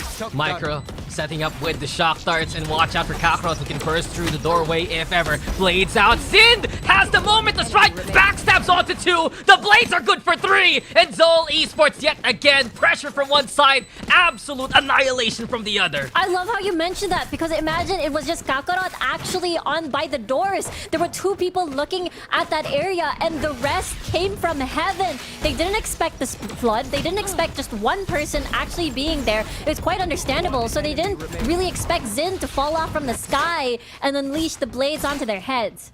Yeah, just one single player, and the amount of attention he took was over 9,000, Riku. Did you notice? The way you say Kakarot really sounds Dragon Ball Z-ish. Kakarot! Did you ever work on DBZ? No, unfortunately. I wish I did. And if I wanted to voice like Android 18 or something. That would be the dream. Yo, you could have been like the best Yamcha or something. But anyway. Excuse me. Anyway, ZOL is just getting these picks. The Odin is out. The Operator is out. I call it the Ascent Special, when you can just go for wall bangs everywhere and anywhere. And suddenly, this link is looking to be completely broken, as JustUs has already lost 3. The pinch is on. The map looking very much so even smaller. Kevzy with another one. Repulsive finally gets a kill on the board this half, but 1 is all he gets, as Patman will take 3 for his own. And we end the half 8-4. And it felt like how the game started earlier in round 1, that's how ZOL Esports ended the last round of the half. Just all around good scan, just the Odin spray, and just taking control of a lot of forward spacing. And I'm really looking forward to see what the next half is going to be, especially that there's a lot of expectations, of course, to Schofield and Lloyd Dream performing on this on defense side, with, again, once the barriers break, I expect a lot of like these flashes, aggressive flashes, to basically, hopefully, let ZOL take a taste of their own medicine. I mean, that has to be the plan here for JustUs. You're playing double duelist, might as well be aggressive. But the thing is, Patman and the rest of ZOL expect it. Watch out for that 0-point lineup here from Patman. Also, an early smoke here of Repulsive already sealing a main for JustUs to play into. So that intel given, ZOL knows that this is a heavy stab over onto the A, and as quickly as they get the intel, they quickly move over to B and straight up take the site away. Yeah, look how smooth this is. That's a 4-man like unit just moving from A to from catwalk onto A. But the backstab from Micro though. Precision from Micro and a beautiful lurk waiting out for those timings. No one pushing into A main. Opens up top mid there for a free angle, and Xin will get on the board. It's all ZOL yet again. Light up the scoreboard with the color of red, because ZOL Esports gets another flawless round for them. You gotta love that actual Bermuda Triangle crossfire that they did. One on stairs, one on lane, and definitely one on the other ends of B rather. And again, it was very fortified for anything that JustUs could do, especially once Xin is able to deal that first blood once they decide to enter that side. Yeah, as soon as ZOL finds contact, they win that contact. And it's just been an incredible day at the office here for Zin. 18 kills so far in 14 rounds of action. Has died only 3 times in this game. And he's just delivering on all fronts. Here we go again, though. The setup from ZOL includes one lurking towards B, one lurking towards A if they rotate. And here we go again. Intel perhaps from Micro. A last-ditch effort from Repulsive to try and hold. Boy Dream spotted out in the open. Spike Repulsive gets down one A. with the shorty. But in any case, A is still taken here by ZOL. Yeah, nonetheless, despite that pick from the Kakarot there onto Lloyd Dream, nonetheless, ZOL still able. Full control? No, there's a chance now. Par Schofield, especially winning that mid-fight, means he can pick up that Bulldog. Here comes Trouble though. 4-second love gets back into cover past the smoke. And Kevzi and Patman, they look to play over onto the rafters now. Noise made though towards the doorway. Par Schofield trying to call attention, and he has gotten to the bar, so he has armor to work with. Patman though will find on the second love now in the smoke. He's still seen by Kevzi. Manipulated the matters of the mind, and ZOL will take 10 now. The confidence again to take one person. I'll take care of that other person by the door. Don't worry, I got this. And again, actually, despite it being, you know, eco for the side of JustUs, I think with 2 members left on the side of ZOL, I think that's still a valiant effort for them. But now this is the test, of course, for ZOL Esports. But they do have 2 rifles on Kakarot and as well as on Micro. They've shown how really scary they can get with these rifles. A lot of these headshots, crispy ones at that. We'll see. I dare say, though, this is the bigger test for ZOL, for rather JustUs. They lose this, they're going to be in such a bad spot economically. And that could lead to ZOL getting into map point. Watch out for Zin. Sheriff only just playing the tightest of tightropes. And Zin from above, an acrobatic feat to find Psycho early on. Yeah, that was a clean Placing headshot. We swamp talked grenade. about how, again, crispy it can get. And that's definitely one of the strengths and one of the highlighted strengths that we constantly see from ZOL Esports. The ability of these first bloods and actually converting that into a round win with Kakarot. Full control onto mid here. Let's see if someone's gonna peek. Oh, the double swing goes too much to handle. And also on site, Repulsive finding one onto Patman. Paranoias are lobbed in response. They get the scan onto Repulsive. Zin sneaks his way through but can't hit the headshot. And Repulsive now waking up when he's needed the most. He's now found there by Micro over onto the doorway. It's 2v3, but Micro looking to make a massive impact now. Good for 2, but that's all he gets. And Par Schofield, second love, eradicate all resistance. JustUs, they needed that one. Yeah, exactly. With a 5-score gap onto ZOL, it's gonna be a tough climb still. But then we talked about these very important kills coming from ZOL. I know it's the bonus of JustUs. They're able to make it work at least. And ult's still quite far away for any of these. Only from the shadows feels like it's the closest onto this game. They might try to make a play. If they're able to get a kill, get a flank set. And it's not even the best buy here for ZOL Esports, actually. Yeah. One on the Sheriff, one on the Guardian, and a chance for JustUs to try and take momentum back. Aldron, though, from Micro, expecting, again, aggression into these main angles. That's what we've seen in this game so far. Early utility utilized just to clear out these closer quarter angles. Placing swamp grenade. Exactly. And it's an interesting setup coming from the side of JustUs. It's not gonna be the Sova onto B to get down any sort of scans into a wall bang. None of that. More paired onto tree, but the rotate though coming from Lloyd Dream feels like maybe it's a B, but the mind games, Dax, it's gonna be an A hit. Look, I know that Black and Blue never gets his full name on the screen, The right? But he gets Black in. But you don't need to shorten my name from Dax to Da. It's just one syllable, Riku. You can't be like that. Da. But back to the game. Das is good, you know? Just like Eliza. We also speak German 30 here, but in seconds any case, focusing now onto this A main execute, right? Zin priming this dash. Cloudburst is going to be out here.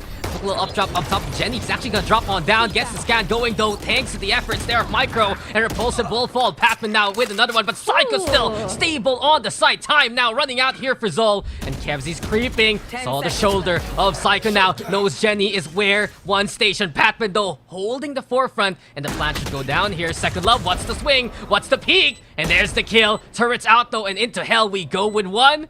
Watch out for Kevzy. This is gonna get very dangerous very quickly for Second Love and Par Schofield if they don't check these angles. Par Schofield clearing out as much as he can. Here comes Kevzy now. Lear into play. Can't see anything. And Kakarot, the only one still standing. Beautiful shot. And what was that, Kakarot? A clutch comes for ZOL as they make it to the 11th hour. I cannot believe what I just saw. It felt like it was going to go to JustUs' favor. They had the guns, they had the advantage. The fact that the door wasn't even closed because they didn't have enough numbers to cover every single angle on this post plan. But they had no choice. They had to play with this. And Kakarot being able to clutch this out, getting a double kill, playing around the smoke to keep people guessing from JustUs. Again, magnificent job. Well done. And JustUs forced a timeout after that. Right here.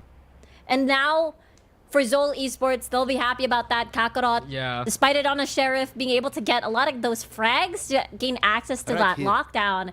JustUs has to be careful. They don't have... Okay, they need an orb for Psycho, at least, to be able to destroy that lockdown with that Hunter's Field. It looks so good for JustUs though for so long. We've seen them play the dice really well, whether it be Repulsive in the round prior to that last one, and then you saw Psycho just do magical things from that angle. It still was all creeping their way in, and it just feels here for JustUs, they don't have enough bodies to watch out for all the angles. The fact that people from ZOL Esports can actually just slow walk towards Generator, put that pressure, and eventually make their way to put that spike down speaks volumes of how much controls that ZOL gets early on. Exactly. They it feels like even if it's a 2v2 situation, even if they don't cover everything, they still execute perfectly. To the right! Oh, watch out! He's right there in the Cloudburst! And now Repulsive has been sent packing. Psycho though, with quick load trade, there's the scan, but it doesn't matter as Micro will find the enemy Sova. And this is just ZOL Esports now making their way into the site. Lloyd Dream, he wanted to be the hero with the rifle. It's not enough for him whatsoever. ZOL take control. Lot of chip damage onto Par Schofield from earlier, but it's a 4v2 with two Sheriffs. This does feel like a match point on the way, Dax. There you go. Kills upon kills. ZOL Esports has a good handle in this game so far here, Riku, right now. Didn't even need to use the lockdown. They have every single ultimate to close this game down, to move to bind. Their best map in this split. So now how does JustUs increase their chances here? They have 3 ults. They got from the shadows to set up for a possible flank after post plant, question mark. Got the Empress. Again, Par Schofield, definitely. The multi-frags have yet to be seen on this Reyna to be able to maximize his pick. Yeah, we're looking for that confidence from JustUs, and it just hasn't been found as of yet. Scando gets a good connection. They know ZOL's playing. Oh, the timing! But he doesn't check the corner! That could have been free for Sin, but Repulsive gets away with his life and gets that pick. Repulsive got on the board. That's all we've seen so far here as ZOL Esports lose their duelists early. That's definitely what they need, that first blood and man advantage. They could try to make their way towards... but this flank though. Kakarot. Will this work? Kakarot, he's gonna try to do what Zin attempted a while ago. Repulsive, no, with the shoulder peek, gets tagged for his troubles. But there is Par Schofield prepared and just moves out the corner, peeks it, and swings to get that kill. So 2 down here for ZOL, JustUs. Dismantling ZOL, who have stumbled out of the gates here in this round. Exactly, and there's gonna be an attempt on a flank coming from Micro. Very hard lurk, rather, but will be spotted by the turret here. And a 1v1 for Second Love. The timing? Nothing. They still have Kevs from the shadows, so ZOL 30 Esports seconds can left. pick up that spike really easily if ever. Patman though opening up a second love, holds down B on the other side, and JustUs now knows this is all gonna be A all day. Onto the rafters would go with Psycho. Doesn't want to peek as of yet, wait for that confirmation and settle the darts inside the smoke though. Batman, an absolute criminal. Hunter's Fury too late to cancel out that spike plant. It's left to Kevsey now in a 1v2. Bar Schofield coming in from one side. Psycho now stowing the bow to bring out the gun and play along with his teammates. Main though the angle here for Kevsey, waiting to see if they'll swing one by one. That spike, it's planted for him right now. He has a good angle if he does their peek. And it's JustUs, they're clearing out the site to begin with. There's the tap. Bar Schofield doesn't see this coming whatsoever. 1v1, but Psycho wisely swinging in time, busy with the smoke. He has been found, and JustUs stay alive with their own map pick. That was too close, but yeah, you're right. It's planted out in the open. It could be anything. It's an omen to begin with that can easily traverse the map with no problem and reposition and play the mind games. But it all started because there was an attempt with Kakarot to actually try to flank and see if he can do a sandwich. But Par Schofield was definitely ready at that area. So now ZOL Esports, again, they didn't need to spend any of the ults. They want to make sure that they seal the deal and win this ascent after they get maybe 2 picks or a pick perhaps, and that's the time they can do null command and lockdown. Yeah, and this is such a broken buy for JustUs. Interesting to see one of them having no armor whatsoever. Second Love is an absolute glass cannon right now. So they do have rounds to give, but you can see that this is their best chance now to try and finish off the job if ever. They play into mid though. The Owl drone to scout out for information, check up pizza and market. No one home whatsoever. But they see over on the CT, that's one target. Patman though, opening mid into the garden he goes. Expectation though, through the mirror, it shatters. And Par Schofield is ready to receive. That's a 1-for-1. Lockdown activated. Understandable. There's no Hunter's Fury. It was used earlier. There's nothing to counter this. All that JustUs has to do is to wait. Wait indeed, and now timing is everything. Lloyd Dream though couldn't get a possible kill there. It's ZOL Esports, they have the advantage and the sights. They have lockdown for Second Love as well, but there's a Hunter's Fury. No, never mind. Micro is down. And it's a 1-for-1, 2v3 right now for this retake. That's a big pick. JustUs, they need that killjoy utility if ever. Par Schofield though needs to go massive right now. It's minuscule instead. His impact as Kakarot shuts him down. Psycho, the only one still standing. But ZOL Esports, they have a handle on it. And that's been the story of this map all day, every day. ZOL Esports have been as clean as can be, especially in their flawless rounds. And one more example is that third kill from Kakarot. 13-6 as ZOL take map number 1. Very decisive, a very strong showing. Again, the big question mark always with ZOL Esports is that, again, a lot of us here on the broadcast team are expected ZOL to win, but it's always the question of how clean can you win this against JustUs, as again, they're considered, again, one of the top teams over here in the region. And yeah, that was a pretty clean ascent. Yeah, it's just impressive to see ZOL Esports be like this. And there were showings of this in the offseason. You look at Pred League, that they were one of the PH representatives alongside Oasis Gaming. That already was like, oh, they're the team there instead of NAOS. That's already incredible. Then you look back at last time around, yesterday, right, where they beat NAOS Esports. It just feels that every single thing ZOL will do right now has to be to keep the positivity going, to keep that positive momentum forward. And a performance like that on their opponent's map pick is already a statement made moving into the rest of the series. Yeah, the fact that they kept they knew how to catch JustUs off guard. A lot of these aggressive moves coming from, defense, pushing a lot of these B main and A main and stuff like that. It was just so it felt like JustUs wasn't prepared for the immediate gunfights that they had to tackle. Immediate is an understatement, Rico, because we went out of the gates from round number 1 and immediately ZOL was there fighting JustUs from 3 seconds in. And the scoreboard says it all. 3 players of ZOL Esports making it over 20 kills. Patman getting that MVP award. And I can agree because his suppresses were absolutely on point. The intel to know exactly where JustUs were coming from.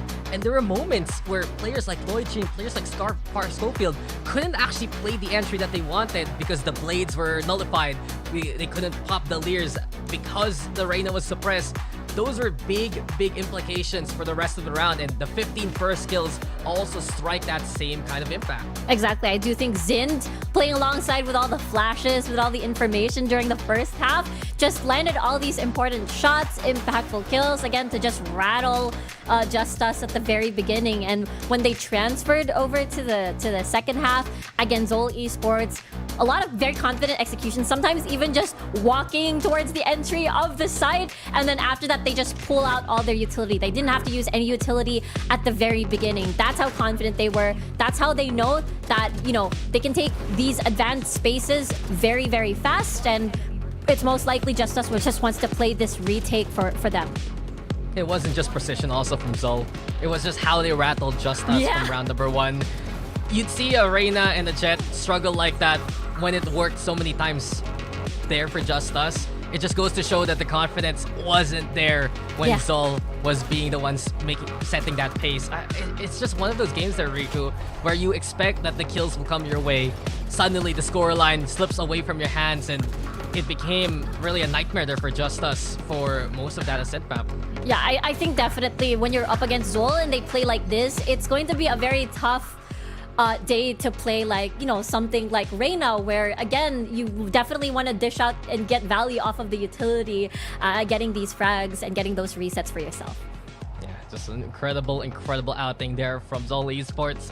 And from what we've seen in terms of the map picks, that was the hard part done. We're gonna move into bind next, and ZOL has been so commanding there on that map against many foes. It really will have to be JustUs pulling in a Herculean effort to get back into things. But I can see some glimmers of hope. I can see that the talent can be there if they actually get their incredible shots going. And I wonder how they're going to find that moving forward, because this has to be them just resetting themselves as soon as possible. Yeah, exactly.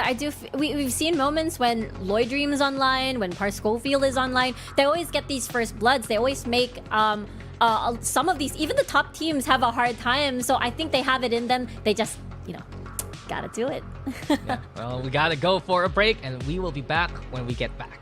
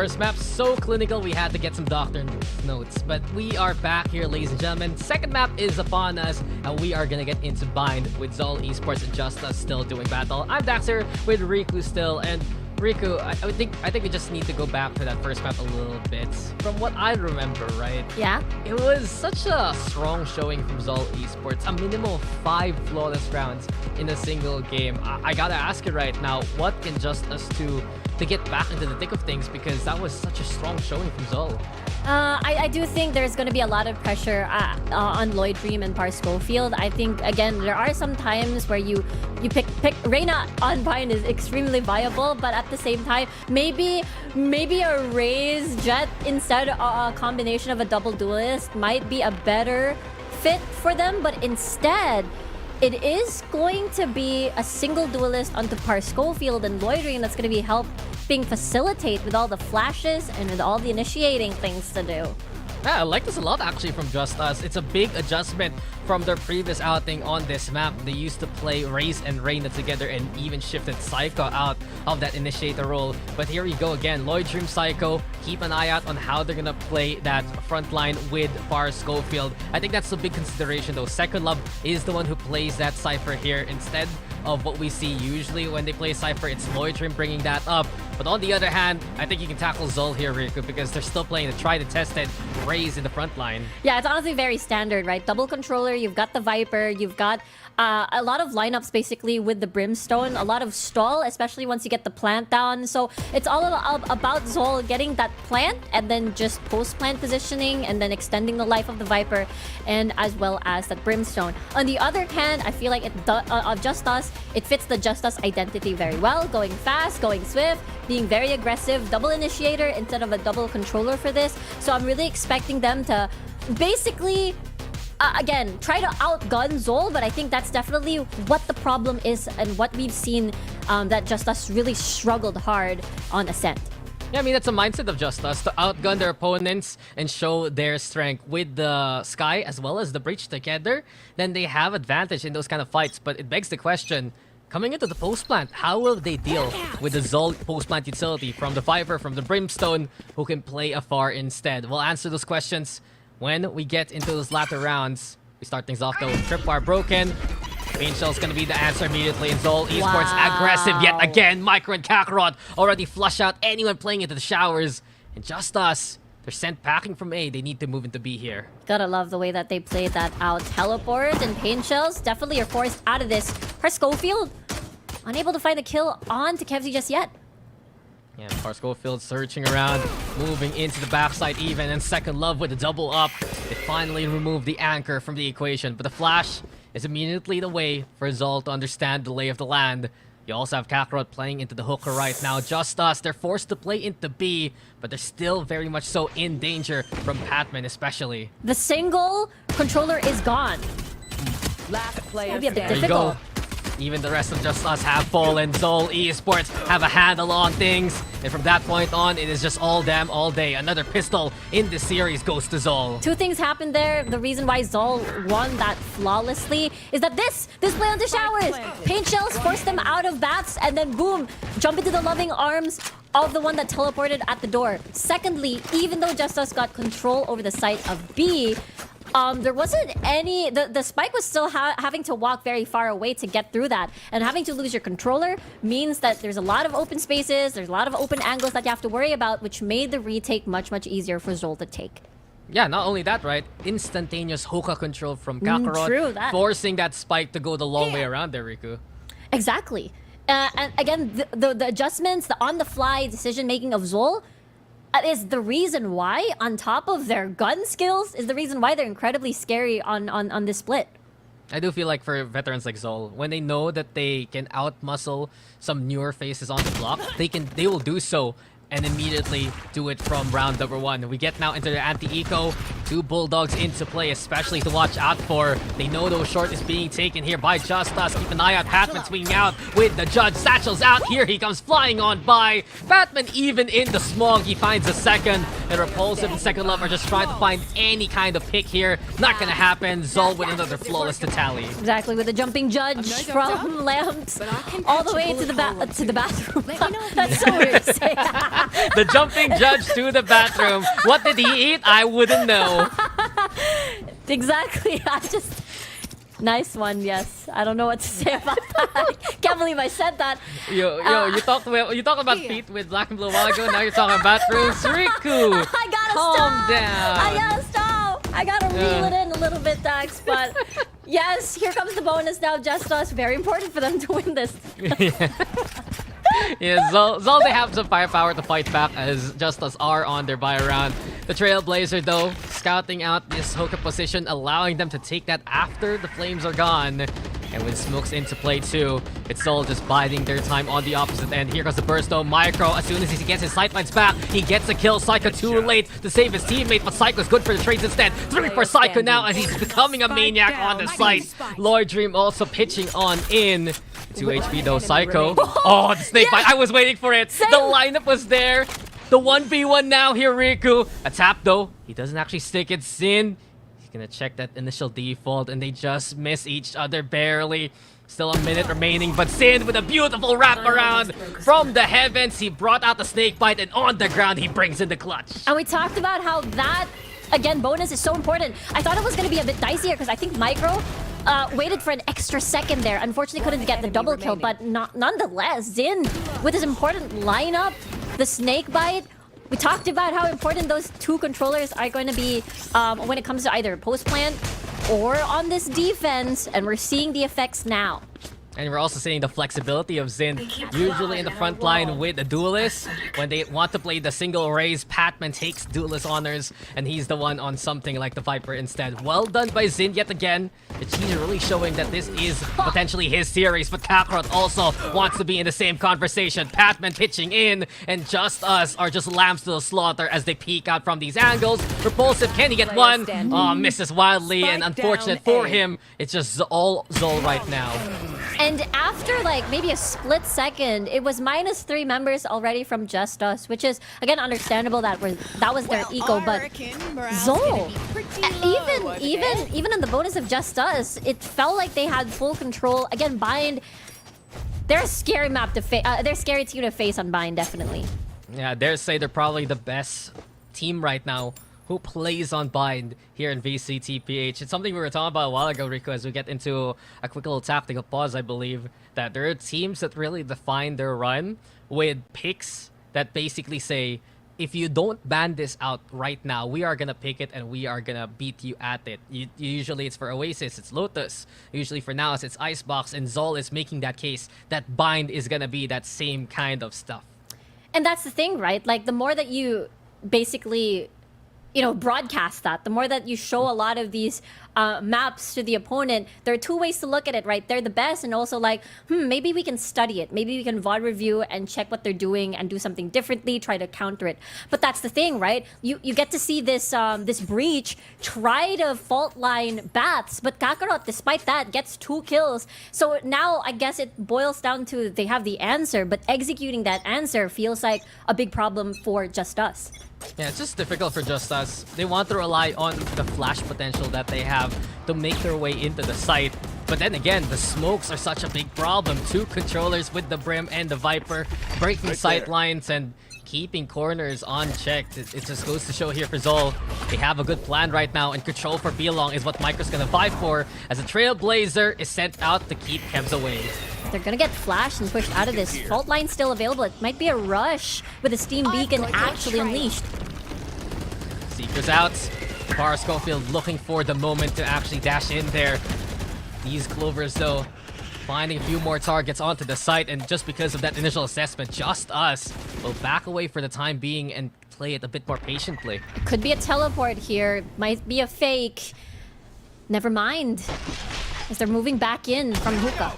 I mean, Schofield, he wants to play close and see if he can catch out anyone. But Kakarot yet again delivers with the 1. Here comes ZOL holding steady on the backside. And it's ZOL yet again. Over onto the Octagon. Repulsive will fight back with a bit of martial arts to boot. But beyond that, Batman, Kevzi, It's not high-low, it's a put low.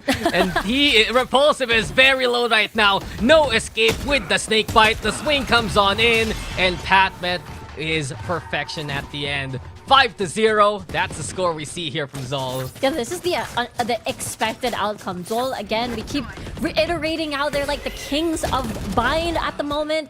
And they're really showing it. Again, there was a potential to either teleport, but then you'll bump into all of the Cypher traps that Kakarot has set up there. And, you know, it was Xin still holding the line basically on that side. So, JustUs, it feels like they're stuck in a fork road, but both roads are blocked. Here. Just no way, no how. You look at Waze and it's all red basically. There's just no getting out of this traffic zone. As the flash comes on in, and immediately Micro gets massive intel. This is interesting though, since Kevs isn't into the hookah anymore.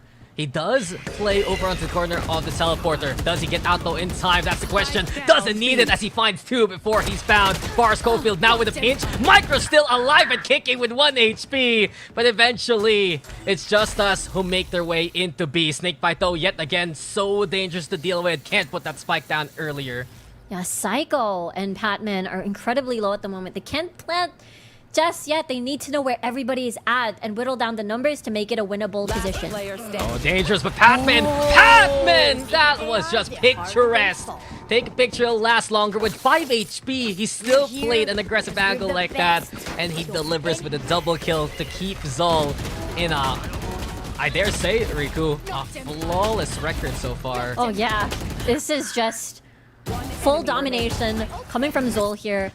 And really like the difference in that positioning, right? On the B side formation, it was Kevzi and Micro forming a more of a crossfire, as they haven't really done it in this round just yet. They really want to catch JustUs by surprise. Every time they think they've adjusted, ZOL just pulls one surprise once more. Yeah, and you look at the protocols here from ZOL, there's always a way where they immediately get either intel or a space in the map. We've seen it from Kevs and Micro, especially with how they've been playing out these angles and these mollies even from Kevzi. A smoke is thrown though, and if Kevzi can reel them into the hookah even more so, he has an orbital strike to punish that angle. Yeah, exactly, right? Like, once you mentioned he played hookah, and now towards B long and backside, like, constantly Kevzi's presence has been a threat on B. And remember, the Cypher setup has always been on A, so JustUs is really forced towards B as the weaker evil, or the lesser evil. Yeah, the evil. Seekers are out here. They're gonna know that both angles are taken here by JustUs. Yet again, ZOL trying to watch how much they can drain off that timer and force JustUs to just play into the site. Micro though peaks. They know now this is gonna be a B hit. Oh Still though, gosh. Kevzi hugging the corner, and Kevzi finds the first, finds the second. Kevzi, come on, these crazy angles are just getting ludicrous by this point. The showstopper, Batman, getting too much verticality there, and he has to bail out because of it.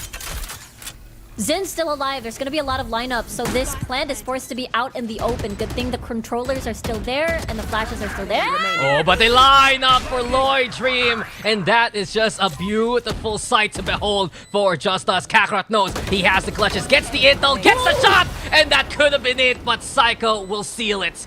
JustUs will get on the board here. What a showing of a lot of gunplay over there with just... It was incredibly close. It felt like it was about to be winnable because of Kakarot in the end, but no, full control over here by JustUs. This was magnificent onto Spawn and Psycho with the peek to make sure that they seal the deal and no defuse is happening. But here comes a different approach. It is the operator on Patman's side, guarding possibly long this time around.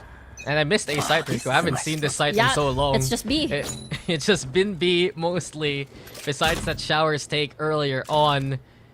And with that first round, JustUs, they're gonna try to widen their options. But you mentioned it a while ago, Op is out here for Batman, playing it to B along. And if I was about to say it, if you peek, you die. And Second Love learns that lesson firsthand. And their anti-flank is gone, so ZOL has a lot of free range space, basically, to keep pushing for this op, or try to rotate early and see that this might be an A hit. They're prepped for it, though. Kakarot has the tripwire set up. You also have Heaven Control here for Zind, and as soon as that happens, Cyber cages for the one-way. Bar Schofield bailing out immediately with the updraft. And the orbital strike is going to be the call. That's a go signal here for JustUs, but Kakarot is the traffic control here alongside Micro. JustUs, though, still winning the fights. Becomes a 2v2, and the Seekers confirm that this side is theirs. And that's an operator again, and an orbital strike left for Kevzi. They can definitely get a lot of space or even a kill. Oh, it's gonna be I a love no. that angle. I love that angle from the bench, and it sends Kevs back to the ground. Same can be said. Were those two one-taps back-to-back, but Psycho's feeling it yet again. Yeah, that's a 4K over there on round 8, and even removing an expensive buy off of ZOL. It seems that maybe the operator on this map, maybe, on this particular scenario, maybe it's not going to work out too much, but at least Kevzi held on to that orbital strike because it felt like it may not be, it may not be a winnable round after all. They needed to get that one single tick off of Psycho, and that's maybe the time where they're able to use that strike to make it a 7-1. But now, more scores for JustUs right now.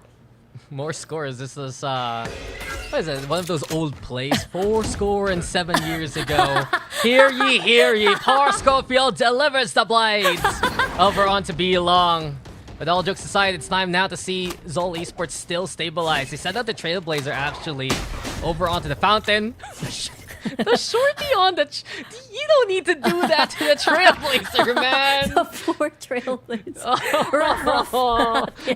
That's rough, buddy. But Batman and Micro, they can double swing this, and as soon as that happens, it will be Par Schofield punished accordingly. Revenge for the Trailblazer, and we move into A because of it. The coordinated double peek there, but the spike's actually taken to A. But remember, the tripwire unidentified because it was too low for the dog. So here we go. I mean, that's what patch notes say, and it is too high. This is the default angle now. Means that a Prowler from a Fade or a Trailblazer will slip on through. Speaking of, though, you see one here from JustUs make it through over on the A side. It's been Psycho. He's been massive for the past 2 rounds. Looking for impact yet again. Zind in the cyber cage, though, searching for a target. Sees one, but Repulsive on the lower ground gets the advantage. Equal numbers now. The plant isn't down yet. Orbital strike into play. Second love, though, very quick on the trigger finger. And here comes ZOL now from the backside. Kevzi mows down 2, though, along the way. Here comes the heat from the Molly. And JustUs with advantage here as Micro's left to his lonesome. Repulsive has still 1 smoke. And full HP for Micro. I don't know how he's gonna clutch this. Yeah, he's crawling into the site itself. Looking to find the isolated angle. Here's the camera being set on up. Repulsive is mowed down, but second love from the Cubby connects with the 3K to end the round. And JustUs, they're rallying back here, Riku. That's 3 rounds in a row for them. Yeah, really nicely done by JustUs. If B isn't the answer, it's probably A this time around. And honestly, again, that was really well played. I think there was a chance that, okay, maybe the second member is actually going to come out from lamps, but that's going to be a no. It's actually quite far away from short. And again, the orbital strike didn't actually do too much. And I think Zind held on for a little bit, even though, second love was tagged. He didn't fire any shots. He wanted to take more and see if he can be extra sneaky in that cyber cage. Yeah, we've seen how priority it is for ZOL to reposition. But if you've noticed for the past few rounds, Riku, JustUs is finally finding those moments mid-cross and punishing them accordingly. Those small microseconds, I have to say, have been enough for JustUs to work with.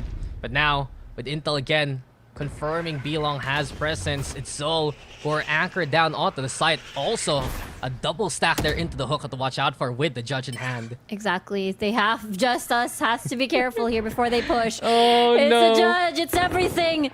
I want to see the Trailblazer cam. So it bites Kevzi, but does it know Patman is there? ZOL, do they blink? They're waiting still with Patman onto that angle. Repulsive, he's getting distracted. Now they see the race, but Patman will finally get that kill. Quick little blast back to cross on through. They also get the intel now, and Micro holding steady over onto the corner. Zid waiting for the opening. There you have it onto Lloyd Dream, and ZOL Esports dismantling their opponent with a bit of a half fight to boot. Kakarot now, Cam is out. Broken quickly by Par Schofield. Contact approaching, and Kakarot connecting. Second love, the only one still standing, but this is just beautiful work done by ZOL. Yeah, that flank from Zin was massive, and that Patman being being very sneaky on hookah, and again, the JustUs not identifying that there are 2 members there hiding on hookah. Again, there are so many things that basically completed this victory on this round for ZOL, and again, the flank was so important. Despite the tripwire being there, I think it's because, again, I think that tripwire really, if you're trapped in, if you're stuck on that sand, then you're really going to be seen. Yeah, the tripwire is good if someone's rushing through to get the hookah. But the problem with that is you can still get peeked, and that's what we just watch ZOL do against their opponents. Viper Spit now will be online onto A shorts. Less options here on Bind, and even more so now with Par Schofield gone. Look at this up and down. Now it's going to be a side-by-side as Patman falls through, drops down rather. But yeah, Kakarot's going to peek. He wants to try something. Yeah, Boombot also being sent on out as Riku shows us she knows her directions. Saika though backing on away. Patman stunned on up. The HL slop. Aftershock's gonna be there, but it's not enough cover. ZOL gets another frag. Here we go yet again. 1 HP and Repulsive gets rid of it, but the tripwire! The tripwire! When do you see a tripwire kill happen? Exactly. Oh man! Last round Just before the the switch. pain! That's super For painful. You'd think he's like, guys, I got the Viper Spit. There's a chance. And then a single tripwire. Oh. I feel like that's definitely top 10 life flashes before your eyes moment. Man died to a string. Spike down A. Feels bad. The replay too. This is why I don't sew.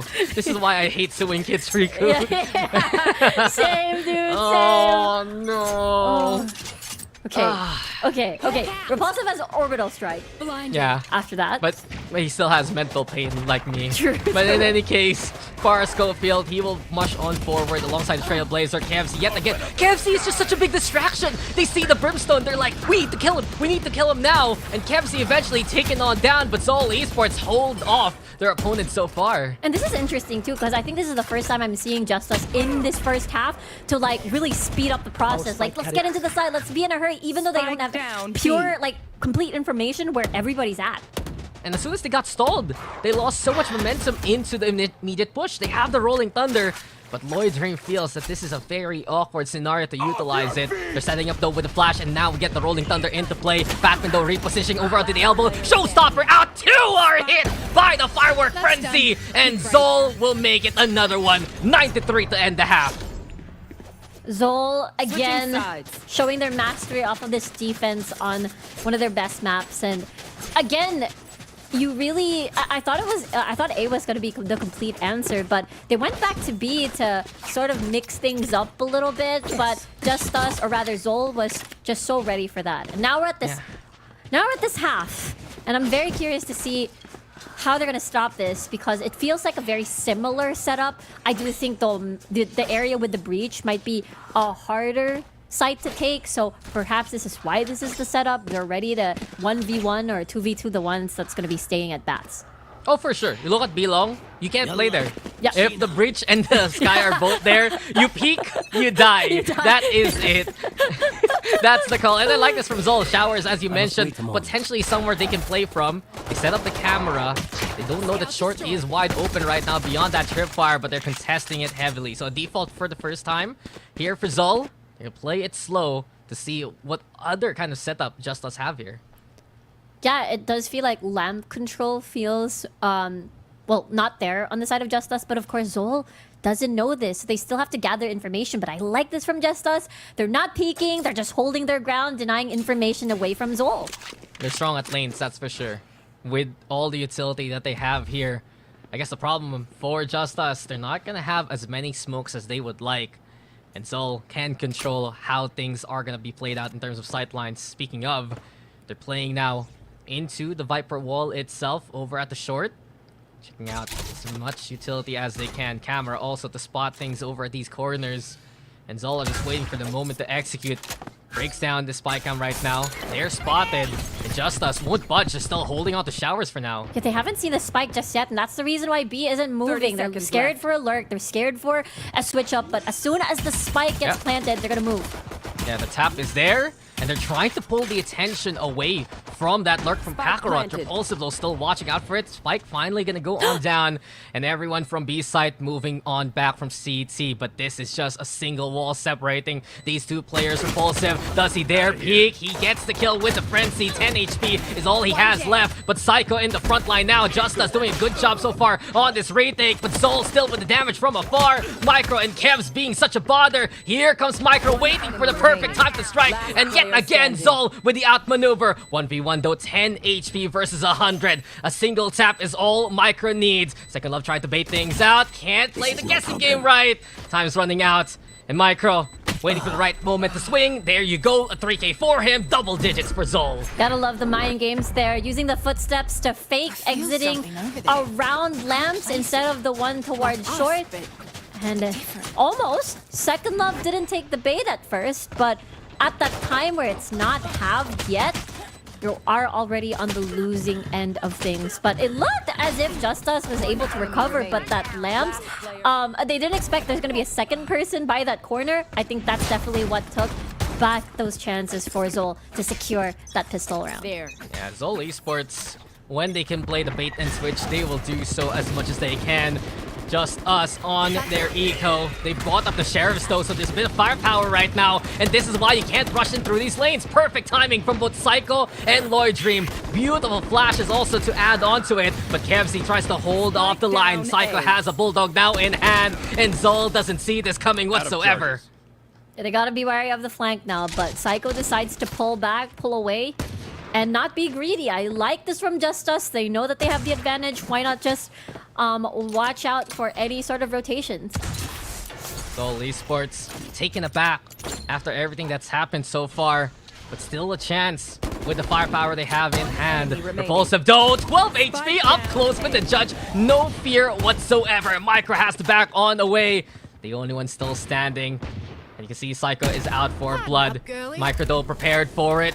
Becomes a 1v3 now as the smoke dissipates. This stack though heavily watching out for that spike. The fault line being set up here by Lloyd Dream at the same time. And this flash, is it enough? Gets the pick. That's all he gets. JustUs steal this round away. It's the triangle crossfire guarding the spike in the middle. And now it is going to be... Is it the bonus? It's not the bonus. ZOL Esports won the pistol. Oh, that's what confused me. So ZOL won pistol, JustUs won eco. Now JustUs get into their anti-eco. Thank you very much. Thank you very much, Dax. It's always so confusing the first time. It's like, Just they're not us, following the script. the Riku. script, though. The Win script. pistol, win round 2, and then round 3, lose. You lose. Yes, exactly. Always has to be a 2-1. That's the script in Valorant all the time. And speaking of the script now, with the better guns, Far Schofield draws first blood. Second kill to boot. Kakarot can't even see it really coming, and it's just us right now, showing that when they have the firepower, they can fight back. Exactly. I like this coming from JustUs. Again, for even during defense, I think they only contested Baths twice. So maybe that's the reason why they were playing a bit. ZOL was playing a bit slow this time, aside from on that eco part. We'll see. Micro can land these very heavy shots sometimes. Oh. Sometimes, not this time. Zin has been found. This is a good sign for JustUs. If they win this round flawlessly, they're gonna have so much firepower moving into their bonus and beyond. And JustUs now searching for these final few targets, maybe jumping the gun just a little bit, because Micro now slipping in towards the showers here. A bit of danger, perhaps. Watch out also, Psycho now stalking his prey, and as soon as that noise is made, the gun is out. Psycho knows this is absolutely free. Knife him! Knife him! Why don't you? Doesn't even... An absolute professional, but Kevzy's the only one standing. He's been found and felled. A flawless win for JustUs. A big round to keep cleaning. You mentioned this, but again, it all started again because of Par Schofield.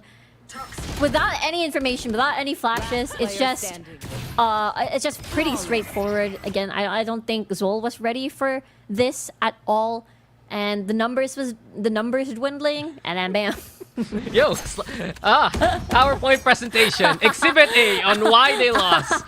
Please refer to the following 3 slides. This one, And this one. and this one. I love it. I love it.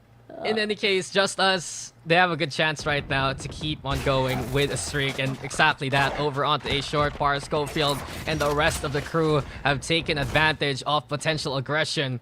That's Sin already gone. Less smokes to work with, and Kastrot just has to play so far back. Lord Dream also with another. We hear the Seekers now, and Just Us are just playing so differently right now compared to their last few outings here.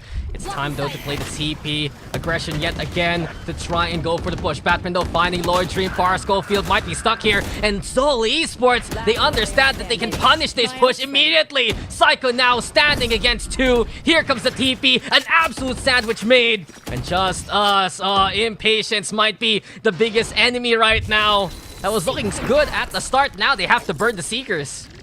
Found one. Yeah, it felt like ZOL adjusted really well on that, and now it's the post plant to climb through this hookah. Yeah, they got the tag with the camera. They get the flash going, and Psycho doesn't have any utility to work with whatsoever now. Micro Kakarot waiting for the time to swing.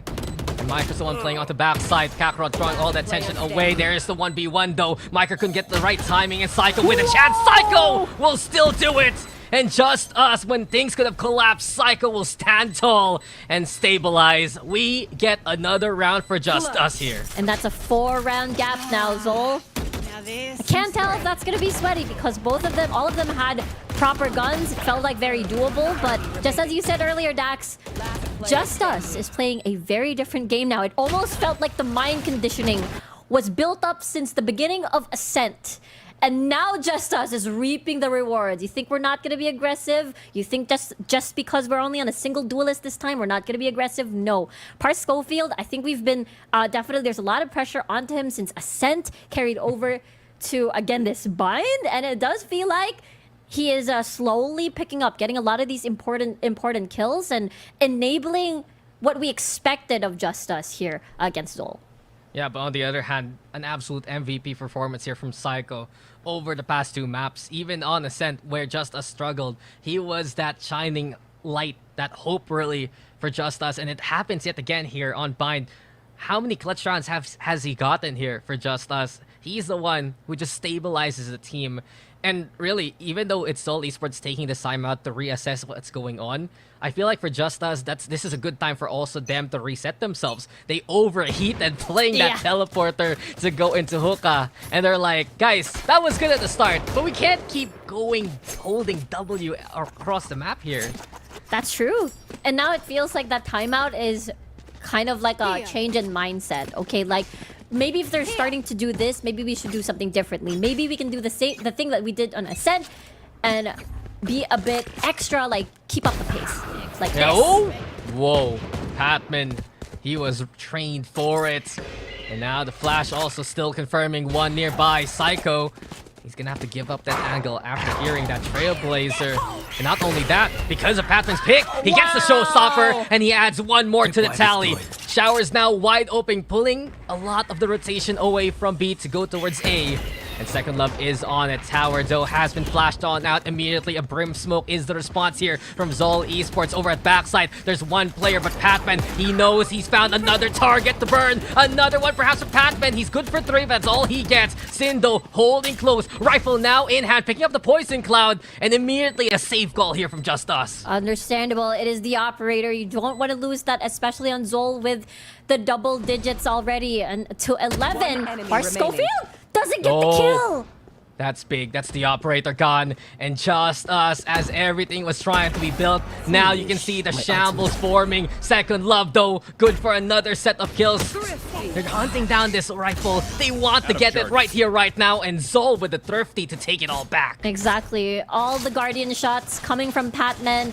Coming out massive here on this Thrifty round. And of course, this is the buy round for ZOL, and it's about to be match point. And again, they have the orbital strike here to try to wrap this round around. And for Just Us, again, maybe they can't do the same thing that they've been doing for the past 4 rounds in a row. Being very aggressive, getting early kills, maybe 2 just to constrict ZOL's resources, but it feels like ZOL is now ready for that. Yeah, and ZOL is a team that's very good at pre-fire angles. They know exactly where you can swing from. They had Patman trained on it, and that was just a massive round from Patman. We've seen early for ZOL as a whole, this team has just gotten better and better ever since they re-rostered way back, I'd say like what, October or something like that during the offseason. But in any case, enough history. We watch the present, we see the Blade Storm, and Bar Schofield is just still taking down. Psycho delivers the double, and Psycho still has been massive for JustUs here. And 2 kills away from the Seekers can get it again and possibly open up a snowball here. Yeah.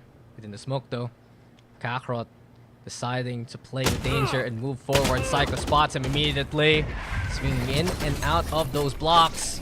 The smoke's the response here, and ZOL really their challenge is still. They go with the guiding light. The smokes are out to provide that cover. So a chance to go for the plant here, but the Molly will hold that off for a moment. Kakarot still on the inside of the smokes right now. Cyber Cage gonna be the play too. Orbital Strike now to try and flush them out. And ZOL, they're desperate to find any angle that they can work with. Plant now going on down. Micro, Kevzi, they get on the board. Micro surprising Lord Dream here, and everything has just fallen apart again here for JustUs. Second Love though, looking to pick up the pieces now. A 1v1 with the Neural Theft. Knows exactly how close Micro is, but Micro is massive in this moment.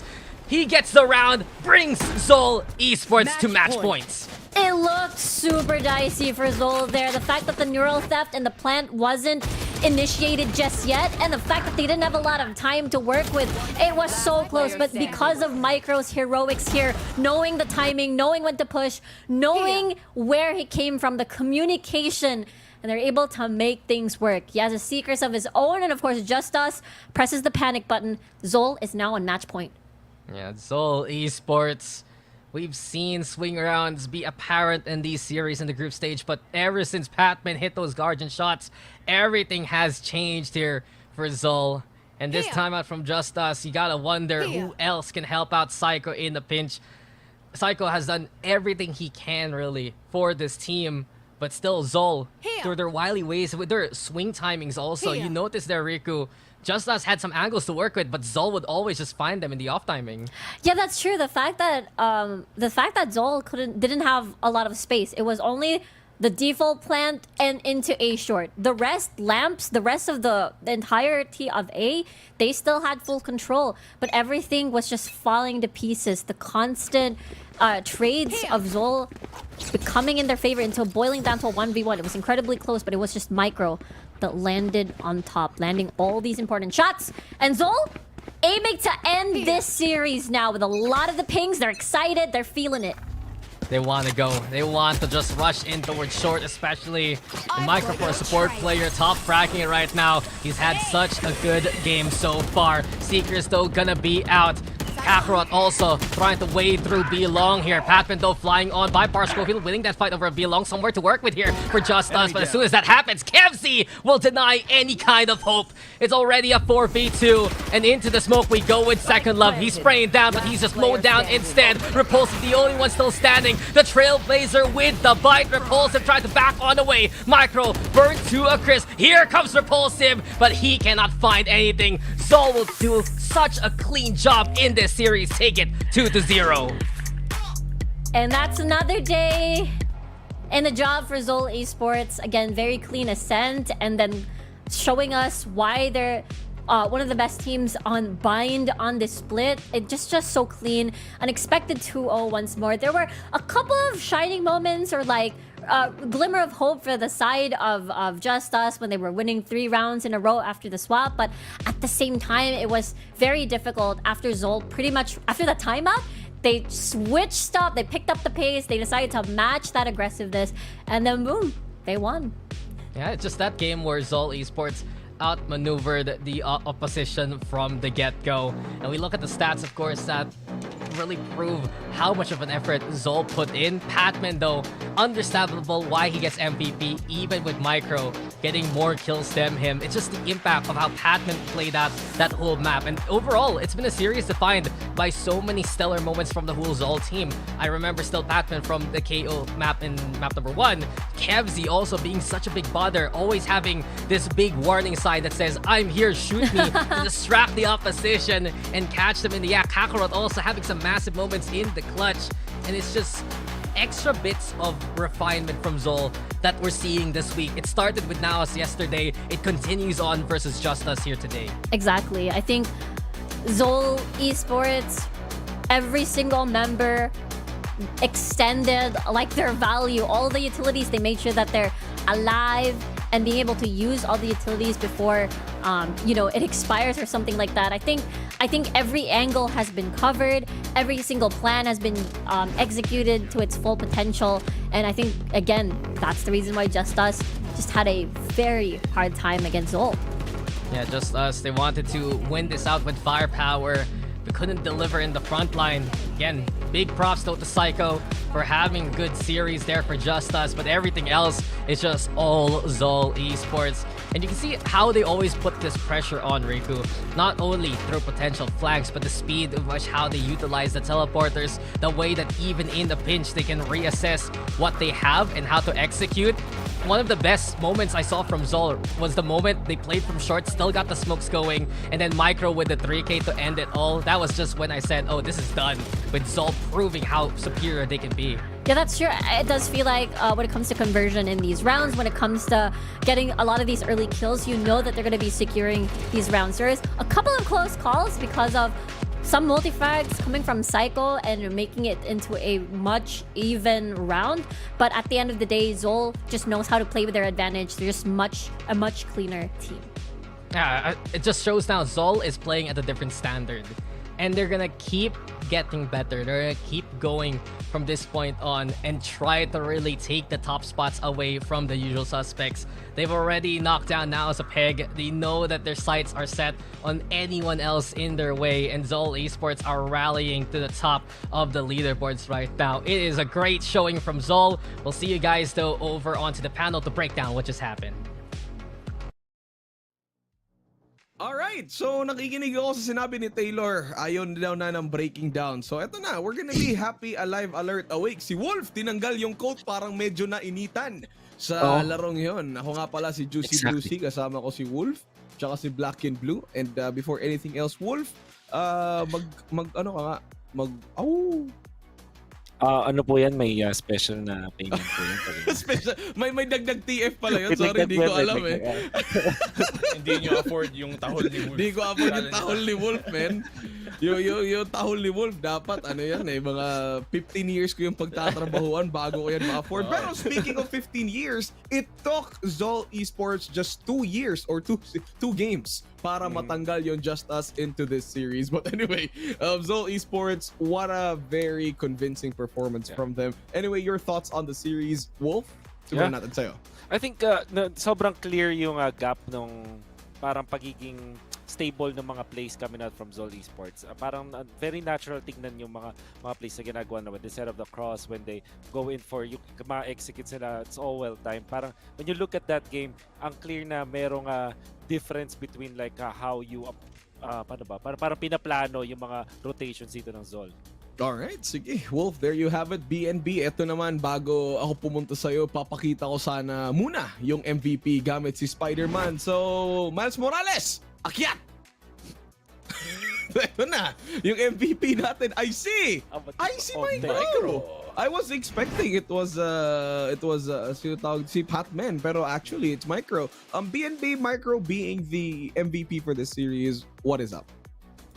I mean, to be fair, I'm not too surprised considering siya yung nag-top frag nga para sa team nila looking at that previous game. And to be honest, him on the sky I thought has been a really nice change up. Dati nasanay tayo sa parang pag-controller lang madalas si Micro, nagba-viper siya dito. But now that he is the one being on the ini, he gets to be a bit more active dito sa mga laban. At saka, syempre as an IGL, siya yung parang nakakapaggawa ng mga setup dito para sa mga kakampi niya. He doesn't have to worry about the lurk game anymore. Naka-focus nga siya dito sa pagkukol at saka naka-focus siya sa pagsiset setup mismo ng Team Executes and the way that they retake as well. Tapos yung utility pa doon is the perfect way to facilitate that. So I like having Micro doon sa parang any role na yun na medyo mas nagiging active siya at mas nagiging involved sa mga laban. And that's the reason why ZOL are the team they are right now. Kasi ang dami nga nilang pwedeng mag-flex, ang dami nilang generalists na magaling sa iba't ibang roles. Speaking of flex, BNB, pa-flex naman ako, isa lang. Nakakaya naman. Baka nanonood dyan si Asa. Pero pwede din naman minsan kung ano. Anyway, speaking of flexing, why don't we call out the person who just flexes MVP status to us in the series? Papasukin natin sa interview this time. Si Micro! Micro! Welcome to the panel. Hello, sir. Hello po. Hello po. Hello, welcome. Micro, bago ang lahat, kasama mo ba si Patman dyan? Andyan ba siya? Wala, lumabas ng gaming room. Lumabas siya. Okay, may assignment pa siya sa amin sa panel eh. Hindi niya pa sinasagot. So magwi-week 4 na, hindi niya pa sinasagot. Pero okay lang. Pero Micro, kasama ko ngayon si Wolf tsaka si BNB. And meron kaming katanungan sa'yo about the series or about technically yung split 1 natin dito sa VCTPH. So Wolf, please, take the mic. Alright, so, men, ang ganda ng performance nyo today at pati na rin sa mga previous na wins ninyo. Actually, yung tanong ko dito, hindi masyadong related dun sa game. I wanted to ask you kung nararamdaman nyo ba na kayo na yung team to beat ngayon? Kasi parang pag tinignan natin yung standings, masasabi ko na kayo na talaga yung nasa taas at parang kayang-kaya nyo ng talunin kahit sino. Pero kayo ba, nararamdaman nyo ba na, ay, eto na kami na, ZOL is the team to beat? For me po, parang hindi pa. Hindi pa namin naabot yung parang pick namin as a team. Kasi parang sa mga recent matches din kasi namin, may mga nauuna kami sa mga first half, then natalo kami sa mga crucial rounds. Tapos minsan, yung mga sure win na yung round sa amin, sa tropa namin. So hindi pa po yung hindi pa kami yung team to beat talaga. Alright. BNB? Okay. Boss Mer, kamusta? Kamusta naman dyan? Boss Mer. Okay naman. Dati, nung sa tayo, pag may interview, tumatakbo lahat, pumupuntang CR. Ngayon, wala kang takas, no? Kasi MVP ka. Wala. Kaya hindi ka naman Wala interview ngayon. Pero ang tanong ko para sa inyo, men, is ngayon na tipong papasok kayo dito sa season na to, di ba? Sabihin naman natin totoo, wala namang nag-expect na kayo magiging isa sa mga top team necessarily. Siguro sabihin ng iba, sige, top 5. Pero the fact na nasa itaas kayo ngayon, anong masasabi nyo sa ibang team na baka medyo ina-underestimate kayo considering na yung core nyo mismo ay yung pinaka-core na nakita natin dati pa nung Fallen 5 at nagdikit-dikit pa rin kayo nila KFC, nila Kakarot, bago pa mag-Valorant, but then kayo nag-stick as a team hanggang ngayon. Wait lang, feeling ko nag-lag kasi sumayaw si Kakarot sa Hello. likod. Ayun, ito na. Po? Okay, game na, Micro. Game na.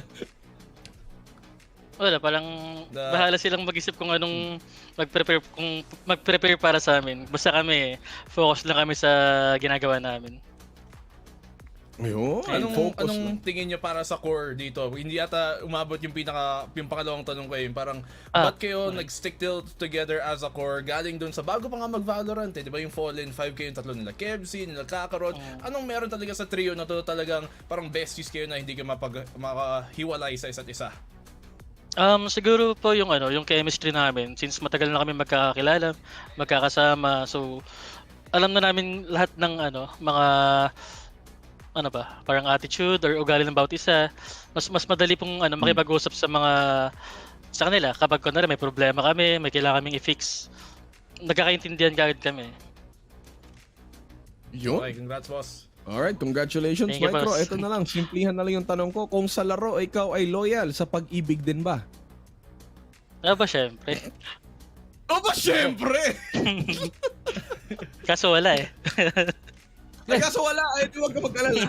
Meron yan, feeling ko bukas na nostra na namin na may magme-message sa'yo, Micro, paturo naman maging initiator sa Valorant at initiate ko yung pag-ibig natin. Feeling ko ganun yung mag-message. Pero again, congratulations, Micro. Maraming salamat sa pagpunta sa ating interview. Thank you. Congratulations again on your win against JustUs. Ayun. Ikaw, Wolf, matanong ko lang, loyal ka ba sa laro? Alam mo, kaming mga K9 ay pinanganak at na-breed na maging loyal. Mula pagkabata hanggang sa dulo, loyal to the bones. Okay, sige. O ikaw, BNP, loyal ka ba? Oo naman, syempre. Kaming mga taga-ilog, napaka-loyal, di ba? Hindi na kayo magtaka. Okay. Sige, pero ako rin, speaking of loyalty, ito lang masasabi ko na in loyalty terms, Mineski Global is the official tournament organizer for the 2024 VALORANT Challengers Philippines presented by PPGL, the largest multi-game esports league in the country. And syempre maraming salamat sa ating official super app, ang Grab. Kung gusto mong i-prove na loyal ka sa iyong special significant other, score Grab's lowest price ever with 15% cheaper fares on Grab Car Saver, delivery fees as low as 15 pesos with Grab Food Saver Delivery, and thousands of budget-friendly meals as low as 99 pesos with Grab Food Saver Meals. So then, napaka-loyal kasi nandito sa lahat ng mga tournament natin ng VCT ay ang GAB! Last but not the least, this tournament is officially, of course, sanctioned by the Games and Amusement Board. Alright.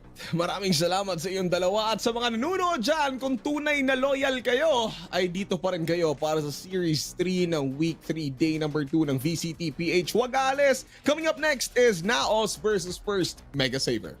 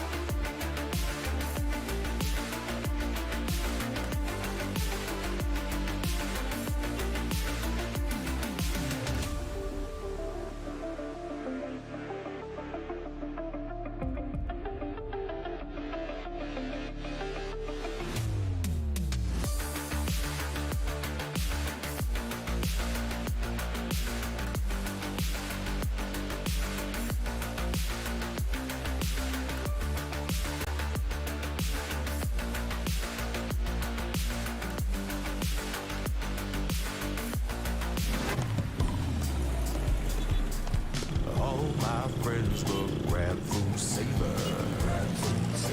Delivery fee is a lot cheaper. Grab food saver won't make you broke. Yeah, oh yeah. Grab food saver is the one to choose. Yeah.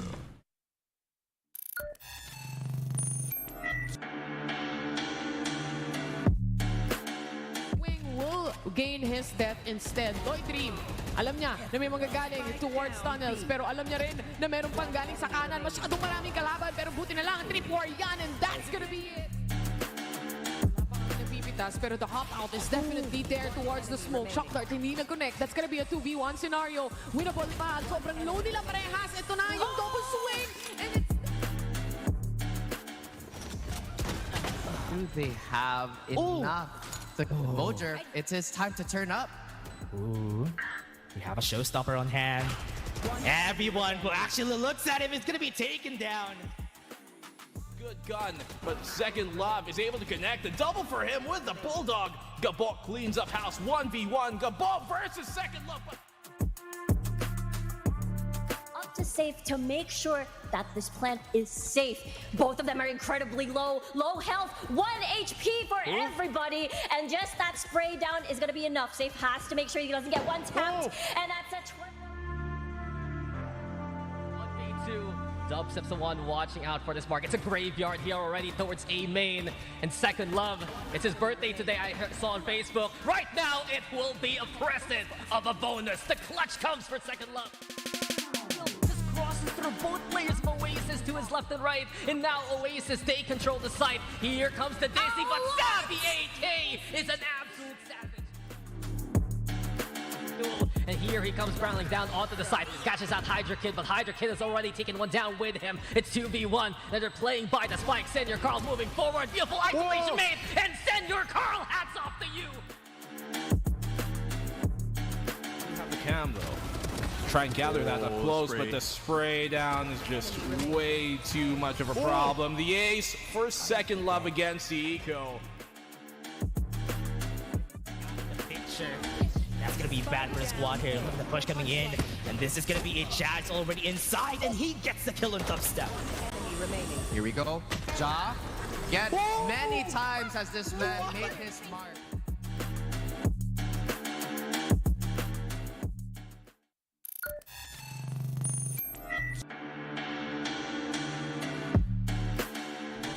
But now Nasty kind of peeks into the Leer. Unfortunately for him, he will get one more.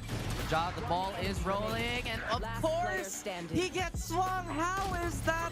Oh! Dangerous assumption here for Oasis. Paranoia now for the stall. Micro and Kebsy setting up the crossfire right now. And here comes the flash to go for the play. Kebsy with one, Micro with another, and Micro moves them all.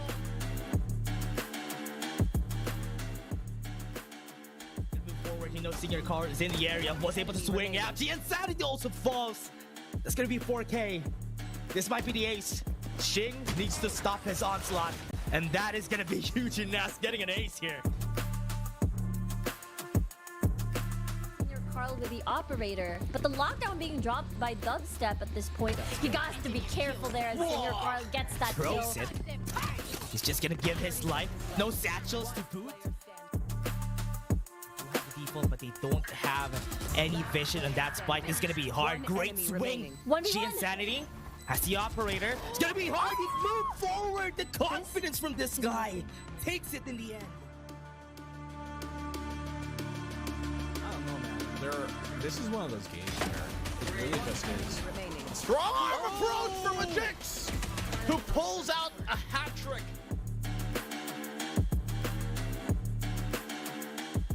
So close already. Gonna move forward, but Marky was able to die Senior Carl. That's good. Now they're gonna start. Marky takes one. And this is gonna be the end of it. Marky takes 3.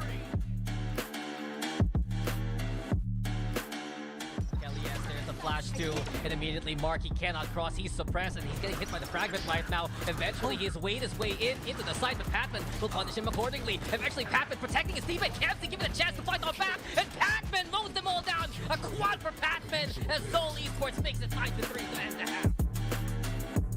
Just one more with this 1v2. Does have the paranoia. they're not gonna be hearing this. They're gonna be hearing where the spike is. Snakebite, I think, is not in the right spot. They don't know that Astro is committing. He's thinking and he gets the shot, but it is too late. They got to defuse. Same angle. This 3 has it on hand. Double down, 1 up. It's like it's gonna work, but it might work. He got the collab, and 1 more could end it in here.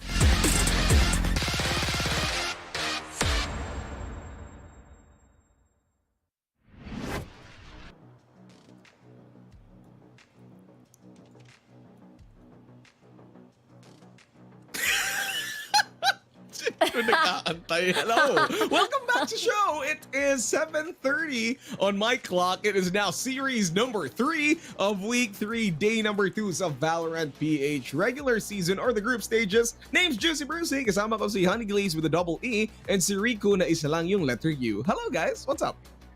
Oh, I got confused a bit about my name. Like, wait, what? Okay, never mind. Okay, sige, HGO, ikaw, kumusta? May Kanina ko naman kasi tinitingnan ko kung paano ba mananalo yung JustUs earlier. But then again, ang hirap pa rin talaga sabihin, lalo na't nilalapitan sila ng mga pagkakataon ng kanilang mga kalaban from ZOL Esports sa mga momentum pa naman nila. So again, congratulations to ZOL dahil grabe yun, 2-0 yun mga idol. Alright.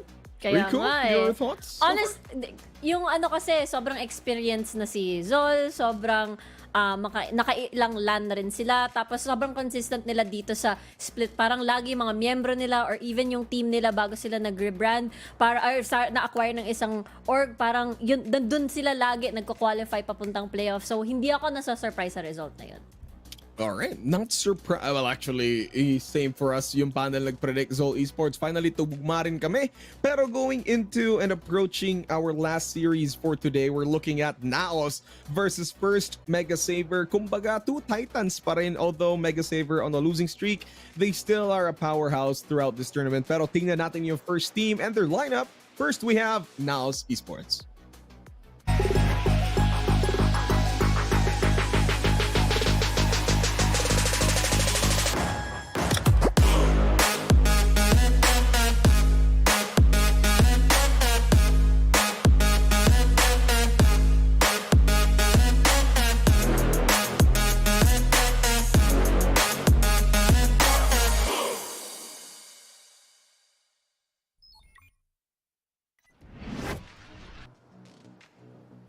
Defending champions as an organization, however, their teams or their roster, their members kind of scattered into the season. Just recently, they came from a loss against ZOL Esports, one other invited team dito sa ating group stages. Anyway, we have Rico over here para i-discuss so far yung journey and NAOS Esports into the group stage. Rico, go ahead. Yun nga, I do think na parang after yung week 1 and yung unang week 2, kumbaga, yung first half ng week 2, akala ko sila na yung parang spot that looks like number 1. Pero nung tinalo sila ng ZOL Esports, parang it's anyone's game na at this point kung sino yung numero 1 natin sa split 1 natin. And I think, again, napakalakas ng NAOS Esports if they get going. Sobrang hirap nila i-shut down actually. So, at this point, kailangan matnalo kayo sa mga pistol rounds pag against kayo kay NAOS. Kasi, again, kailangan earlier on, makat off na yung parang, yung thread of guntingin mo pa, ate girl. Guntingin mo pa. Thread of momentum. Salamat, HG. Ayun, kaya sila sobrang lakas itong si NAOS. And especially pagdating kasi sa NAOS, dito pala natin malalaman na gods can really bleed. So, ibig sabihin na to, this is an open opportunity for first MegaSaver na ganun din ang gawin, katulad ng ginawa ng ZOL Esports nung nakaraan. Alright, so if you did say gods can bleed, I mean, first MegaSaver, formerly the Buys, looking at them from the open qualifiers all the way to the group stages, malakas yung pinakita nila pero once they suffered that loss against Carti Esports in week number 2, it was a series of downfall on the end of first MegaSavers. Anyway, before we talk more about this team, tingnan natin ang kanilang lineup approaching this series. First MegaSaver.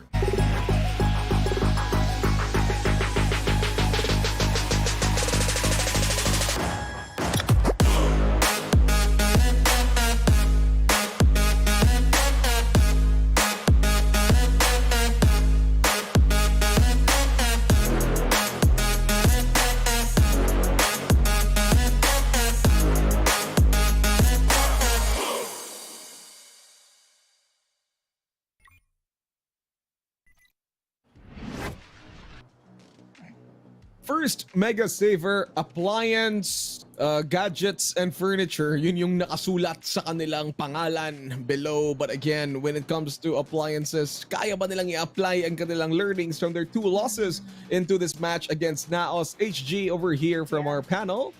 Sige, pasok for MegaSaver. That's the thing kahit natalo na nga yung first MegaSaver, it's always convincing na meron silang pagkakataon to win out a lot of rounds, to win out their momentum back. Ang nagkakataon lang is siguro mas nahuhuli ito ng kabilang mga teams, lalo na it was Oasis and Carti Esports, and Carti Esports has been really formidable nung mga nakaraang araw nga. But this time, it's a different story. It's still the first MegaSavers, and a really big question kung paano nila maipapanalo ito laban sa NAOS na baka mainit para gumante with their momentum para ngayon.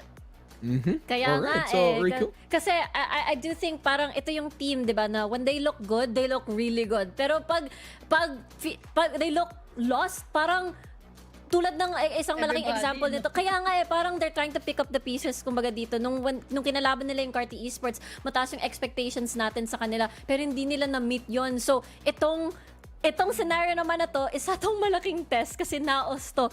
Expected, top 3 itong NAOS. Sobrang consistent. International experience na rin. So, ito, again, it's gonna be a tough matchup para kay MegaSaver. So if this is going to be a comparison, para masasabi natin NAOS is the professor and then si first MegaSaver ang estudyante. Sabi ni Rico, my test. Anyway, okay, gusto ko lang isingit. Heading over to our head-to-head stats going into the series. Yung head-to-head natin is going to be Nexi and Kel, both Sentinels from both teams. Now, we have Kel from first MegaSaver, Nexi from NAOS. So, i-divide ko na lang to. Let's head it over to HG. Kel as a Sentinel for first MegaSaver. How is his performance so far approaching week 3 into our split 1? Kung tutuusin, there hasn't been a lot of performances para kay Kel para at least masabi natin na pwede niya nang tapatan si Nexi. Nexi has been a god of Sentinels all throughout, before pa sa dati niyang grupo, all throughout, even being on NAOS na parang lagi siya nabibigyan pa ng pagkakataon to be wild enough to be a backbone pa ng NAOS Esports. All right, so there we have from NAOS this time, Sentinel. What's up with Nexi for NAOS naman, Rico? What can he bring to the table for this series? Ang ganda ng mid-round niya and pagdating sa post plan, alam mong siya yung mag-hold, alam mo siya napagaling niya mag-retake. Marami tayong nakikita ng mga rounds na akala natin matatalo si NAOS, pero Nexi delivers, evens out the score, nagiging 3v3 dahil sa kanya, nagiging 2v2, kumbaga nagiging winnable dahil sa kanya ang mga rounds, mga close rounds dahil sa kanya. Yeah, even if on their loss against ZOL Esports from the previous previous match, we could still see Nexi totaling up to a lot of KDAs actually. Parang second nga siya on their total KDAs from their last match against ZOL Esports. So parang Nexi still a force to be reckoned with, even with that Sentinel role that he's holding for NAOS. Pero now that we've discussed the players, the lineups, and everything else, eto blind without knowing the map vetoes yet. Let's head it over to predictions. HG, simulan natin sa'yo. Who's gonna take this win finally from NAOS versus first MegaSaver? 2-0, 2-1, there's sino? a lot of opportunity kasi for NAOS to make this a really clean of a sweep laban sa first MegaSaver, 2-0 probably. But then again, kapag kasi may convincing rounds yung first MegaSavers, there's always a possibility na pwede nilang mabaligtad yon, lalo na kapag hindi araw ng NAOS today. But still, I'm leaning towards ito NAOS, do pa rin, 2-0 all throughout the experience. Stats can't lie. Alright, stats can't lie. NAOS 2-0 for HG. Rico, your point. Para naman sa akin, same din yung angulo ng NAOS dito. Kailangan nilang, if mananalo sila, kailangan malinis against first MegaSaver if they're aiming for the top. And that's for me. It's gonna be a 2-0 NAOS. Ba't kayo ganun? Wala na, shock lang ako. Pero anyway, Senior Carl, who is my fellow Bisaya, and so far, I've seen the journey of first MegaSaver, previously the Vice, and I think this is the time around na kaya nilang bumawi. I mean, NAOS, fresh from a loss against ZOL Esports. Sure, NAOS could be galit na galit, but for first MegaSaver, I'm pretty sure suffering 2 straight losses, parang gusto nilang bumawi. So I'm giving this to first MegaSaver on their end, and it's I think it's a 2-1. Parang kaya nila to extend to game number 3. So those are our predictions. First MegaSaver for me, dalawang NAOS from the 2 ladies that I'm with here. But before anything else, my final words ba kayo for the series? Simulan natin sa iyo, HG, mabilisan. Good luck in a Sanity ngayon to prove us wrong. All right, Riku? I think this is the time na if for first MegaSaver, they have to parang all out na sila. Magpakita sila ng mga highlights, mga flashy plays. Ito na yon si NAOS. All right, sige. As we would all say in the Philippines, now's the time. So ibigay natin sa ating casters. Casters! Lipad na.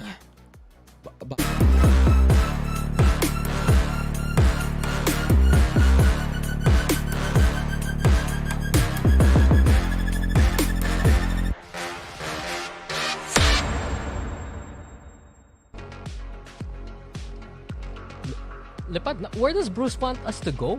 Why is he telling us to go somewhere else? Okay, he's gone. I guess I'm alone here. But because of everything said and done, I lost my train of thought there. But come on, guys, this is gonna be a big one. Honestly, a main event matchup in the making. This is gonna be a big one. It's NAOS Esports versus one MegaSaver. Before anything else, though, I am Dax here with my other half, Black and Blue, of course. Always still Yellow incomplete now. name. Mustard. Yeah, that's true. You look like you're a perfect you're condiment right. there, good It just sir. says blackened. It always says Blacken. It's always said Blacken ever since.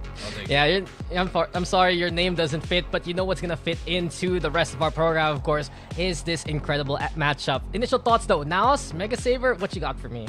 Well, obviously, there's two very different storylines coming into this, right? NAOS, coming off of that loss versus ZOL, a team, to be fair, has had one of the better chances of taking their number in the first place. They have great experience, they have great tactics, and we saw that yesterday. But the bounce back has to come versus this team here in this 1MS1 MegaSaver, former the Buys, as these guys have had quite a following coming into this tournament. Obviously, the return of many former faces in the VCT, and they're looking to make a splash as their early regular season start has shown.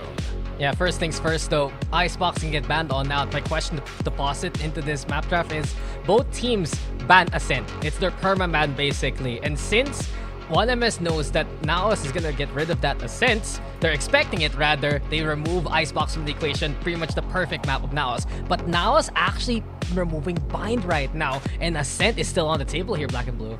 Well, Bind was removed, as you mentioned. I'm actually curious if how that Lotus will go, if it's ever going to be swapped on in here. NAOS have been pretty 50-50 on that first MegaSaver as well, so I expect that to be banned. But Sunset is what we're going to be seeing from 1MS. We've seen them play it once versus AMPH. To be honest, wasn't the most successful, I think, even though they won. But NAOS have also had struggles here. Split being map number 2, though, that's a curious decision by first MegaSaver, or rather by NAOS, considering first MegaSaver haven't necessarily won this, and we did see that there were some struggles versus JustUs, although they came out on top. I mean, I like the map pick for Split for NAOS. It's been one of the strongest maps here so far.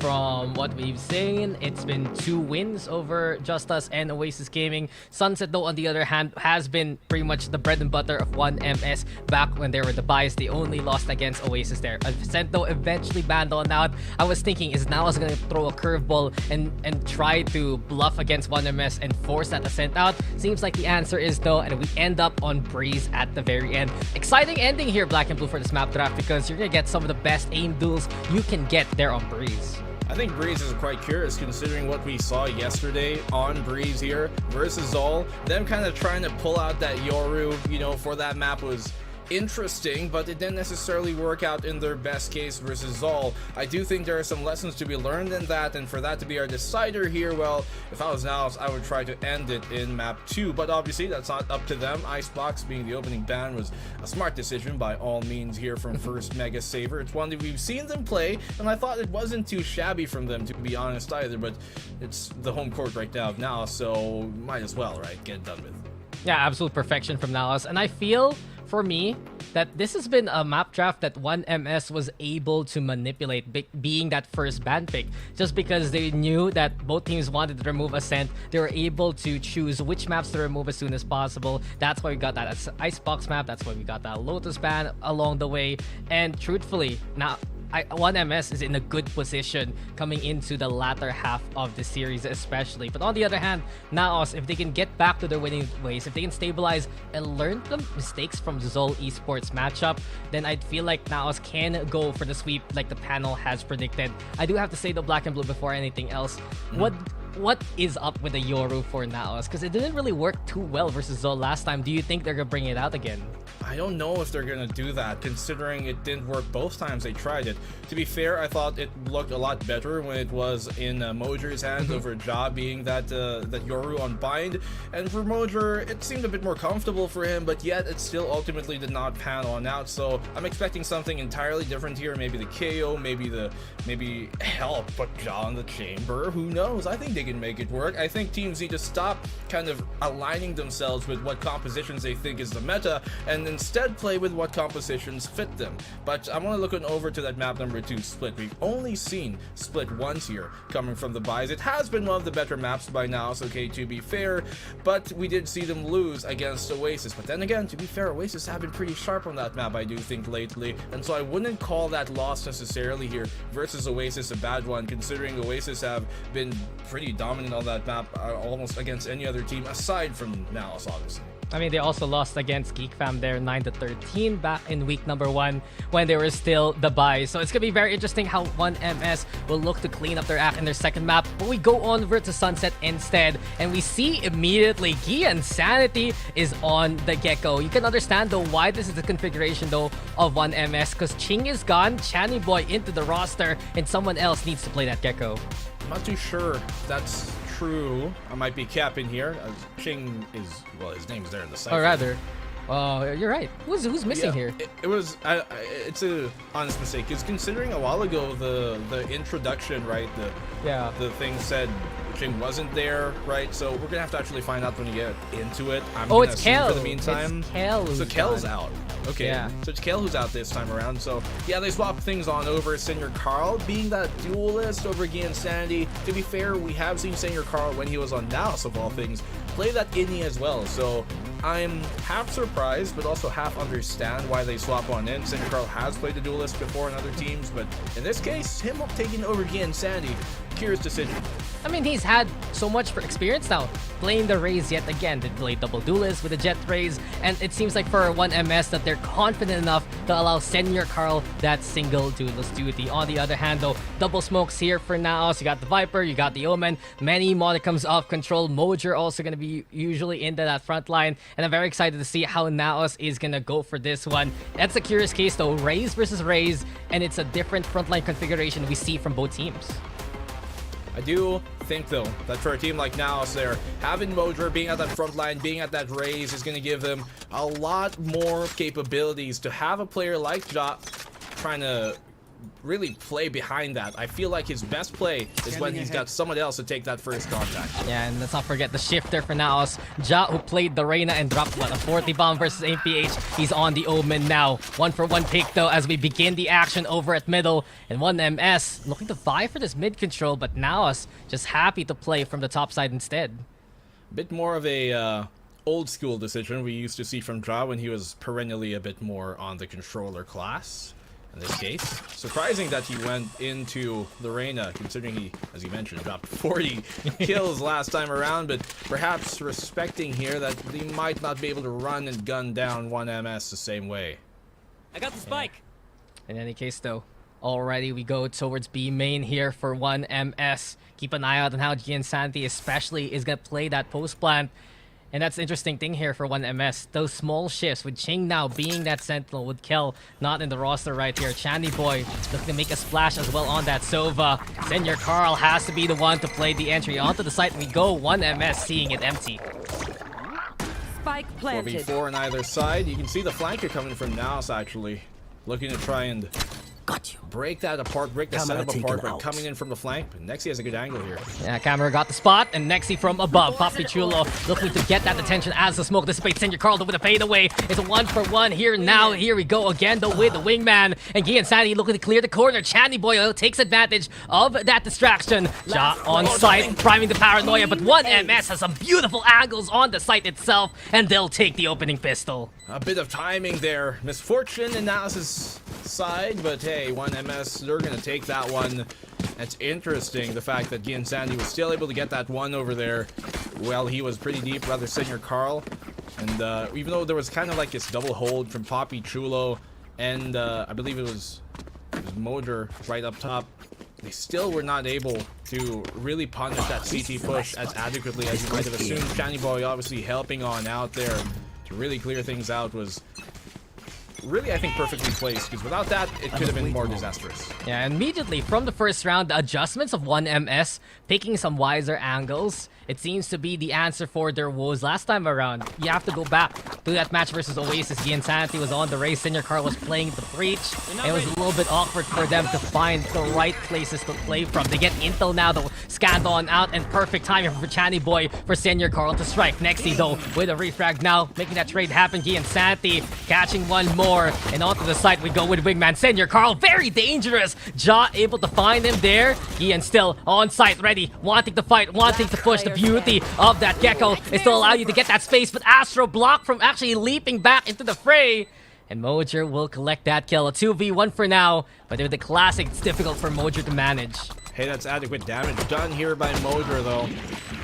See if he can actually isolate these. He does, but like ultimately it's a free gun, so what do you expect?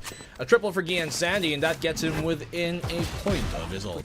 Yeah, Thrash should be ready very, very soon, but you can see it here. 1MS, the way that they surround this pillar on B side has been paramount to their success, and now they need to stabilize on places like Market, places like Boba to have a better chance at fighting 1MS here.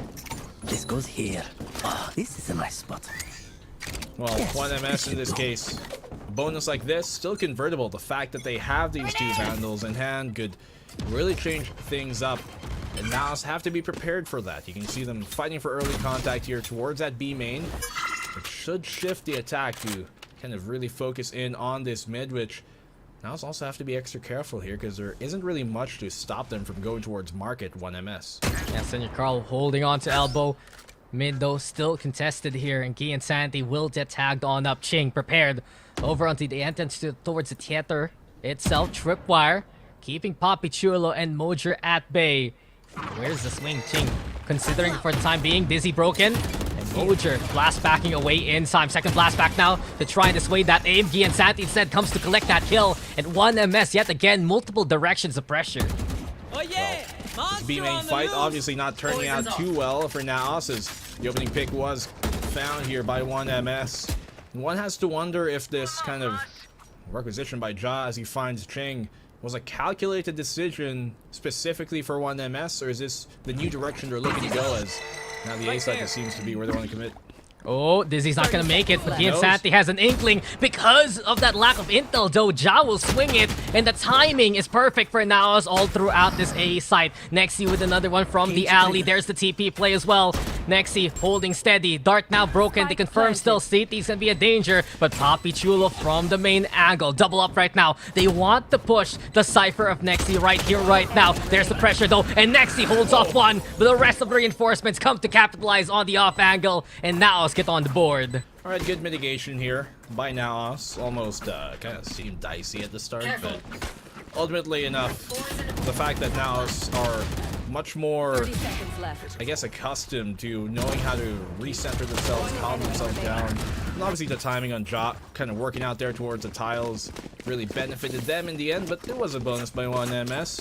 And, I mean, spike down, how can you complain? Yeah. I feel like for 1MS, though, that's one of the points of consideration that also was problematic versus Oasis. When they played that breach, they had dangerous assumptions on certain corners. Caution here. We saw that a while ago from Gian Sanity through the Dizzy.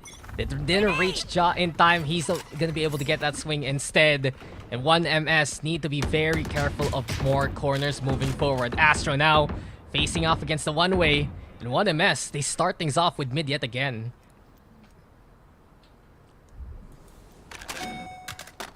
Slow crawl here. The smoke dissipates.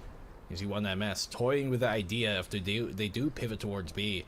And I'm really worried about this market position of NAOS. Little do 1MS know, if they force the issue there, if they open the door, that could be a very vulnerable spot for NAOS's defense to have to pivot and try and defend. As of the moment, 1MS not finding that opening. It's Nexi in this case who gets his opening going, and the neural theft confirms that MS are playing. Yeah, knows exactly. The 1MS have the spike towards that B site now with that triple stack ongoing. And also for the fact, Senior Carl, he was marking that doorway, waiting to see if anyone's gonna burst through it. But 1MS, they're the ones running out of time right now. Onto the site, they need to play. B's the answer. Senior Carl, a full set of utility to kick things off. 30 seconds and he's left. thinking about it. Pain cells on the side before he goes for the blast back in. Dizzy's out as well. As here comes 1MS onto the site. The smoke though blocking all that vision. Job with one, Astro with another one. And it's just a trade for trade between the Omens. But now as is so prepared for this, they will win the round immediately. Yeah, perfect timing as well on the utility there from NAOS. Ja, initial paranoia obviously to kind of hamper the initial push attempt. But the scan really coming from Emon was rightfully so placed right above that B main choke. And as soon as they crossed the threshold, gave 3 kills to Ja. The double spam coming in, Phantom in hand. And you can see why he chose that Omen. On a map here like Sunset, sometimes having those multiple options are very, very helpful, especially a team like 1MS who can be so scattered sometimes. And him having that paranoia online at the last opportune moment is what exactly I think helped secure that round safely. And not only that, he's not just blocking that vision, he's blocking value from Shani Boy's darts with that extra set of smokes. Now has all the play in the world to remove those sightlines from this fight. Shock Dart though bringing a tripwire as now they're on the anti-eco, prepared with a showstopper also. It essentially as well compositionally helps burn out those double initiator utilities a lot quicker because they have to clear all these smokes. As Ja holding down market, and the rest of NAOS are putting a really strong defense. And some frags going 1M's way, but this round should be done. Yep, some good shots there from 1MS, but Ching, it is almost an impossible task. He plays a bit of aim labs though versus Papi Chulo. 2 in front of him, 1 bullet for 2 targets, needs to go for the reload. And Ching trying to defy those odds yet again. Cyber Cage though has been set on up. Drop down should be heard there by Modra and Nexi. And not only that spike, right? They know they set up the camera. They're staying in cover from that small little shrine in the middle. The high-low is the call here from NAOS. They're daring Ching to peek. He's playing with the cam. But the left-right setup is too much to handle. Shoots through the middle. NAOS takes the lead. Okay. Ching having some fun there at the end. I mean, who wouldn't? It's an ego. He landed a good shot. This market, unfortunately, when they do try and go for it, is on an eco round like this, which makes it a lot less viable. Now that's going to pull the attention and focus of NAOS more towards looking that way sometimes. You can see Nexi kind of setting himself up here for that B main entrance because 1MS have shown prevalence to that so far. But look at this wall here being placed by Papi Chulo. Just a fight for mid-control wall. But the dash in on the blast pack. Yeah, Showstopper has been primed. Ching taking some immense damage, but still alive to fight. Counter Showstopper right now. Senior Carl moving into the market. Special delivery though from the Hunter's Fury. And Emma denying any value from that ultimate. Nexi also anchored down so well. He's the captain of this ship, and he won't let B side sink. As for the only one still standing, 10 HP after from the Shadows reposition. But that is just pretty much it right now from that side. Ching 39. Can he survive Spike? Out of reach. Swing from Ja confirms the kill. Yeah, gonna be way too difficult there. Both Astro and Ching in that case pretty low. He had neural theft, but you kind of need a pick or two to even justify using that ult. And then, well, I don't know how Emon does it. This dude, Senior Carl, is hopping around. He's got his ultimate. He's blast backing through the air. And he still nails him with both of his opening 2 shots of the Hunter's Fury. Man, he can just smell the blood in the water. He knows how to play duelist. And also, he knows that Senior Carl burnt the blast backs already. So he trapped down his opponent very well. That's the beauty about this NAOS roster right now. There's so much different experience. Not only, of course, with the legacy of the likes of Ja, likes Papi Chulo, but I still have to always mention that Emon came from VCT Pacific to become that IGL from RRQ of all teams. So there is that know-how here. NAOS gets a little bit more from the higher scene here just with Emon in the roster. He definitely has leveled up, and well, to be fair, Senior Carl was in Ward's market. Nope. Gets shot in the side. You look at me, you're dead. Bit of a Yeah. Slender Man moment. What's that in like Doctor Who? You watch that the Weeping Angel or The whatnot? Weeping Angels, yeah. Yeah. As soon as you look away, they come right up to you. I mean, he did stop. Terrifying. Because he was thinking about the knife. But anyway, timeout here from first MegaSaver. It was a good start how they were able to surround that B site. But ever since NAOS adjusted and put more pressure either on mid or on B main, everything has completely changed here for first MegaSaver. Well, 1MG have also proven... What MG? MG, sorry. 1 MS. milligram? Dude, I know you're great at measuring things, but come on, not here. That's an everyday thing for Black and Blue, isn't it? MG, no, I'm thinking machine guns, man. Okay. Yeah. Different hobby. 1MS. I mean, you got me all twisted up, Dex. Yeah, I got you, You know, there. Talking with you, it's hard not to be dumb. No, we're great. What do you mean? We love talking it. about the game. We love focusing on the game. Definitely so. And speaking of the game, it's starting again. Yeah. Well, again, Sandy, him not being on the duelist seems to have not really mattered too much in his own fragging department, but just hasn't really converted into rounds. I do think here 1MS, though, do have a problem of kind of deferring the defense to one side of the map, where a lot of their movements so far after those opening two have been quite telegraphed for now. Yeah. They're very much so trapped, whether they play from tiles or move into a main. Those seem to be the positions that NAOS are exploiting. And not only that, a hero rifle right now for Gian Sanity. I think the point you've been mentioning, though, honestly, of all initiators, Gecko is pretty much the most independent you can play with. So if you send out the Dizzy, you can swing out your own kind of blind. It's only a single second, though. And speaking of, he's peering now into B. Papi Chulo awaiting them. If anyone crosses, Papi Chulo has the angle and perfect flick to get that pick. Papi Chulo is one of the best players to hold an angle, especially in that situation as Emon gets a punish as well. And you can see here, 1MS just trying to find some way to get something going in this eco, but it just isn't coming. Yeah, the stun from the tripwire, and that's enough to clear out mid. NAOS now putting their forces over onto B site. You got Nexi there to help out Papi Chulo in the pinch. A cyber cage is the call, and beautiful work from Ching. Impressive. Nexi falls after he tries to go for the swing, and 1MS get the pick. They're all very low though, so I don't have high hopes for the 30 remainder seconds of left. this round. Emon's got a good off angle here. It was seen by the drone, but You want to see Shakhtar get value? Oh, never mind. You want to see a Snakebite get value? It's already used though. Papi Chulo, Ja on board now. Over onto the market.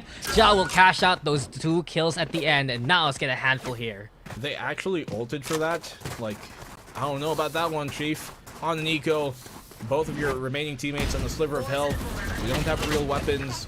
Maybe not the most ideal, but I can see where they tried to get something done, especially when Ching was feeling it after those opening 2 kills.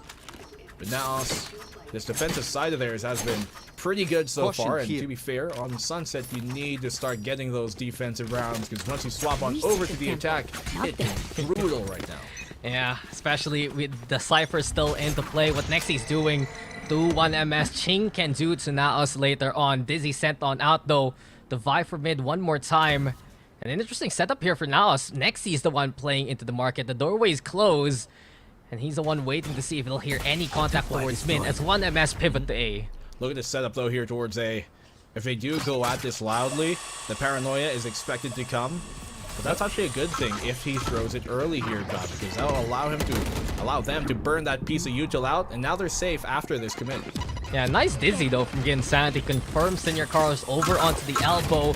The one-way still a big bother. Ching having to deal with Boombot swings on out. Mojo Ja on board right now, and now is taking the fight to 1MS3 for Ja. Yet again, this is why he got a 40 bomb on the Reyna last time they were on this map. Mojo though continuing the onslaught. Channy Boy holds off the first, but can't hold off the second. NAOS get a 6th round here. They were just so preoccupied with Mojer there towards the elbow, didn't even realize that, hey, the potential of the swing from that stairs position could come, and when Ja did, he hit everything in his path. A triple spray down and a 1MS. Good initial kind of ideas there, but once more. NAOS just way too ready for these type of pushes, and you can see that Ja swapping back to one of his former original roles here in a controller. It's like a second coming to him. Yeah, it doesn't matter though what he's playing, he's still taking that top frag honor.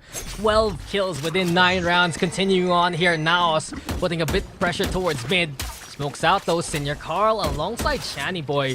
Really peppering top mid right now, but with this second smoke, it does pivot NAOS to play for mid, get that pick for free, because no one can help the Insanity. Ja, another opening pick here. It's been a constant problem for 1MS to get themselves going in this map. Great shot though by Senior Carl. It seems like Ja was preoccupied with looking at the nade coming his way.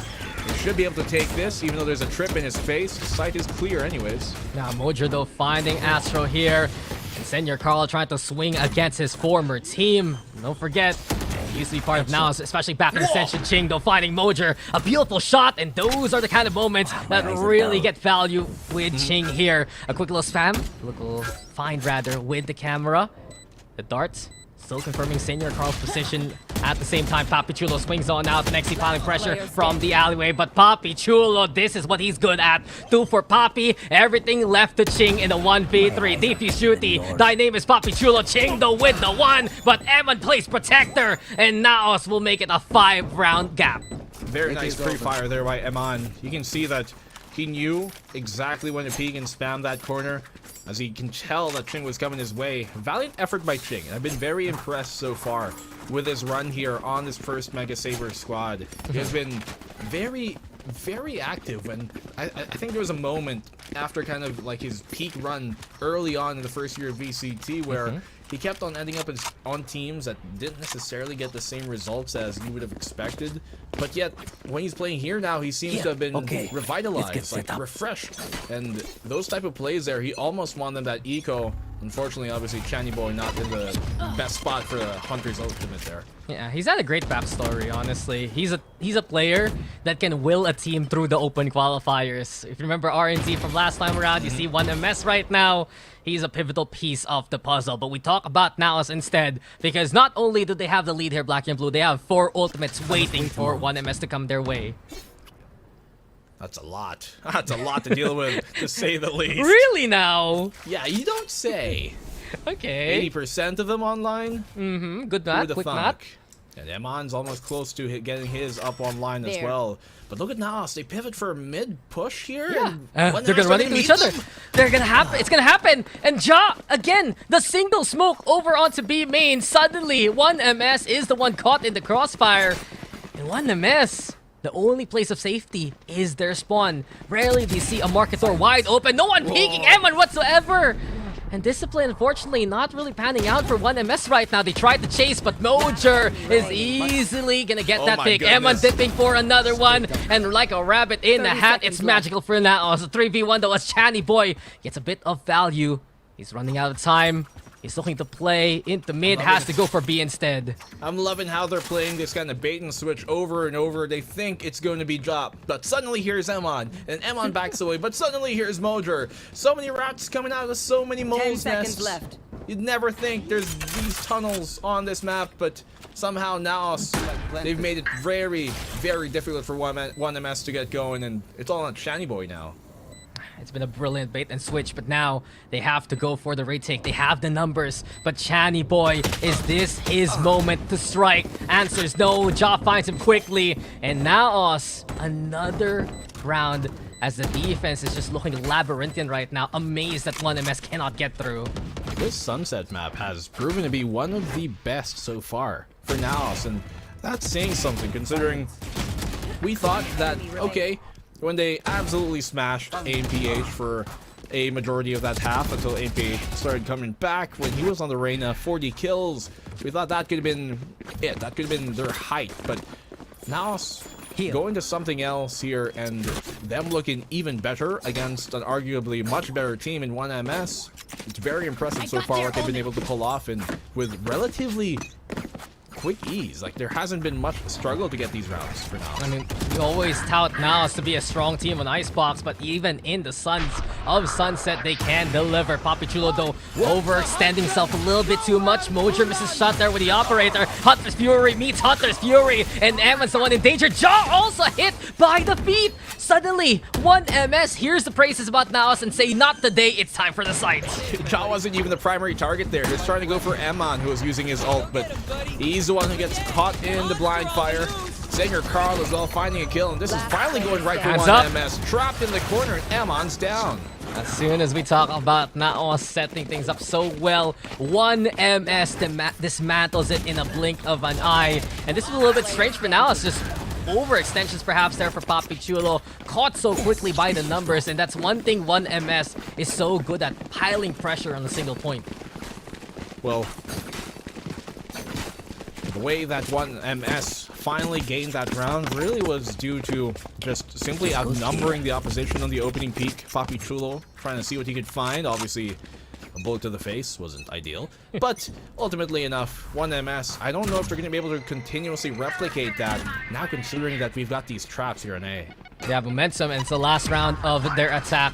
So in any case, they play into elbow, flush out anything they can with the paint shells. Attack there, sure, but 1MS, Senior Carl's gone already. Ja again, always with these cheeky angles on top of boxes. A pick happens here for the NAOS faithful, and 1MS is stuck on the site. That's huge. Showstopper taken down. Shing finds the opposing raise though, and that also drops their Showstopper for the retake. Shing has had so many high impact moments, and there's another one of them. Yeah, the lurk getting value, sure. But now, they're the ones playing from the alley and the link right now. Ching getting back, though, in position. The Viper wall, the only thing separating him, but there's a beautiful perch from the camera. Emma already finding Chandy Boy immediately. Astro trying to take a page of the job playbook and play from above. He and Santi on the board. Nexi looking on up. He and Santi mowing down anyone who can come his way, but it's a 2v1. It's a safe angle, but there's not enough safety in those lesser numbers. Nexi on defuse duty should allow NAOS to get the 9th round to end the half. Just enough time to get it as well. NAOS 9-3. To say it's a dominating half would be an understatement for sure. But 1MS have just really those two from the pistol, and then on after against the anti-eco. From that point on, NAOS were just completely in control. You can see that even in that round where it comes down to a 4v4, they just know how to dismantle. They know how to surgically dissect here the plant site of 1MS, and I wouldn't be surprised if that continues on over to the attacking side now for NAOS. I do kind of expect though that 1MS are going to have a better time here on the defense than their attacking side was, but I don't think it's going to be easy at all. And it's all gonna boil down to how much time can Ching buy for 1MS. We've seen him be instrumental with certain picks throughout a few rounds in the first half. He's playing the anchor here over onto B. And Eman, he's ready with the shock darts to try and flush out whatever he can. Already a trip and a camera set up a little bit more far back. Ja, though, still above here, Black and Blue. Always on a perch to work with. NAOS playing this slow, not wanting to overplay their hand or get too confident. More importantly, complacent. Look at this. 1MS trying to make sure that NAOS are chilling there without much of a fuss. With the Viper wall, though, they can actually go straight through top mid. Dizzy broken. Again, Santi swings it, but he's traded quickly by Emma. Ching prepared over onto the entrance by Boba. This line is completely filled, and 1MS are the ones on the board. The one-way setup right now. Astro keeping Ja and Papi Chulo at bay, and the two veterans need to move into the elbow all alone now. That worked out pretty swell there for 1MS. Again, Sandy starting the charge, and obviously the help coming in and perfectly here for 1MS is Ja's all alone.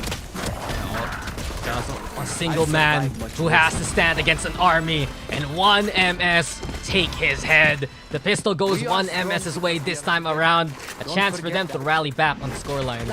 Alright, 1MS. Finally getting something going here. I really think that even though it was a good idea, it ultimately didn't work out for NAOS, and I don't know if they're going to try that again, that specific wall, to go there towards the B site from the CT spawn.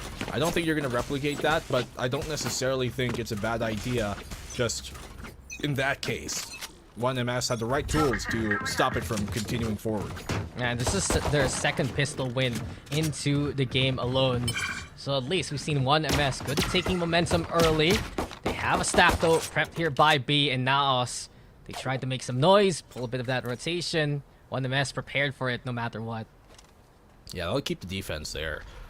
No real hold by 1MS towards mid. The door is closed anyways for market, and you realize as long as they don't push out this smoke again towards top mid, we should be fine.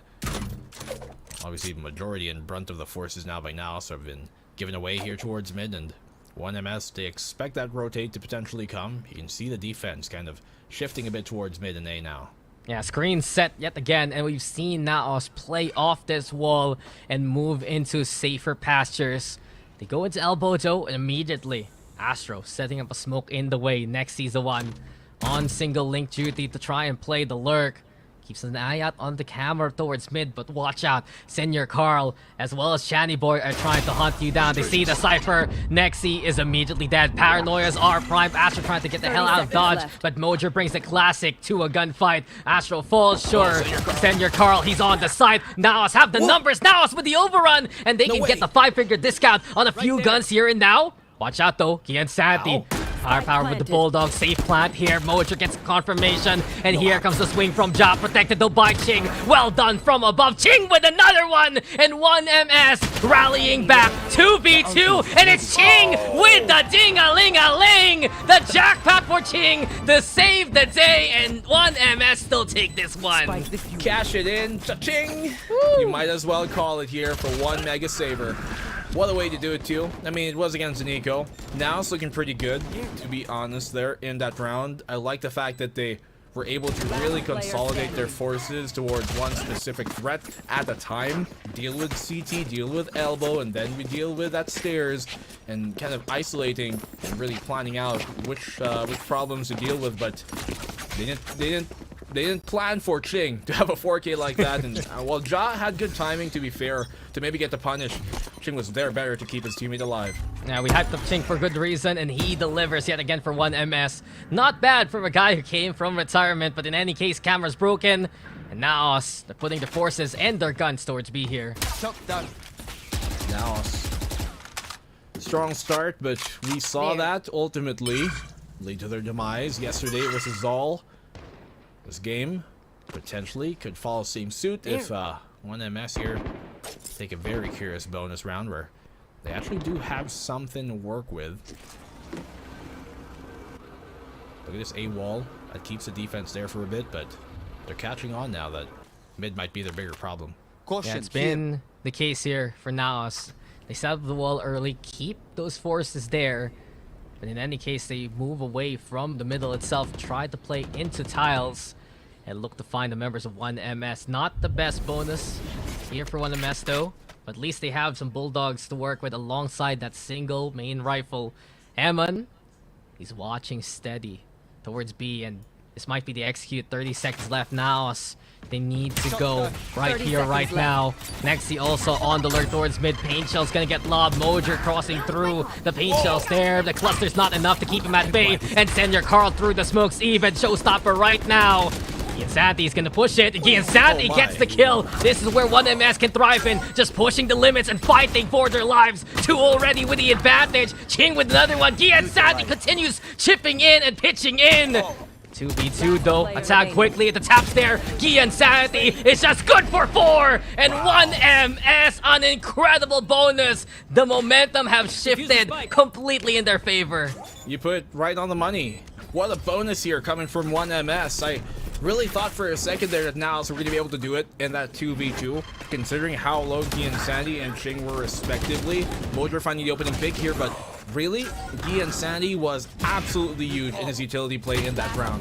That one wingman he threw to save Ching on the backside from the showstopper Mojer kept him alive, kept him sustained in the fight, and made it so that Mojer had to burn his showstopper, otherwise he'd get stunned, and it kept him from progressing further into the backside, really securing map control and backside control, and that ultimately led to the round win here for 1MS. So great stuff, not just fragging wise, but utility wise there from Giansanti. Yeah, you don't see a Gecko like that swing that wildly, and NAOS is usually taken aback by Gian Santi's plays. It's a big win for 1MS for even more reasons, as Ching confirms where the spike's at, gets M, and Ja also falls. Because last time when NAOS got that rifle round going, they won 8 in a row. And this is where 1MS is getting back at them. 1MS, slowly but surely, this deficit being erased. Toxin screen down. And the Outlaw here, big threat, obviously against these half armors that NAOS are currently wearing. I don't doubt much though that at some point NAOS will start to gain some rounds of their own, but they have been nailed here to that 9 scoreline so far. Yeah, it started with Ching, it went on with Gian Santi, and for now, 1MS able to reap the rewards. They need to be careful though, this is a heavy sap. Over onto Elbow, Mojer wants to push onto the site, the toxic screen also covering the plant. So now it's getting whatever they can. They picked up the orb, they got the money from the plant itself, and next he's good for 1. Paranoid though is perfection. Astro spotted still, it's nearsighted anyway, but 1MS have already made their way onto A, and this is them getting the 7. Luckily, Singer Carl there able to duck under the shot. They've almost been clipped, worthy of, but -7 it shall be. And 1MS here have, I like the patience they showed there, knowing that, hey, we have 3 kills, we have 2 kills rather, it's a 3v5, no need to double dip. There were moments for some other teams here that we still do see that where advantage-wise they have it, but yet it slipped away because of some risky plays, and 1MS have, curiously enough, not been a team to fall prey much to that anymore. Really quick evolution from them, even compared to not just their former teams, but just the start of their season. Yeah, it just feels like this is a series that 1MS has really prepped for, as NAOS Esports has called for the timeout. The biggest problems that they've had here are always the off timings from 1MS, especially from Gian Santi. I'd also even say Astro has been a bit of a bother, and also the double ups enabled by the likes of Ching and Channy Boy. Those are where NAOS don't expect the contact points to happen, and they need to clean up their act given that they have the rifles now. Yeah, some way they have to. NAOS here have just, I think they've also struggled to really get themselves into a position where the utility of 1MS won't be that big of a hindrance to them. But the thing is about the Gecko is that you can continuously use that utility over and over, as long as it's placed in a position where you can recover it. And so unlike maybe a Breach or an Omen where you burn that stun early and you get to finally execute right after it's used, for the Gecko, he retrieves it 10 seconds later, he's got it again. It's been a problem here for 1MS, or rather for NAOS. It's been a shield for Gian Santi. He swings off that Gecko. You have to just flick back at the oncoming Gecko player just to catch him anyway. It's another instance where 1MS and their aggression is rewarded, but enough about that. NAOS, this is their chance to get to double digits. They play it a lot more slowly this time. They still condition the A site defense with the toxic screen. And 1MS, they're quad stacking off this. Ching is all alone, and the mid to B pivot is dangerous here for 1MS right now. I still think that Gecko is one of the best initiators on this map. I think Fade is part of that as well. And but the thing is, obviously, the Sova with the shock darts, it's just so important right now, considering how Cypher is the meta right now on Sentinels. Black and blue, it's either you play the Yoru or you play the Sova right now. Just because it doesn't have to be like that. It's kind of like that. You know how suffocating it is to play Sunset versus Cypher when there's 2 tripwires watching out for B main? That's always a problem. And yes, Papi Chulo, he's caught out in his lurk, but this is a B site able to be taken by NAOS. Fortunately for NAOS, all the trips here are primarily focused towards that market position. Oh, Ching almost goes down there. Bit cautious he has to be. Oh, they're trying to search for more, but Astro is ready for the peak. Yeah, Astro is a lot deeper than Mojer expected, and the Mosh Pit was there into play too. Thrash though online. Next he has to break it. That's a lot of bullets taken by the Thrash, and he doesn't have enough of the clip because of it. Eman though finding Gian Santi, but that's all Eman has gotten so far. Astro on defuse duty, a full clip ready, but too many members in front of him, and 1MS are 1 away from tying up this game. They are bringing it close here, 1MS. As you mentioned, only a single round away, and NAOS are typically a team who, after calling a timeout, are immediately able to start regaining control and start shaking themselves back into the game. But So far, that's just completely dissuaded by 1MS. The opening pick there by Senior Carl and Papi Chulo, I guess, really kind of started the beginning of the fall, and from then on point, NAOS just could not hit the same stride that they were a while ago. As I was saying, this defensive side, when you're on it, it feels lovely. When you're on the attack, it can feel brutal sometimes here in Sunset. It's so suffocating, and you'd think for NAOS that the smokes are enough to dissuade them, or rather dissuade 1MS, but as soon as we start, Insanity brings out the operator on the Gecko of all agents, and look at him reposition towards market. That door is wide open for good reason. Mojer already pinging there to get back into cover. There's danger afoot here for NAOS playing at mid. Very, very risky now to kind of dry peek anything. The thing is, NAOS don't really have the same type of flashes that 1MS do.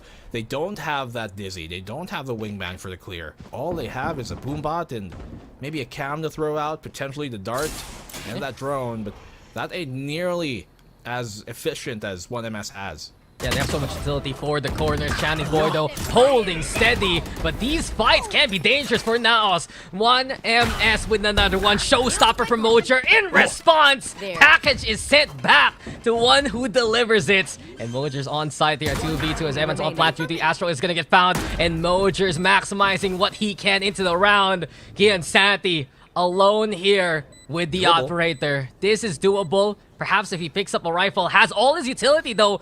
Put that wingman on defuse duty, see where it takes you.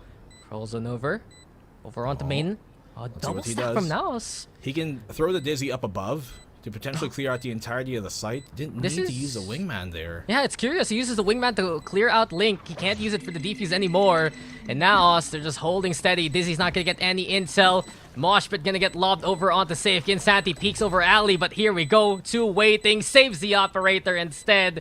And NAOS will keep their slim lead. Barely hold on to that lead though. Like, with a thread perhaps. 1MS, I thought they were looking pretty good that round. But the sudden shift here towards his mid, even as Channy Boy gets these kills, really Mojer kicking things off. He gets the kill towards top mid, returns the favor towards Senior Carl there on the short side of A main. And somehow they turn it around. I really do think though that the Insanity, if he shuffled his utility a bit better in the clutch, it definitely could have been one he could have won. Yeah, there was a possibility, but NAOS was the one who made their own way into A. And that's one thing that they can do really well with Mojer in the roster. Get that space going. Up still in hand here for 1MS. It's over onto the elbow, but the scan is perfect. Senior Carl has the back on the way for now. Senior Carl gonna fall here, and the boombot is kept to try and lead into the site. Wingman gonna be the response. Insanity as well as Astro still playing the anchor, but the action shifts over onto mid as we see NAOS put the pressure on. A single column even here, black and blue. Mojer is stuck in no man's land. Senior Carl being taken down is definitely going to make things more difficult. They still have the operator.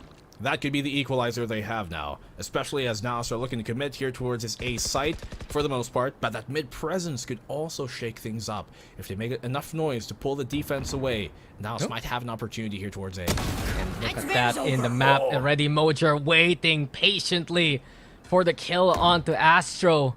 Ching peered into mid, couldn't find much of the target. Insanity trained in for this angle. And you wonder how NAOS is gonna flush out this initial contact point. Yeah, Papi Chulo still with a snake bite. Mojer, don't crawl there. It's too dangerous. And through the wall, it connects for Gian. Still 30 seconds. A Dizzy gonna be the response from the Gecko. And NAOS, as soon as that blue orb falls, they're gonna stack heavily into the elbow. Danger though is a full neural theft gonna be the play, and into the side we go. Ching though and Channy Boy, they're massive with the shots. Insanity has no fear, and 10 seconds is not enough to get back into cover. Ja finds the pick, and NAOS make it to 11. That could have been it here for 1MS. I mean, the it does get 2 kills in the round, but the most important one at the end to finish it off, just not connecting. There's a hair away from landing that shot as well. It could have been it. The Insanity, you can see him always a threat on that op.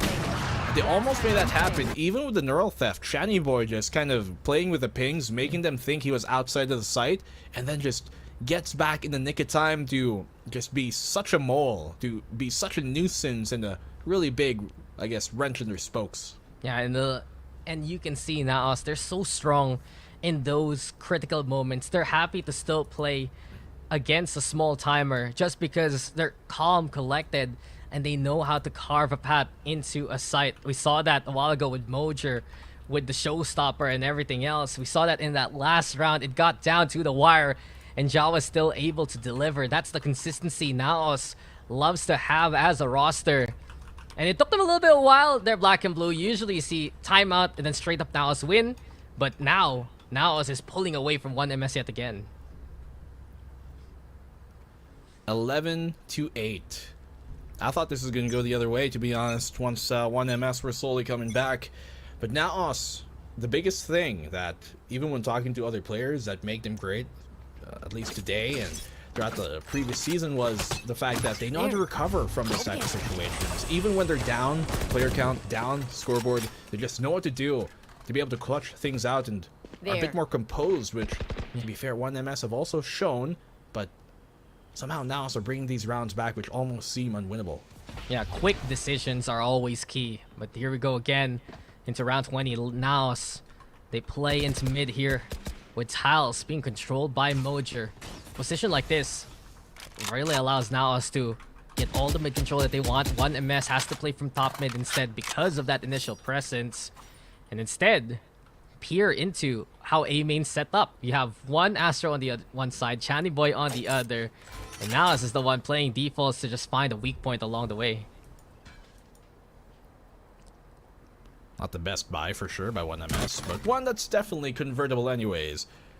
They're able to find a pick off here and confirm where the offense has spread itself with a neural theft off a Ching, and that could work out, but he's currently preoccupied with defending the B site now. The thing is, when they do push on in, I expect the Insanity to be a problem, but no, he uses his Dizzy here towards mid, which means it won't be available for the actual push.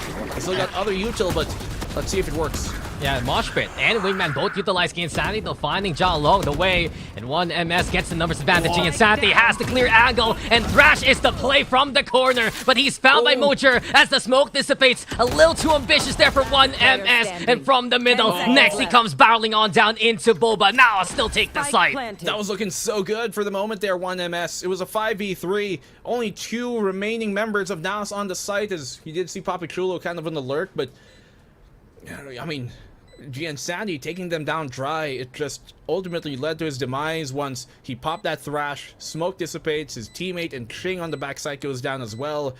And as soon as the piece crumbles, the rest of the house of cards follow suit.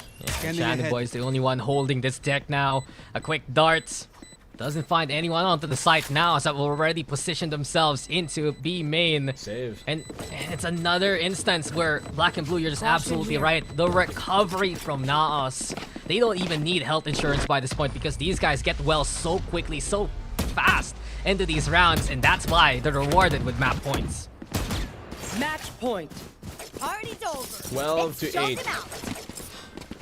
NAOS are just somehow, once again, case in point, I was just talking about them, bringing back these rounds which almost seem unrecoverable.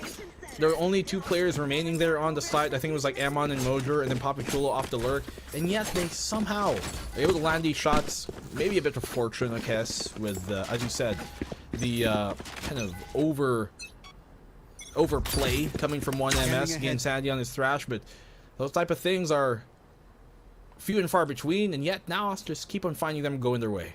Yeah, it's in 3 rounds in a row, and 1MS is forced to just go for the aggression. Senior Carlo takes advantage of the chaos. Gi and Santi, same thing, same place. And that's one thing 1MS can always do. Use firepower to fight back. Expectation though, Papichulo up close. Senior Carl will fall, and Ja will also respond in kind. So NAOS, even with that initial play from 1MS, they've equalized the numbers. Timing though perfect from Gi and Santi, and the advantage swings back towards 1MS. It is good though for Ja to be on this controller, on this Omen, because knowing he has a second smoker on the comp allows him to be a bit more fluid. Can try and go a bit more aggressive with these TP plays and his paranoia setups, and then after He's kind of free to do whatever he wants on the lurk game. But Papi Chulo here and Eman, a 2v3 for them.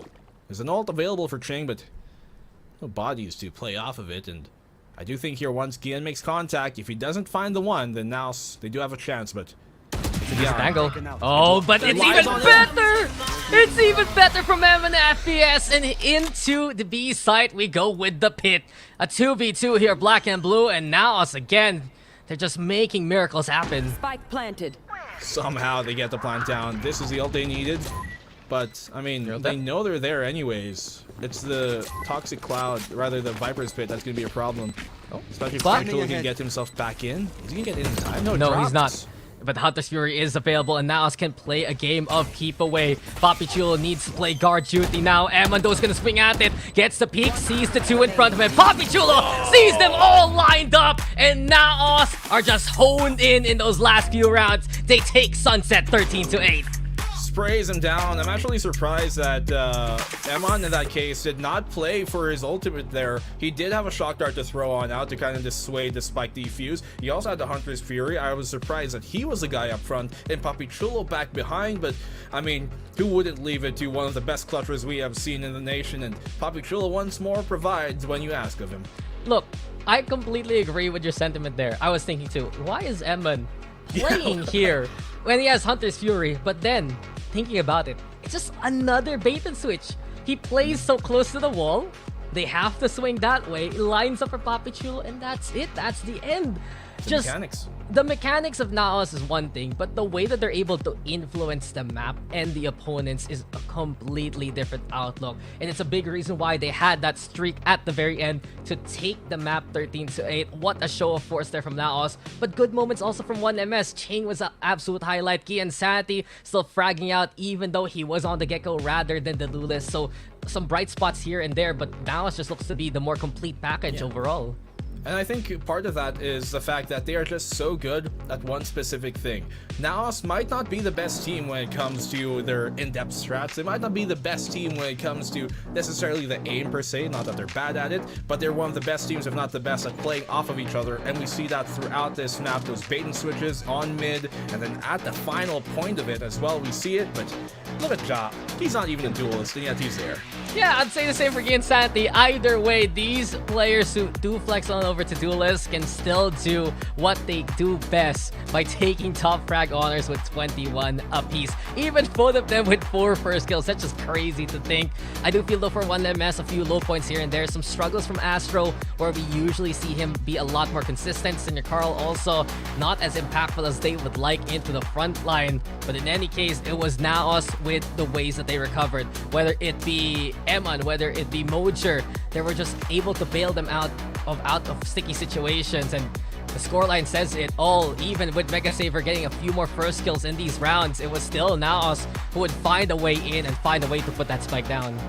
Luckily, NAOS have taken a very great philosophy about dealing with the op, even though they don't have too much utility to deal with it, and that is go the other way. Because when Gian Sandy was towards one site, you can see they were thinking about it, but they would try and rotate away instead and not have to deal with him, and not allowing a player like Ian Sandy, who has such a hot hand, incredibly, when it does finally turn on up, not allowing him to get as activated as possible. That really matters quite a bit in a matchup like this, where they can easily take you down if you're not careful. Yeah, and speaking of being careful, 1MS is the one caught lacking in that regard, unfortunately. Not only did NAOS on the first half get the perfect angles with the bait and switches, but you look at the second half, and most of those rounds, if not almost all of them, involved the post plant, involved that spike being put down, involved the likes of NAOS trying to play some incredible angles, and it took clutch moments from 1MS to get their own momentum going. But when it swung back into NAOS' side, this was probably one of the swing plays we saw from there. Mojer hitting the showstopper on Senior Carl allows him onto the site, and then from this point on, the pick from Eman was absolutely beautiful. A win from NAOS here is such a big deal, because right now they're the ones in charge of the rest of the map draft. And Mojer was, I think, absolutely huge during that second half. He had so many incredible moments. Evan has come to his own as well, as we talked about his utility play. I think him being on kind of this backline initiator is exactly where he fits, as opposed to his previous teams, which kind of put him a bit more on the frontline duelist role. Here, he looks really, really comfortable. And just that's the case for NAOS as a whole. It took a little bits of adjustments. It took them expecting where one MS could come from, but in the end, they took the win. And because of that, we'll be taking a break.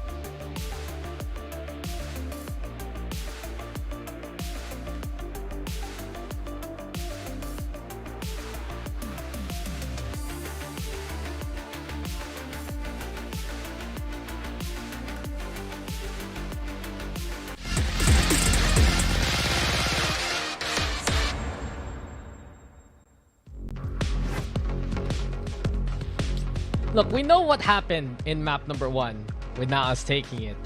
We know what the next map will be with Split. But the real question here is, what happened to Blacken? What happened to you? I am Blacken now. You want to know what happened to Blacken? This is Blacken. See? Oh no, he's gone. I gotta stop doing that before production gets mad at me. Well, at least your lips are still working like they used to before they're Blacken. But in any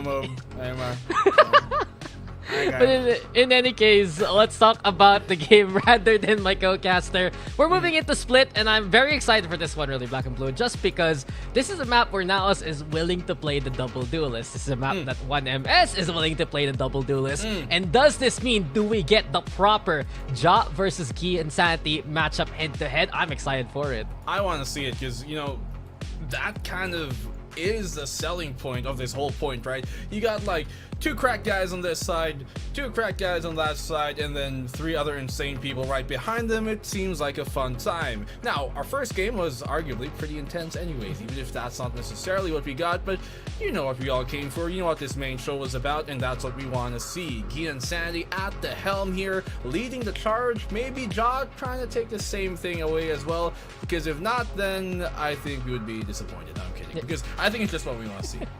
Yeah, but the odds are kind of stacked against 1MS right now. This is going to be NAOS Esports' map pick of Split, and from what we've seen so far here in BCTPH, it can be considered one of their best maps, perhaps after Icebox right now from what we've seen, and then maybe Sunset if you want to include it in the top 3, just because that matchup versus Oasis Gaming still fresh off my mind, even though it was the first series we had here in the group stage. Oasis pick Split, think they're going to do an incredible job on it. NAOS just slaps them down 13-5, and it's just some of the best that NAOS can bring to the table when you see Ja and Mojer popping off together. They have the same comps actually, so if they do run a mirror match here, I wouldn't be surprised if that's what we end up getting, like the Jet, Raze, Omen, Cypher, Sky thing, which has kind of become almost like the default for some teams on a map like Split, but it's there for a good reason. I do hope to some extent we see that duelist action from either side. I want to see Ja back on that tip of the spear, but more importantly, Key and Sandy, because it's been quite a while. Like, since we've had him from his former Alpha Esports days, that's where he made his name in the first place. I mean, come on, he's one of the players who really claims that title of Pinoy Jet for good reason. But in any case, I think we talk about 1MS and not just the duelists themselves. That was literally his account name, remember that? Oh yeah, it's one like of them. Split of VCT. Yeah. It's even in his aliases in VLR, aka Pinoy Jet. In any case, I guess really the question that needs to be answered by Agent Select is, what initiator will 1MS play today? And you can see already that they're gonna go for the Gecko still, but wow, no double duelist this time. Gian Santi still gonna stick with it. Astro though on the signature Astra. We made so many puns about him playing the Astra years and years ago. Channy Boy gonna be on that bridge, and 1MS a different configuration yet again. Is this an overcook or an undercook? I can't really tell. To be fair, again, Sandy was doing pretty well on Gecko during Sunset, and I do like that they're trying to evolve their game, not just be one-dimensional, give us something a bit different, especially against an opponent like this.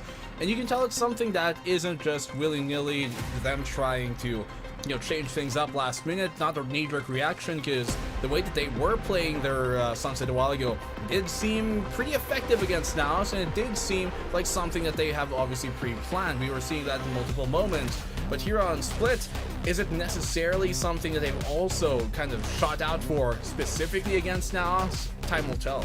I mean, they've struggled on the attacking side, both against Oasis Gaming and Geek Fam over the last 2 Split maps. I look back at their stats, I think it's around, what, 3 wins and 14 losses on attack playing the double duelist. So them having more of this utility can enable them in so many different avenues. That Breach, of course, very potent. If you can place some stellar fault lines into lanes like Garage, into lanes like Heaven.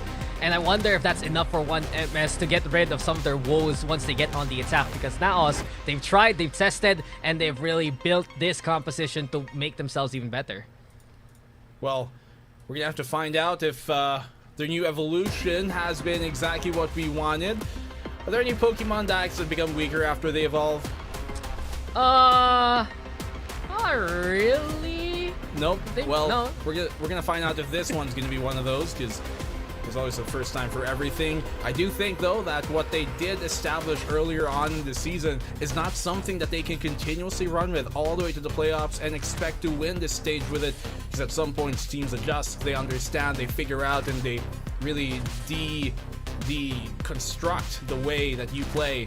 And for a team here, like first MegaSaver, once more, I do like they're taking the next step here against especially the top tier team as of the moment here in NAOS, arguably the former reigning champs as well, holding on to it. And so I want to see what they bring to the table. The Astra pick as well is very, very diverse from them.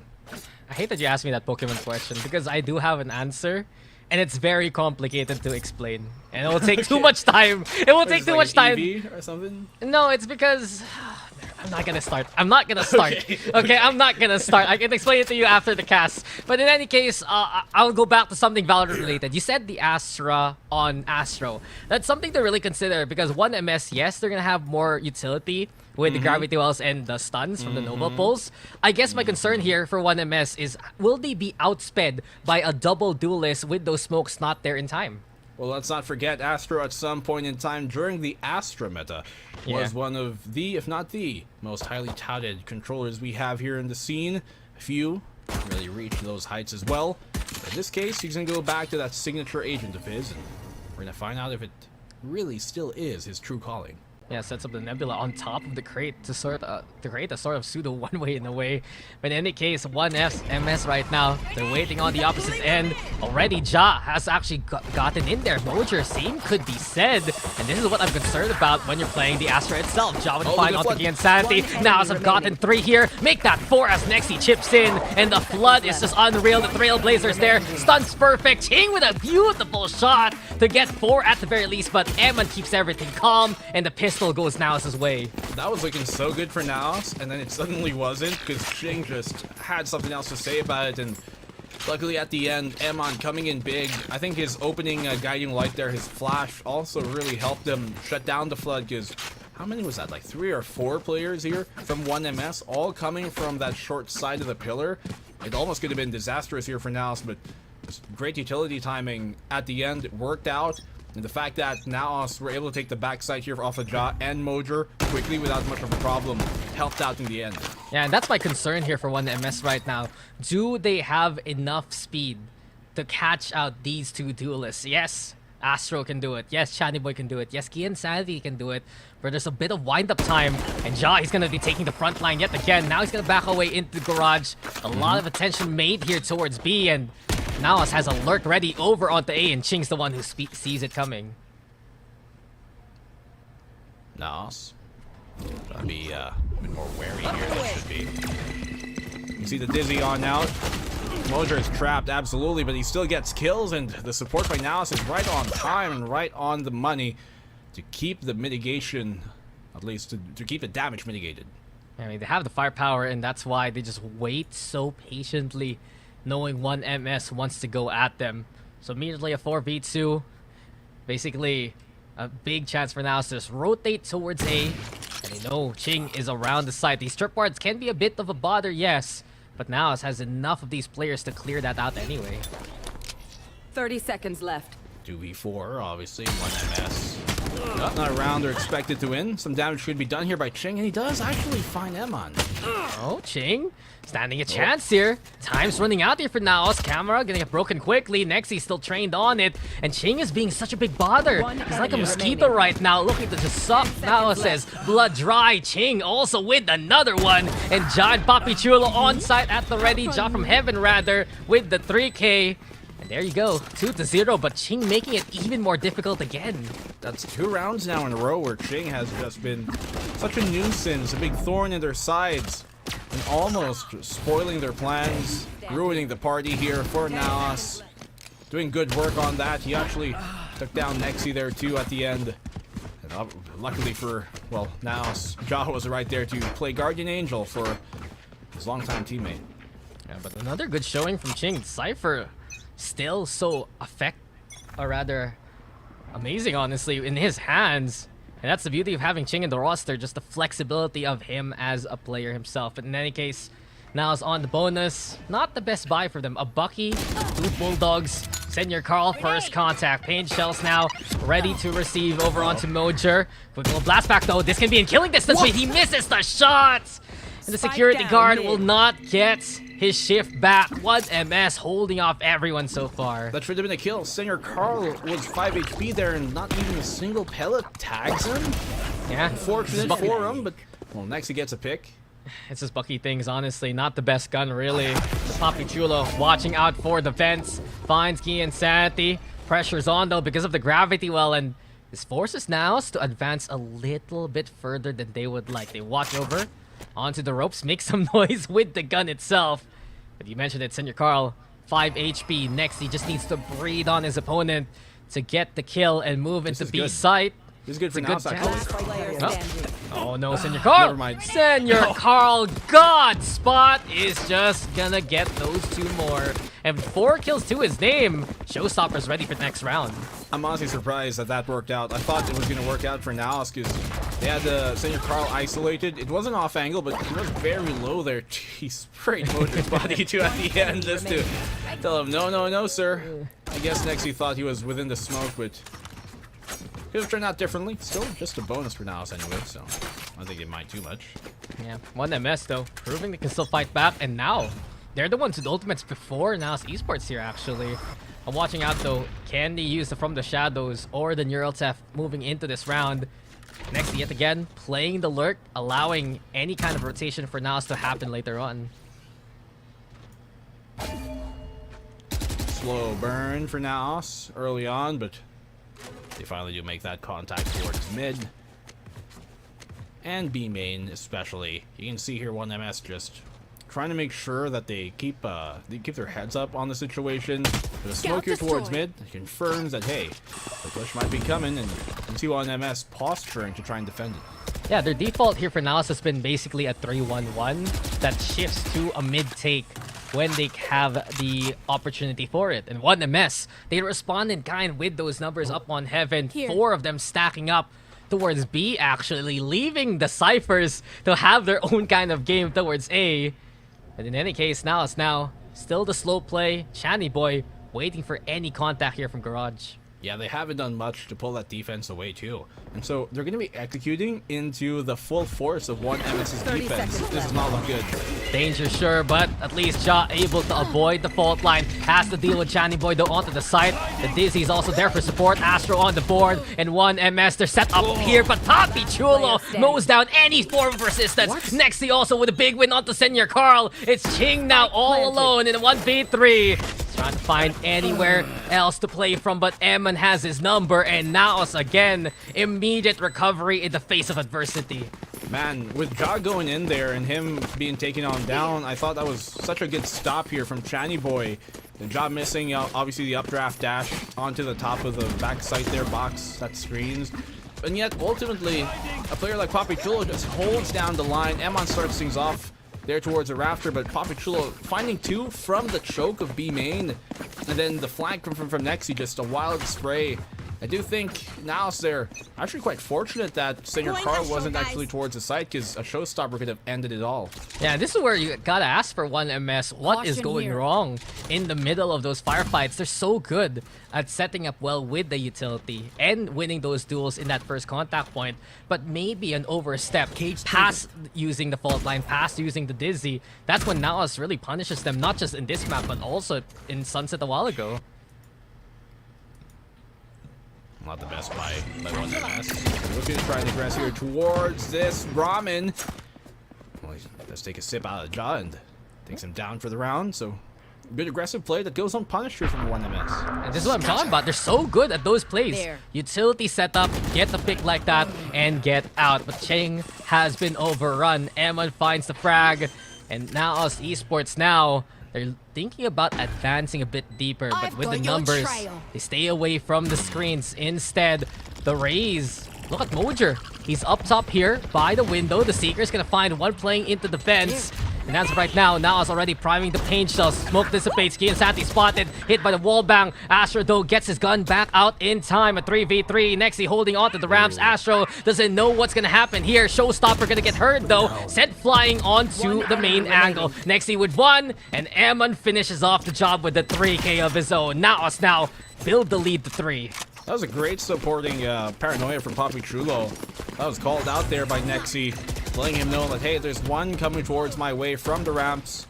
Mojo obviously finding the one up top here as well. His paint shells delaying that screen's push. And I was surprised how that turned out because it could have gone very wrong, knowing that Nexi was quite low. He plays that off angle there. Doesn't get checked because of the commotion happening towards the bottom of the ramp, towards A main, which leads Astro to believe that that's where the push will be coming from on the hold. But NAOS just, everything's going their way right now. Yeah, NAOS is the one finding moments in the mayhem. And Ja, he's watching out for mid one more time. 1MS though. Over onto an eco state, the up and down motion, the high-low between Shani Boy as well as Senior Carl. Really surprising Mojer there. So pick from 1MS, Ja priming the dash, thinking there'll be contact, but he strolls his way into the vents and tries to play towards the tower here. It's a good pick off from 1MS, but we've seen NAOS take these rounds back. The timing for Ja gets shut down anyways, even in the straight duel. 1MS landing their shots when they need to. Neural Theft confirms where the rest of NAOS are situated, and it's suddenly become a much more difficult round. Yeah, it's falling apart here for NAOS, but Nexi looking to rebuild the resistance. 2 for Nexi. Gian Santi, a third wave coming his way, and that's enough for 1MS to still keep the numbers in their favor. A site, though, now open for business here for NAOS. Watch out. 2 ultimates available for 1MS. Cosmic Divide on one side, Thrash on the other as the spike's going down. Papi Chulo's made it through. 2v3. Paranoia burnt early here. Thrash as well thrown on. Dangerous. Now. They have to deal with this. They can't let it get too deep. That's what happens. They had their sights situated on the front site. I really do think they should have kind of played back there in a bit more cover, deal with the Thrash, and then further try and deal with the rest of the push after. Yeah, the pressure was on. You could see the final member of NAOS trying to pick a target when he had 1-2 players shooting at him, a Thrash running around him, and 1MS with a beautiful thrifty round. But that all started with a high-low setup with the mid pick into Senior Carl also catching out Ja. And it begs the question, after Ja and Mojer fall, how do NAOS make that space? Crazy stuff here coming from 1MS, who on those eco rounds of all things are the ones they convert. Straight duels, Senior Carl as well, especially landing that second shot. Out of my way. NAOS have just completely been taken aback from those type of rounds. The blade's out now for Ja. See what he can do with it, but the rolling thunder comes from Senior Carl. Yeah, to change it up, Showstopper though gonna be the play. Senior Carl flying high. Mojer is in absolute chaos with the front line, and Mojer eventually finds Senior Carl, but Gian Santi pushes on forward. Channy Boy still here into the middle, and NAOS knows they cannot cross this line. So much danger in front of them here over onto Heaven. Instead, let's see what Nexi perhaps can do from Garage. Stars being set up, Astro puts down the smoke, and 1MS stops the push at the start. Right there. I don't think they cleared out the right side though of this, so they have to be wary of that. Ja, he does check it at the end, barely out of the perception of his eye. Still gets a kill anyways. Knives deadly up close, and now an overrun, a possibility here courtesy of NAOS. They're thinking about playing into Heaven. Astro though and Gian Santi will be the resistance, and suddenly Gian Santi finds Papi Chulo. The scraping motion, Astro still alive and fighting. Flash connects, Eman swings it, and everything is left to Ching yet again. 30 seconds Astro left. had Eman dead to rights there, to be honest. I thought Eman was going to go down, but I guess in this case, doesn't happen. Another clutch situation for Cheng to try and convert. He's been very reliable in big moments, but you've yet to really see too many clutches, specifically with him alone, converted. This is a chance for another. That's broken now, and Shane comes in from the heavens immediately. Nexi and Ammon, they try to play from the pillar. The swing is just synchronized from NAOS Esports, and they get the 5 because of it. Imagine he domes Nexi there and instantly flicks the low M on, just body shots him after. I would freak out. I would freak out. That would be crazy, but we've seen crazier flicks, Dax. We've seen crazier stuff happen here in the VCT. But this, alas, is not going to be. I do like the Rolling Thunder play. It actually almost worked on out because the Trailblazer, it didn't clear out that right corner where Shiny Boy was, and if NAOS didn't have their intuition upon them, they could have doubly keyed that and fallen prey to him. But luckily for them, they escaped that timeline for now. But do we get the double key now? A hero rifle is in the hands of the Cypher, and Shiny Boy is the first to fall. Mojer with the judge in hand. There's the spike cam dart, though. Still, they don't care. You can see us coming, but it doesn't matter because NAOS has all guns ablazing here. Look at the double peek too. You can see them trying to synchronize, shuffling their steps, so by the time they peek the elbow, it's at the same time. Ja's doing really great work here, pulling lots of aggro, and now also just cleaning up house without much of a problem. Almost knifing Aster at the end, but they get the round again. I'd love to see a timeout here from 1MS, but you are absolutely right. We saw it in the round prior, just the synchronicity of NAOS as a whole. Just the way that they play as a team, the speed in which they're able to double swing out of these angles. It's what has allowed NAOS all the success so far. That's really a thing. We witnessed that at the end of the opening map of the series, and we're mentioning it that them playing off of each other, they're the best team arguably at doing that here in our tournament. That's why they find their success. Senior Carl shutting down Mojer before he even gets going. Well, 1MS is one of the team's best at peeking early, and as you mentioned, Mojer can't even find the flight path. He's already down for the count. Emin waiting for any kind of contact early on. But watch out for Ching's swing instead. Senior Carl also beckoning the motion. Spots out Emin, who gets back into cover. Now, though, they have one linchpin to this plan, and it's Ja infiltrated through the tower. A possible pinch here, courtesy of now Senior Carl, though, finding Nexi. Attentions all the way into the front line, and Ja, there's the first, there's the second, and here we go into A. And now the A site is right open for the taking. Ja, how do you even get there? Through the ramps, nobody watching it. Seems like he was able to bypass the cams too. Perfect target prioritization there. Just get both of them, especially with Senior Carl being low, but they don't really have the best devices to hold on to this retake. They still got the Cosmic Divide. Ja good for the one, but the trade comes for Poppy. Yeah, but forced the issue so much earlier on than now as expected, and now Poppy Chulo needs to do everything by his lonesome. Not gonna happen.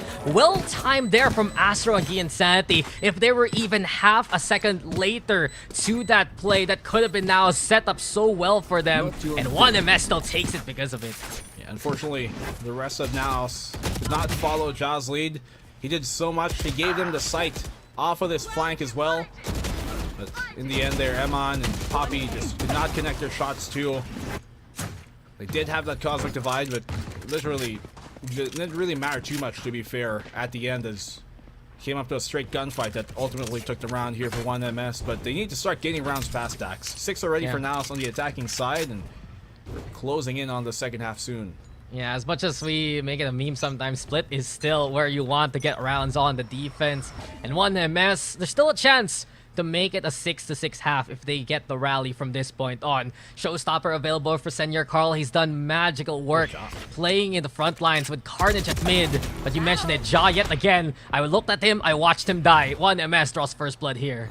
Ill-advised. 3 players here from 1MS towards mid. He was all alone. How do you think the math goes on who's going to come out on top? I think we got the expected results. Now this puts NAOS in a precarious position. Economy isn't exactly the best, but it should be able to sustain them another lost round at most, rather at the very least. It's going to be difficult now that 1MS have the player count and also that Showstopper to potentially halt their plans. And they've cleared out Rams as well with the Gian Santi utility. He's picked that back up, moving back into the tower.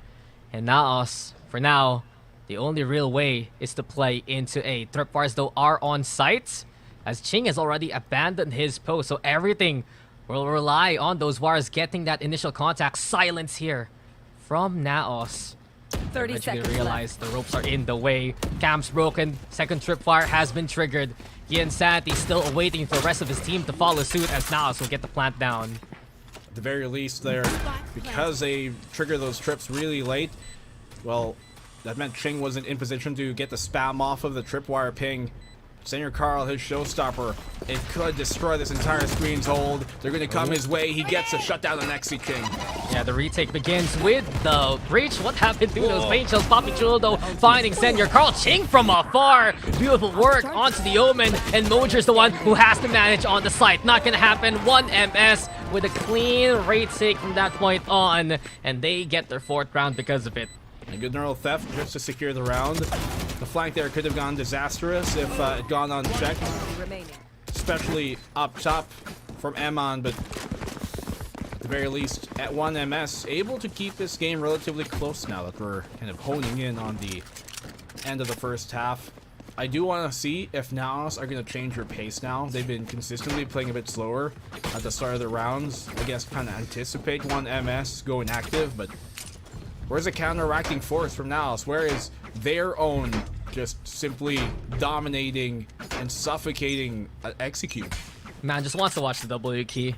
Yeah. And I agree with you. Come on, you're playing Jet Rays, might as well go for it. The problem is, that's against 1 MS, and we've seen multiple times Senior Carl find the answer in the last few rounds that 1 MS has taken. Speaking of, he's very willing to challenge anyone coming his way, but this might be dangerous as it's not just 1 but 2 duelists waiting for him. The peek out from Ja, this should be the swing from Mojer, and it becomes a trade that NAOS will take. There. Oh, could have been a bit cleaner, but at least they get the trade at the very least there. The Thrash is online for gaining sanity, and we've seen that work both for and against them. No? Which one will it be? The Trash is sent out over onto A main, and Ginsanti finds nothing. So the second use of it will be later on. Not only that, Channy Boy stalling for time, as NAOS still playing a little bit more patiently coming into these rounds. They buy for mid. They expect Channy Boy to burn utility just because of their immediate presence. Trying to exercise here the point of keeping quiet until it matters. Oh, Nexi, does he get checked? He does, but he still wins out the fight, and the neural theft will give him the site information.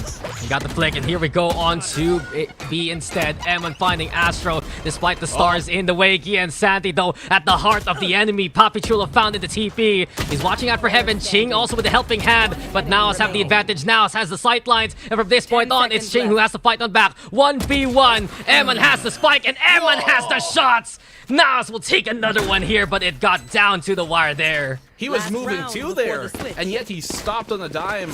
2 of those kills by Emon were very impressive. The opening one, too, as well, because he was kind of in this weird, awkward position where he had to try and get a trade on, but this one at the end, more importantly, gets a shutdown. Big shot as well, coming from Nexi, lurking towards mid. Great flick on a Channy Boy, who just hasn't been given much of a chance to get himself going there. They're going to be a lot more wary about that mid lurk now on the final round. Yeah, and 1 MS, they actually decide to play aggressive into the garage. Mid is wide open. NAOS, though, have decided to staff towards A. And finally, do we get a full execute from NAOS against these forces? Channy Boy, though, prepped up on top alongside Senior Carl. Watch out for the fault line into the showstopper, but the Trailblazer's gonna be called. We hear the showstopper, but it's in the hands of Mojer. Senior Carl will also do the same, but the tripwire will just catch him in the act. Found flying, Senior Carl will fall. A 5v4 as now take the sights. This is the nth time we've seen Senior Carl in this series be shut down while using his showstopper before even getting it off. That's just such a big problem that 1MS seems to have not yet figured out. Nexi playing here in the corner. As long as he gets one, he's good. He's blind. He's spraying wild. He got the spray. He got the shot. And Nexi, he's going nuclear here. 4 with the single clip. Ching cannot handle the numbers on the opposite end. And NAOS will make it 8 to end the first half. That's Nexi, the bestie. Oh my goodness. Anchoring down. They know where he is. But they have to realize they're locked in there with him. Give him the isolated fights. Peek him one by one. Why don't you? It's an audition to who might be his next victim. Well, NAOS, they will surely take a round like that. Nexi has come alive at the end of the half. And this is why Nexi has been touted as one of the best sentinels in the PH industry. 13 kills to his name. Some big wins in back-to-back rounds. One there towards mid versus Channy Boy. The way that he's able to stall Gian Santi and the rest with a single tripwire. NAOS happy to have him in the roster, and right now happy to see him anchored down onto B. NAOS. Now they're on the defensive side, the side that they do favor in this case. Obviously on split, can be quite a big disparity. But I'll give you a weird statistic here, Dax. Yo, give me. In the past year, I've actually had a higher win rate here on split's attack than their defense, but we'll see if that remains true. Yeah, it's wild in.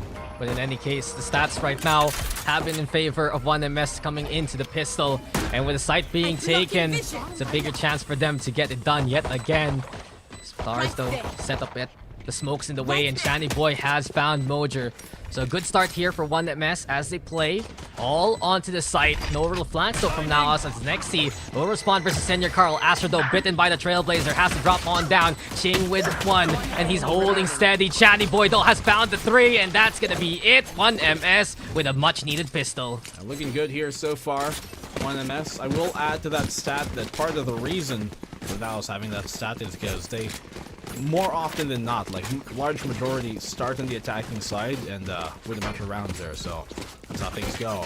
On the defense, remains to be seen, but that defensive pistol round simply overrun by 1MS who, when they're all deathballed like that, when they're all together, and they have the fault line to accompany them, being Sandy's dizzy up, flying high, it just, it's so easy for them to overpower any team in this tournament. Let's be real, they have one of the fastest TTKs in the tournament right now. Very quick with the time to kill. But Eman holding over onto the corner, tries to be cheeky with the angle. Poppy Chulo is good for 2 with the free gun. But beyond that, it's 1MS already getting the site. The Boombot though doesn't find the intel. Ja alongside Nexi. The last hurrah to make their way into the side. Big damage onto Senior Carl, confirms the kill. Here we go again, another contender. Nexi though wants to go for the overrun. Ja has fallen. Nexi's the only one over onto the elbow here, but Ching onto the site, and Ching with a beautiful shot. It's 6-8 as 1MS gets 2 back. Good damage though on the eco here right now. I know it was Poppy Chulo who the kill feed says got those kills, but really it was Eman who set him up by getting 2 players there low. I believe one was Gian Sandy, the other I forget. But case in point, they did, and it worked. So why not? Didn't it just happen like 2 minutes ago? It was Gian and I think Astro. It's okay. I don't remember too. We are both brains with chipmunks by this point. Either way, NAOS, they have the full buy. And let's see what they can do now. We saw the swing though from 1MS winning the bonus a while ago on Sunset. Does it happen yet again to try and force out the potential map number 3 tripwire? Already triggered onto Senior Carl. They know Vents is taken here by 1MS. Ja trying to follow him, but I don't know if that's the best idea right now. They are pivoting here towards his B push. Mojer dipping on it. Has to be careful he doesn't over dip, but Poppy Chulo's there to support him. Yeah, the consideration for the paint shells perhaps, but Poppy Chulo, always a second fragger behind the initial push of NAOS, and that buddy system allows them to net those kills. Senior Carl and Channy Boy trying to reclaim that spike, but Poppy Chulo is ready for anyone coming his way. A jump peek now. Poppy Chulo with 3. Senior Carl with the trade, sure, but there's even more danger. Josh should have the angle, and he is trained on it. Senior Carl with the fight back. Beautiful, beautiful beginning with the Bulldog. But onto the site, there's even more danger. Emma, Nexi, ready now, and here we have it. Nicely done now. Yeah, synchronized peek once more there. I think it'd be just fine. Good shuffle step though at the end of that by Senior Carl. Trying to shake up Ja's aim, but I like NAOS's activity here on the attacking side. Arguably very risky considering it is a bonus in the opposing 1MS squad, but hey, it works out, so what can we complain? Poppy Chulo's got his ult now too, which would be very beneficial here on these fast pushes that 1MS like to throw out so you can rotate in time. Yeah, you'd wonder where he's gonna put himself later on. Rifles ready still for NAOS, but 1MS has firepower to do the same. A Boombot immediately used up mid. Gian Santi throws out the Dizzy, and it's just perfectly angled for him to get it back. That's why you have some of these lineups for the Gecko. Bounce it off the wall, get the sight lines. The Nebula also blocking Emma's vision, but NAOS has smokes to burn to watch out for mid here. Wingman as well, if he really wants to force that male position. Trailblazer, to try and gather as much information. Denial here from Gian. And 1MS are actually pivoting here towards his B site, which NAOS are kind of postured up to rescind control of anyways. They want to play towards heaven, perhaps. And not only that, Mojer's also in position. They hear the fault line and the pain shell slob. 1MS now making their way into the site, but over onto the rafters, Mojer's found. He does bring Senior Carl with him to the grave. The 1-for-1. It's Poppy Chula again. The angle, the straight line. It's just absolutely perfect for Poppy. And it leads now to NAOS having the advantage. As I said, I think he is the best player 30 here seconds left. in the nation when it comes to holding down an angle. Literally just staying still as a turret and being an automatic terminator to whoever comes his way. Finds a double there. He's just so sharp at making sure that his line does not get crossed for free. Mando will still go down on the safer side. And the Rolling Thunder is available here for 1MS. NAOS, they need to widen their angles here if they want to get a chance into the round. And that's exactly what they're doing. Ja wants to play into the garage. Heaven for Nexi. And one towards Ali. Big challenge though by Ching, and he comes up away with it. So 2v2. Rolling Thunder is gonna get hurt. It's sent towards the heaven that Nexi needs to avoid. Allows Ching to actually cross into the boxes. There's the swing, but Ching will fall. Channy Boy, the only one still standing, tagging Eman. And Channy Boy gets the frag. Ring around the Rosie now to try and get that away from this. The wrap around. Nexi trying to get halfway. The jump peak's there. And Nexi, he'll get the kill, but he has no time. Well done by Channy Boy to get that attention as 1MS make it to 7. Oh, if he got the half defuse there, he actually would have had enough time to stick it after the end, but good job by Channy Boy, applying so much pressure. Little did he know he could have stuck, but hey, it is what it is. In the end, though, good clutch by Ching and Channy Boy, 2v3. Ja walking into his sights, intuition by Ching as well to check that. In the end, these clutch moments, ultimately, while you might not want to rely on them, you'll take them when they come. I mean, it happens for 1MS anyway, right? They're so good at those individual plays, and in those micro situations, they can make it happen and make the scoreline count. So, Nexi and the rest of NAOS, they have to go for the eco, and then because of it, they actually aggress into A main. 1MS give that up and look to play towards B again. Eco now for NAOS' defensive side. Here's where you can see them trying to squeeze that map control away. The fact that they've pushed up towards A, and know it's clear, it means they're gonna really stick to their guns here and try and defend this mid and B site. Try and dip into the fight whenever the execute comes. Yeah, stars again, quick little dissipate, and 1MS now looking to make their way in. The fault line though not the best, but Gian Santi still makes 2 with a kill onto Papi Chulo. 2 for Gian, Senior Carl also chipping into the kill feed. And this, from this point on, B is easily taken by 1MS. A bit too deep on the blast back there from Mojer. Could have potentially found one, but kind of overplays his hand just a hair. I don't know about this one. Not the best weaponry, but maybe Jock can find the kill. There he does. Remaining. Doesn't get second. Man, he shut down. And this is it. Oh, he was low. Yeah, nice try. 19 HP though, but the classic's not enough. And 1MS, they're rallying yet again. So a few shades of Sunset a while ago, and this is basically do or die time for now. As they lose this, 1MS can keep going with these rounds here. Good shot here by Ja. These are the type of rounds that 1MS need. You know, build up that economy. Get a few rounds clean. Bring it closer. And the first overtime forced out by NAOS, but you can see them flirting with that idea with Ja on the op. Yeah, timeout taken by NAOS Esports. Begs the question, how do they really set up against first MegaSaver right now? They're wary of Channy Boy and his utility, but it also becomes problematic when NAOS gives up the site for free, because not only can Astro set up the stars well, but Gian Santi is given a chance to get his utility back, wait out those 10 seconds, and be as effective as where they first kicked off from. I do think here, though, that 1MS, them kind of making sure that NAOS are blood dry of information It's been a huge thing for them on this attacking side. You can see NAOS perennially are kind of just waiting behind these smokes. And it forces NAOS to try and get active on the defense, to try and push up maybe towards A main, towards B main, just to find out what 1MS are doing, because 1MS have been doing a good job of, once again, making sure they do not give up information without a good reason for it.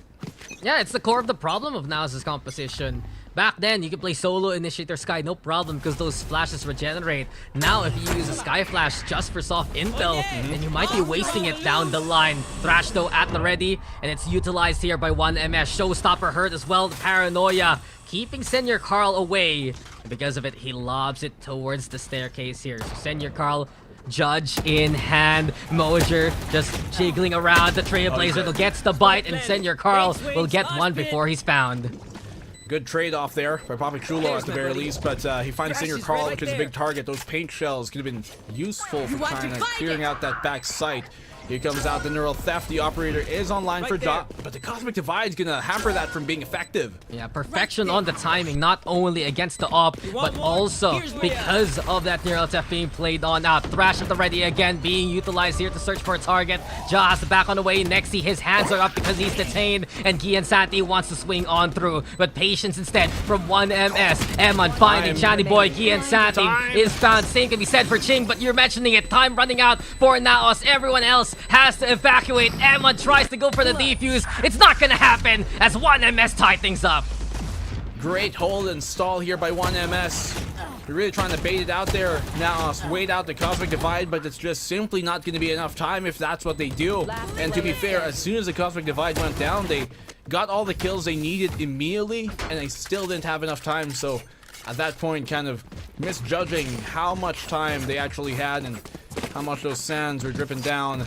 They tied up the game here, 1MS, with some really great play so far and in utility-wise. And this is what I'm talking about. You still saw the Thrash getting used again, the Gecko having all his utility. You mentioned a while ago the sound cues. It just wasn't happening because of that Cosmic Divide. And 1MS is getting so much space for free that they're able to dictate the rules of engagement. Thing is, though, since NAOS got all the kills there, they force 1MS to buy on up in not the best state, with Senior Carl especially.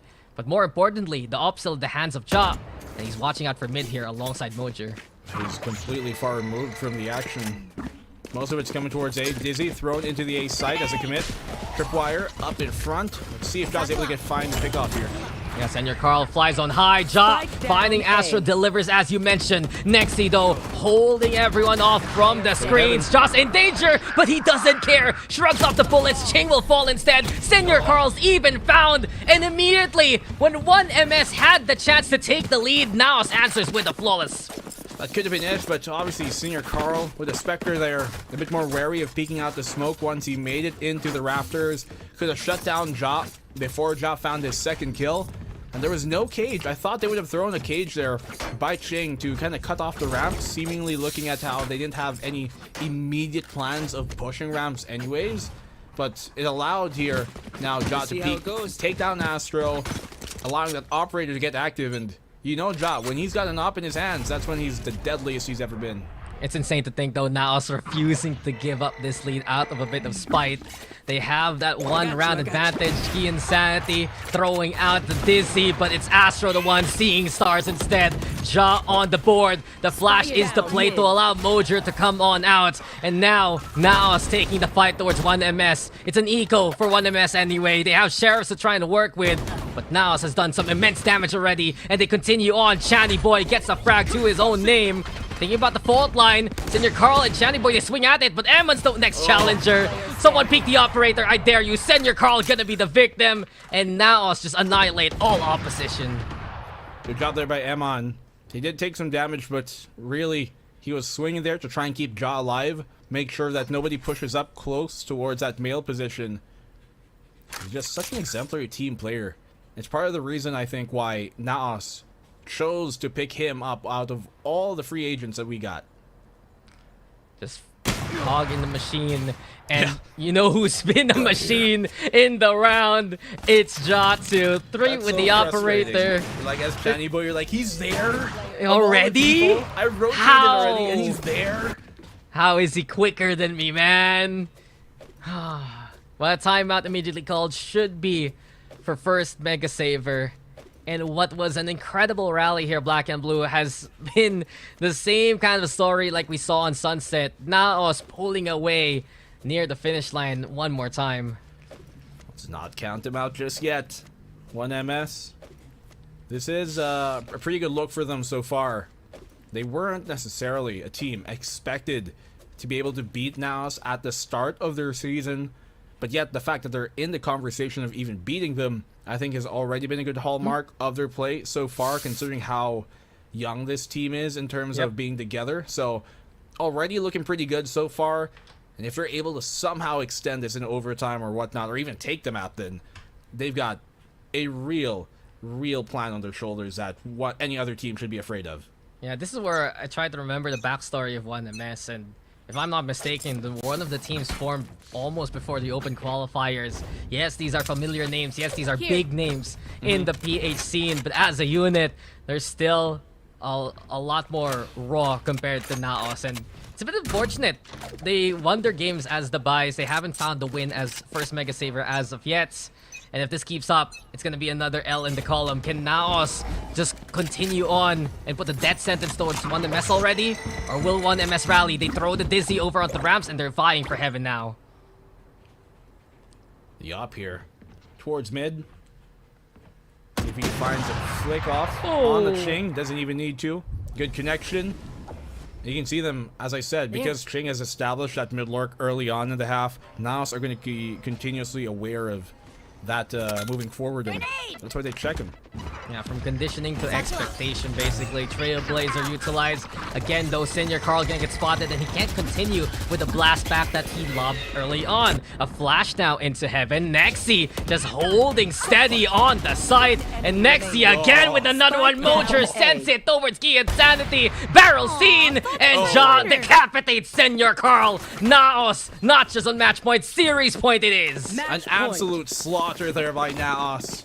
And Nexi just calm and composed. He needed to find the one that he did. And as soon as he did, that really just destroyed the structure that 1MS had going into the site. The first kill was big, and then the second on Channy Boy, as Channy Boy got trapped there within the by the trip. That really kind of secured things at the end. So great setup there by NAOS, and Ja is, as I said, once you put him on the op, it's all or nothing, and right now, he's finding everything. Yeah, this NAOS team, though, is looking very ferocious at keeping their lead alive. They saw 1MS coming back at them. They said no, and they're the ones on match point because of it. Wingman, though, gonna get the trigger on the tripwire. Nexi trying to break it, but the plant should still go down. And because of the distraction, Gabe, Santi, and Ching do get the kills because of it. 1MS onto the side with the numbers advantage. Crucial mistake there by Nexi. I think getting a bit over-eager. Should have recognized that his cage was going to go down very soon. I was kind of counting it down in my head. At what point does Nexi bail out of this spot, or does he just commit?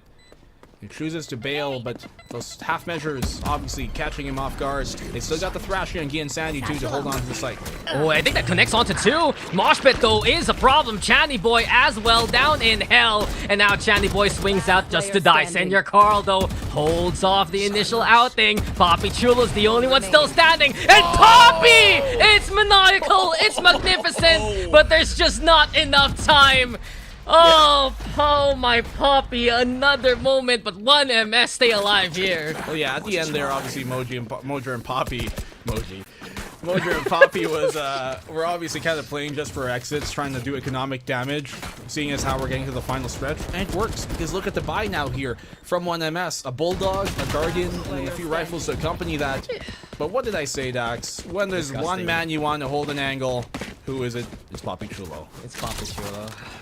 And it's big damage, because a while ago, it wasn't the best buy from first MegaSaver. Yet again, it's half armors, half measures, and Ja just erases Channy Boy from existence. No Rolling Thunder into play now. Here comes the Blades, and NAOS are able to out-hustle their opponents. Two gone from 1MS. And with the boom bot also, it is danger here for 1MS now. If they don't find a pick right now, Dax, I'm calling it. This series is done. They you already need did. a pick. They need a pick, man. Otherwise, this is going south. Someone needs to be a hero here for one There you MegaSaver, and that might be Ching himself. Jaws gone. That's the op, and the Blades He has remove from the equation. And you mentioned it, Neural Theft is available, but Mojer's keeping track of this. Mojer is waiting for anyone to swing his way. And the wingman's gonna be the play. Thrash is there too, but 1MS cannot push from this from now. Oh, Mojer is doing a good job here. Still delaying them. Almost going down due to the ping. Make sure Ching doesn't go unscathed. There's a big pick from Ching, but Emon trades him before the Neural Theft can even go online. He chimed in. And now, danger. Astro throwing away the gun. Gian Santi moving into the site. But who's ready? It's the numbers of Naos. Nexi with another one. They get the intel and they find him before it even uploads. Naos! They had something to prove today, and they take the series 2-0. Yeah, it seems so. Especially after the loss yesterday versus ZOL, they would not let a repeat of that occurrence happen. Not here, not now, not tonight. And now as they came out with a vengeance, maybe not one against the team that beat them, but hey, they're able to still prove against another highly talented team here who definitely have showed now they stand still a class above some of the rest. Yeah, first MegaSaver though, they're bringing a completely different look for them, and I like it, and I love it. I love how they're getting so much value more from utility. They're not just relying on their raw mechanics anymore. They're trying to play an even more sublime game of Valorant, but unfortunately it's not enough. It's not enough again.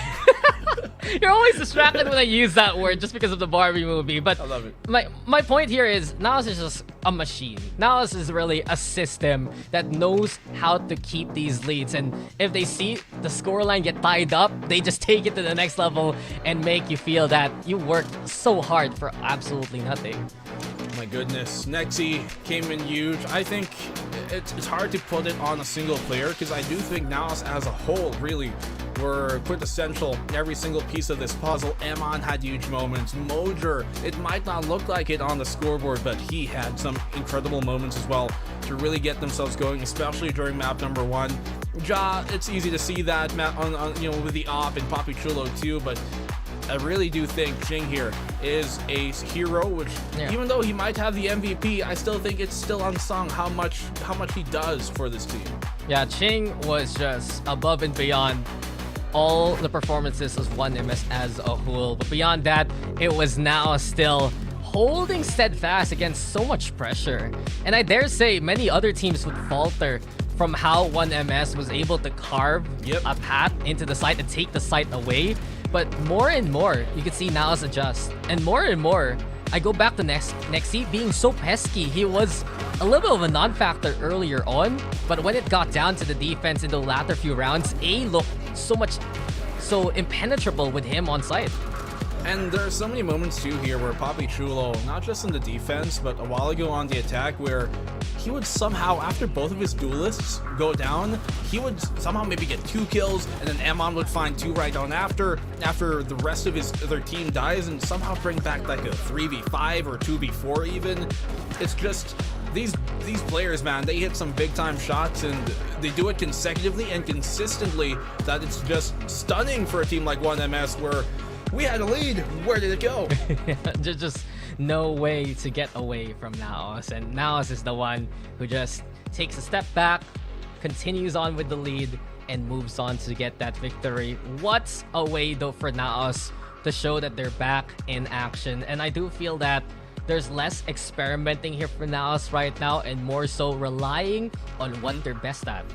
Yeah, and I do like it. I don't think that you necessarily have to change what's working. Still, I applaud the effort here to evolve and really diversify their game and I guess truly adapt for this 1MS squad, because they know they're not going to win the championship, they're not going to win the playoffs by being the same old style that they have, being one-dimensional, playing that aim game. They know there are teams that they can't simply do that towards, and one of that is NAOS, and they've proven here today that even if they lost, I still do think that they should keep up this train of thought of playing a more utility-focused style.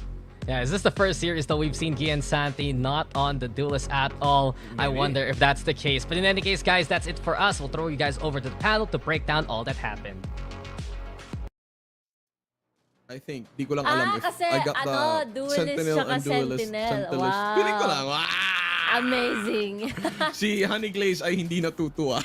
Last year pa siyang napipikon na sa mga pinagsasabi ko. Pero anyway, name's Jesse Percy. Here with me today are the E-Grills of the world. Got Honey Glaze with a double E and Riku with a single U. Hi everybody, how was the series? Ako, kinabahan ako kasi I thought we were going to series number 3 kasi bumabawi si MegaSavers eh. HG. Yeah, definitely a convincing comeback potential para sa first MegaSavers. Pero we have Papi Chulo time and time again na laging nakakakuha ng multi-kills. And we also have what Rico said earlier, Nexi, to gather themselves so many frags in the mid-rounds. Alright, Exactly. Rico? Para naman sa akin, sangayon ako sa inyo, akala ko talaga mag-map 3 kasi it does feel like the first half, akala ko sunset lang yun mangyayari kasi nakikita na tayo ng parang NAOS a bit shaky on this map. Pero pagdating sa split, it felt like it was very, very close again. So it felt like 1MS talagang they really are hungry. They were hungry. They had a lot of really good moments. Pero pagdating na sa double digits, parang ang hirap na nila i-counter. Alright, so with that, all that being said, tingnan natin yung series MVP of the whole match of first MegaSaver and NAOS. Tas eto na, papaakyatin na natin si Peter Parker at si Miles Morales akyat sa building. Boom! Panes! Yung ating MVP ay si Papi Chulo! Oh wow! Kakasama lang ni HG. And I was really thinking it was Nexi again. Pero like, Papi Chulo all throughout the series, what did Papi Chulo do for the end of NAOS Esports? Well, for Papi Chulo kasi, we all know for a fact na kaya niya talaga makapag-clutch. Siya yung punot dulo kung bakit nagiging comfortable all throughout getting the sights. Itong si Ja, and dadagdagan mo pa that we have so many angles to think about once that he is there. Yung timing pa ng paranoia on point. That's a most precise thing na laging nagkakaroon ng opener or laging nagiging disadvantage doon sa kabilang side. Kaya nga, sobrang online yung tutok, alam mo yun, parang lalong-lalo na dun sa split. Yung almost clutch niya kanina dun sa earlier rounds, no, yung sa elbow, tututut, parang kayang-kaya niya kung may time. Parang may nag-text lang Promise. Shush. Basta yun yung aking, voice-over impression sa barila na nangyari kanina. Pero, ayun! Woo! Alam niyo yung speaker, pag may nagte-text sa speaker, tapos ganun mag-transfer ng aim. Tutut, ganun. Pag naka-double headshot ka, ganun yun. Sige, ate girl, pagpatuloy natin yan. Punta na tayo sa interview. Actually, we have Papi Chulo joining us over at the panel this time para naman ikwento at may mga tanong tayo para sa kanya. Papi Chulo! Papi! Hello! Hello po. Sir, hello po. Nag-test po ako sa COVID kanina. Hindi naman ako positive. Negative naman ako, thankfully. So, better to be safe. Kasi naka-mask siya eh. So, ayun, free from COVID. But anyway, hello Papi Chulo. How was the game so far? Yun lang yung unang intro kong tanong agad sa'yo. Kumusta naman yung series? Actually, medyo nangapa po kami sa first game and sa second game. Once na matimpla na po namin yung laro, mas madali po sa amin. Wow, there you go. So, mas madali na. Anyway, kasama ko ngayon si HG, si Honey Glaze with a double E, tsaka si Rico with a single U. Meron sila mga katanungan sa'yo, Sir Papi Chulo. So, HG, sige, sa'yo na yung floor. Yun. Congratulations ulit, Kuya Papi Chulo, for winning in our series for today. But yeah, yun nga yung nasabi mo eh, di ba, na almost close enough yung first game nyo against first MegaSavers. Pero paano nyo ba na ipagpatuloy pa yung comeback since we saw so many rounds na nabawi nga on the second half ng first MegaSavers, pero nagkaroon kayo ng spark na maagaw ito ulit at mapanalo nyo na yung sunset? Actually, yung key ng comeback namin is yung coach namin. Number 1, magaling mag-read. So, ayun, bagay, the coach. Importante pa naman yun para refresher eh, di ba? Alright, Rico? Para naman sa akin, congratulations nga pala ulit, Papi Chulo. Sobrang ganda ng performance mo. Ang aking katanungan, may point ba sa series na yon na parang parang pupunta ata tong map 3. Mga ganon. Or wala naman? Parang wala naman po. Kasi nafe-feel po ng team na nag-iinit na. Lalo na si Ja. Oh! Ayun. Gusto ko yan. I love the confidence. Mainit na nga talaga si Ja. Alright, so ito Thank naman, you. last question for you, Papi Chulo. You know, galing kayo sa isang match with ZOL Esports and ZOL, medyo natalo yung NAOS after that series. Approaching this series, mas galit ba yung team or mas atat manalo? Or ano ba yung emotions all throughout ng team approaching this series? Mas gigil po kami ngayon. Ayun, mas gigil. Gusto ko tong aura ni Papi Chulo. Chill lang, small words, but MVP of the series. Once again, Papi Chulo, maraming salamat sa pagpunta sa aming interview. And again, looking forward to more games with NAOS. Maraming salamat. Thank you.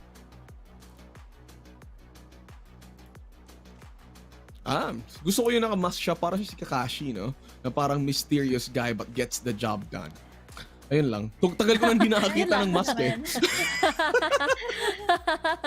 Anyway, HG, Rico, ayun na, nakita na nga natin yung series natin. Again, big congratulations to NAOS. Now, with everything being said here, what are your final thoughts at the end of day number 2 for week number 3? May surprising outputs ba na nangyari? Because we're gonna be looking at the standings. Pakita natin sa screens natin ngayon. Any surprising standouts so far from either teams? HG.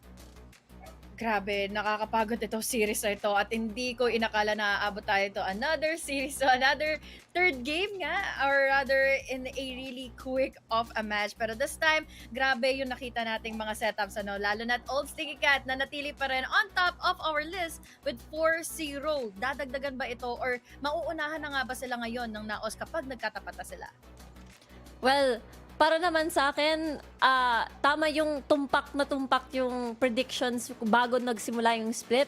Totoong-totoo na sobrang competitive. It does feel like itong season na to, sobrang posibleng maraming mga upsets. Kaya nakaka-enjoy panoorin. Nakaka-enjoy. Well, Yes. actually, I had a huge fun time being here exactly. Tapos parang nakikita natin yung standings natin. Uy! Uy! Si Taylor! Nasa Germany ka pala, HG? Hindi ko alam. Nasa Germany ka pala? What type of...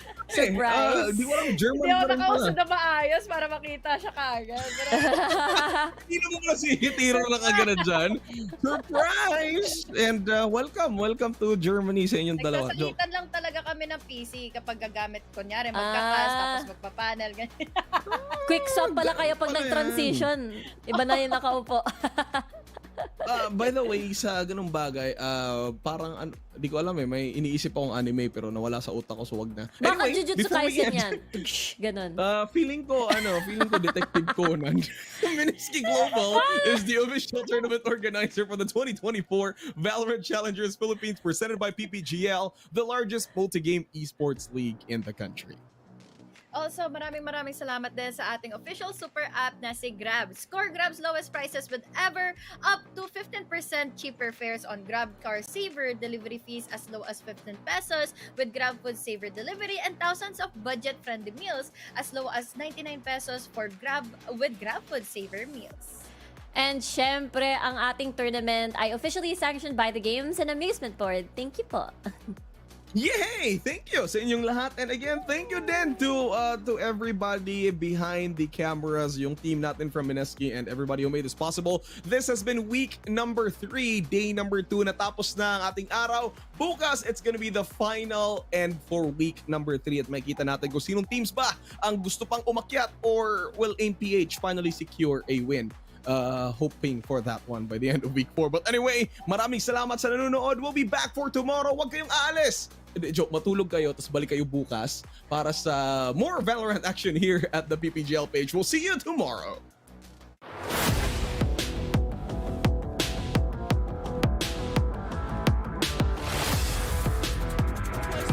Walt Orioles fighting back. There's the showstopper. And it's falling down. No, they don't overwhelm. They don't overwhelm at all. This is going to be pandemonium. Whoa. He spots out two. He spots out two. And Nico gets it. Risky as can be. Oh my God.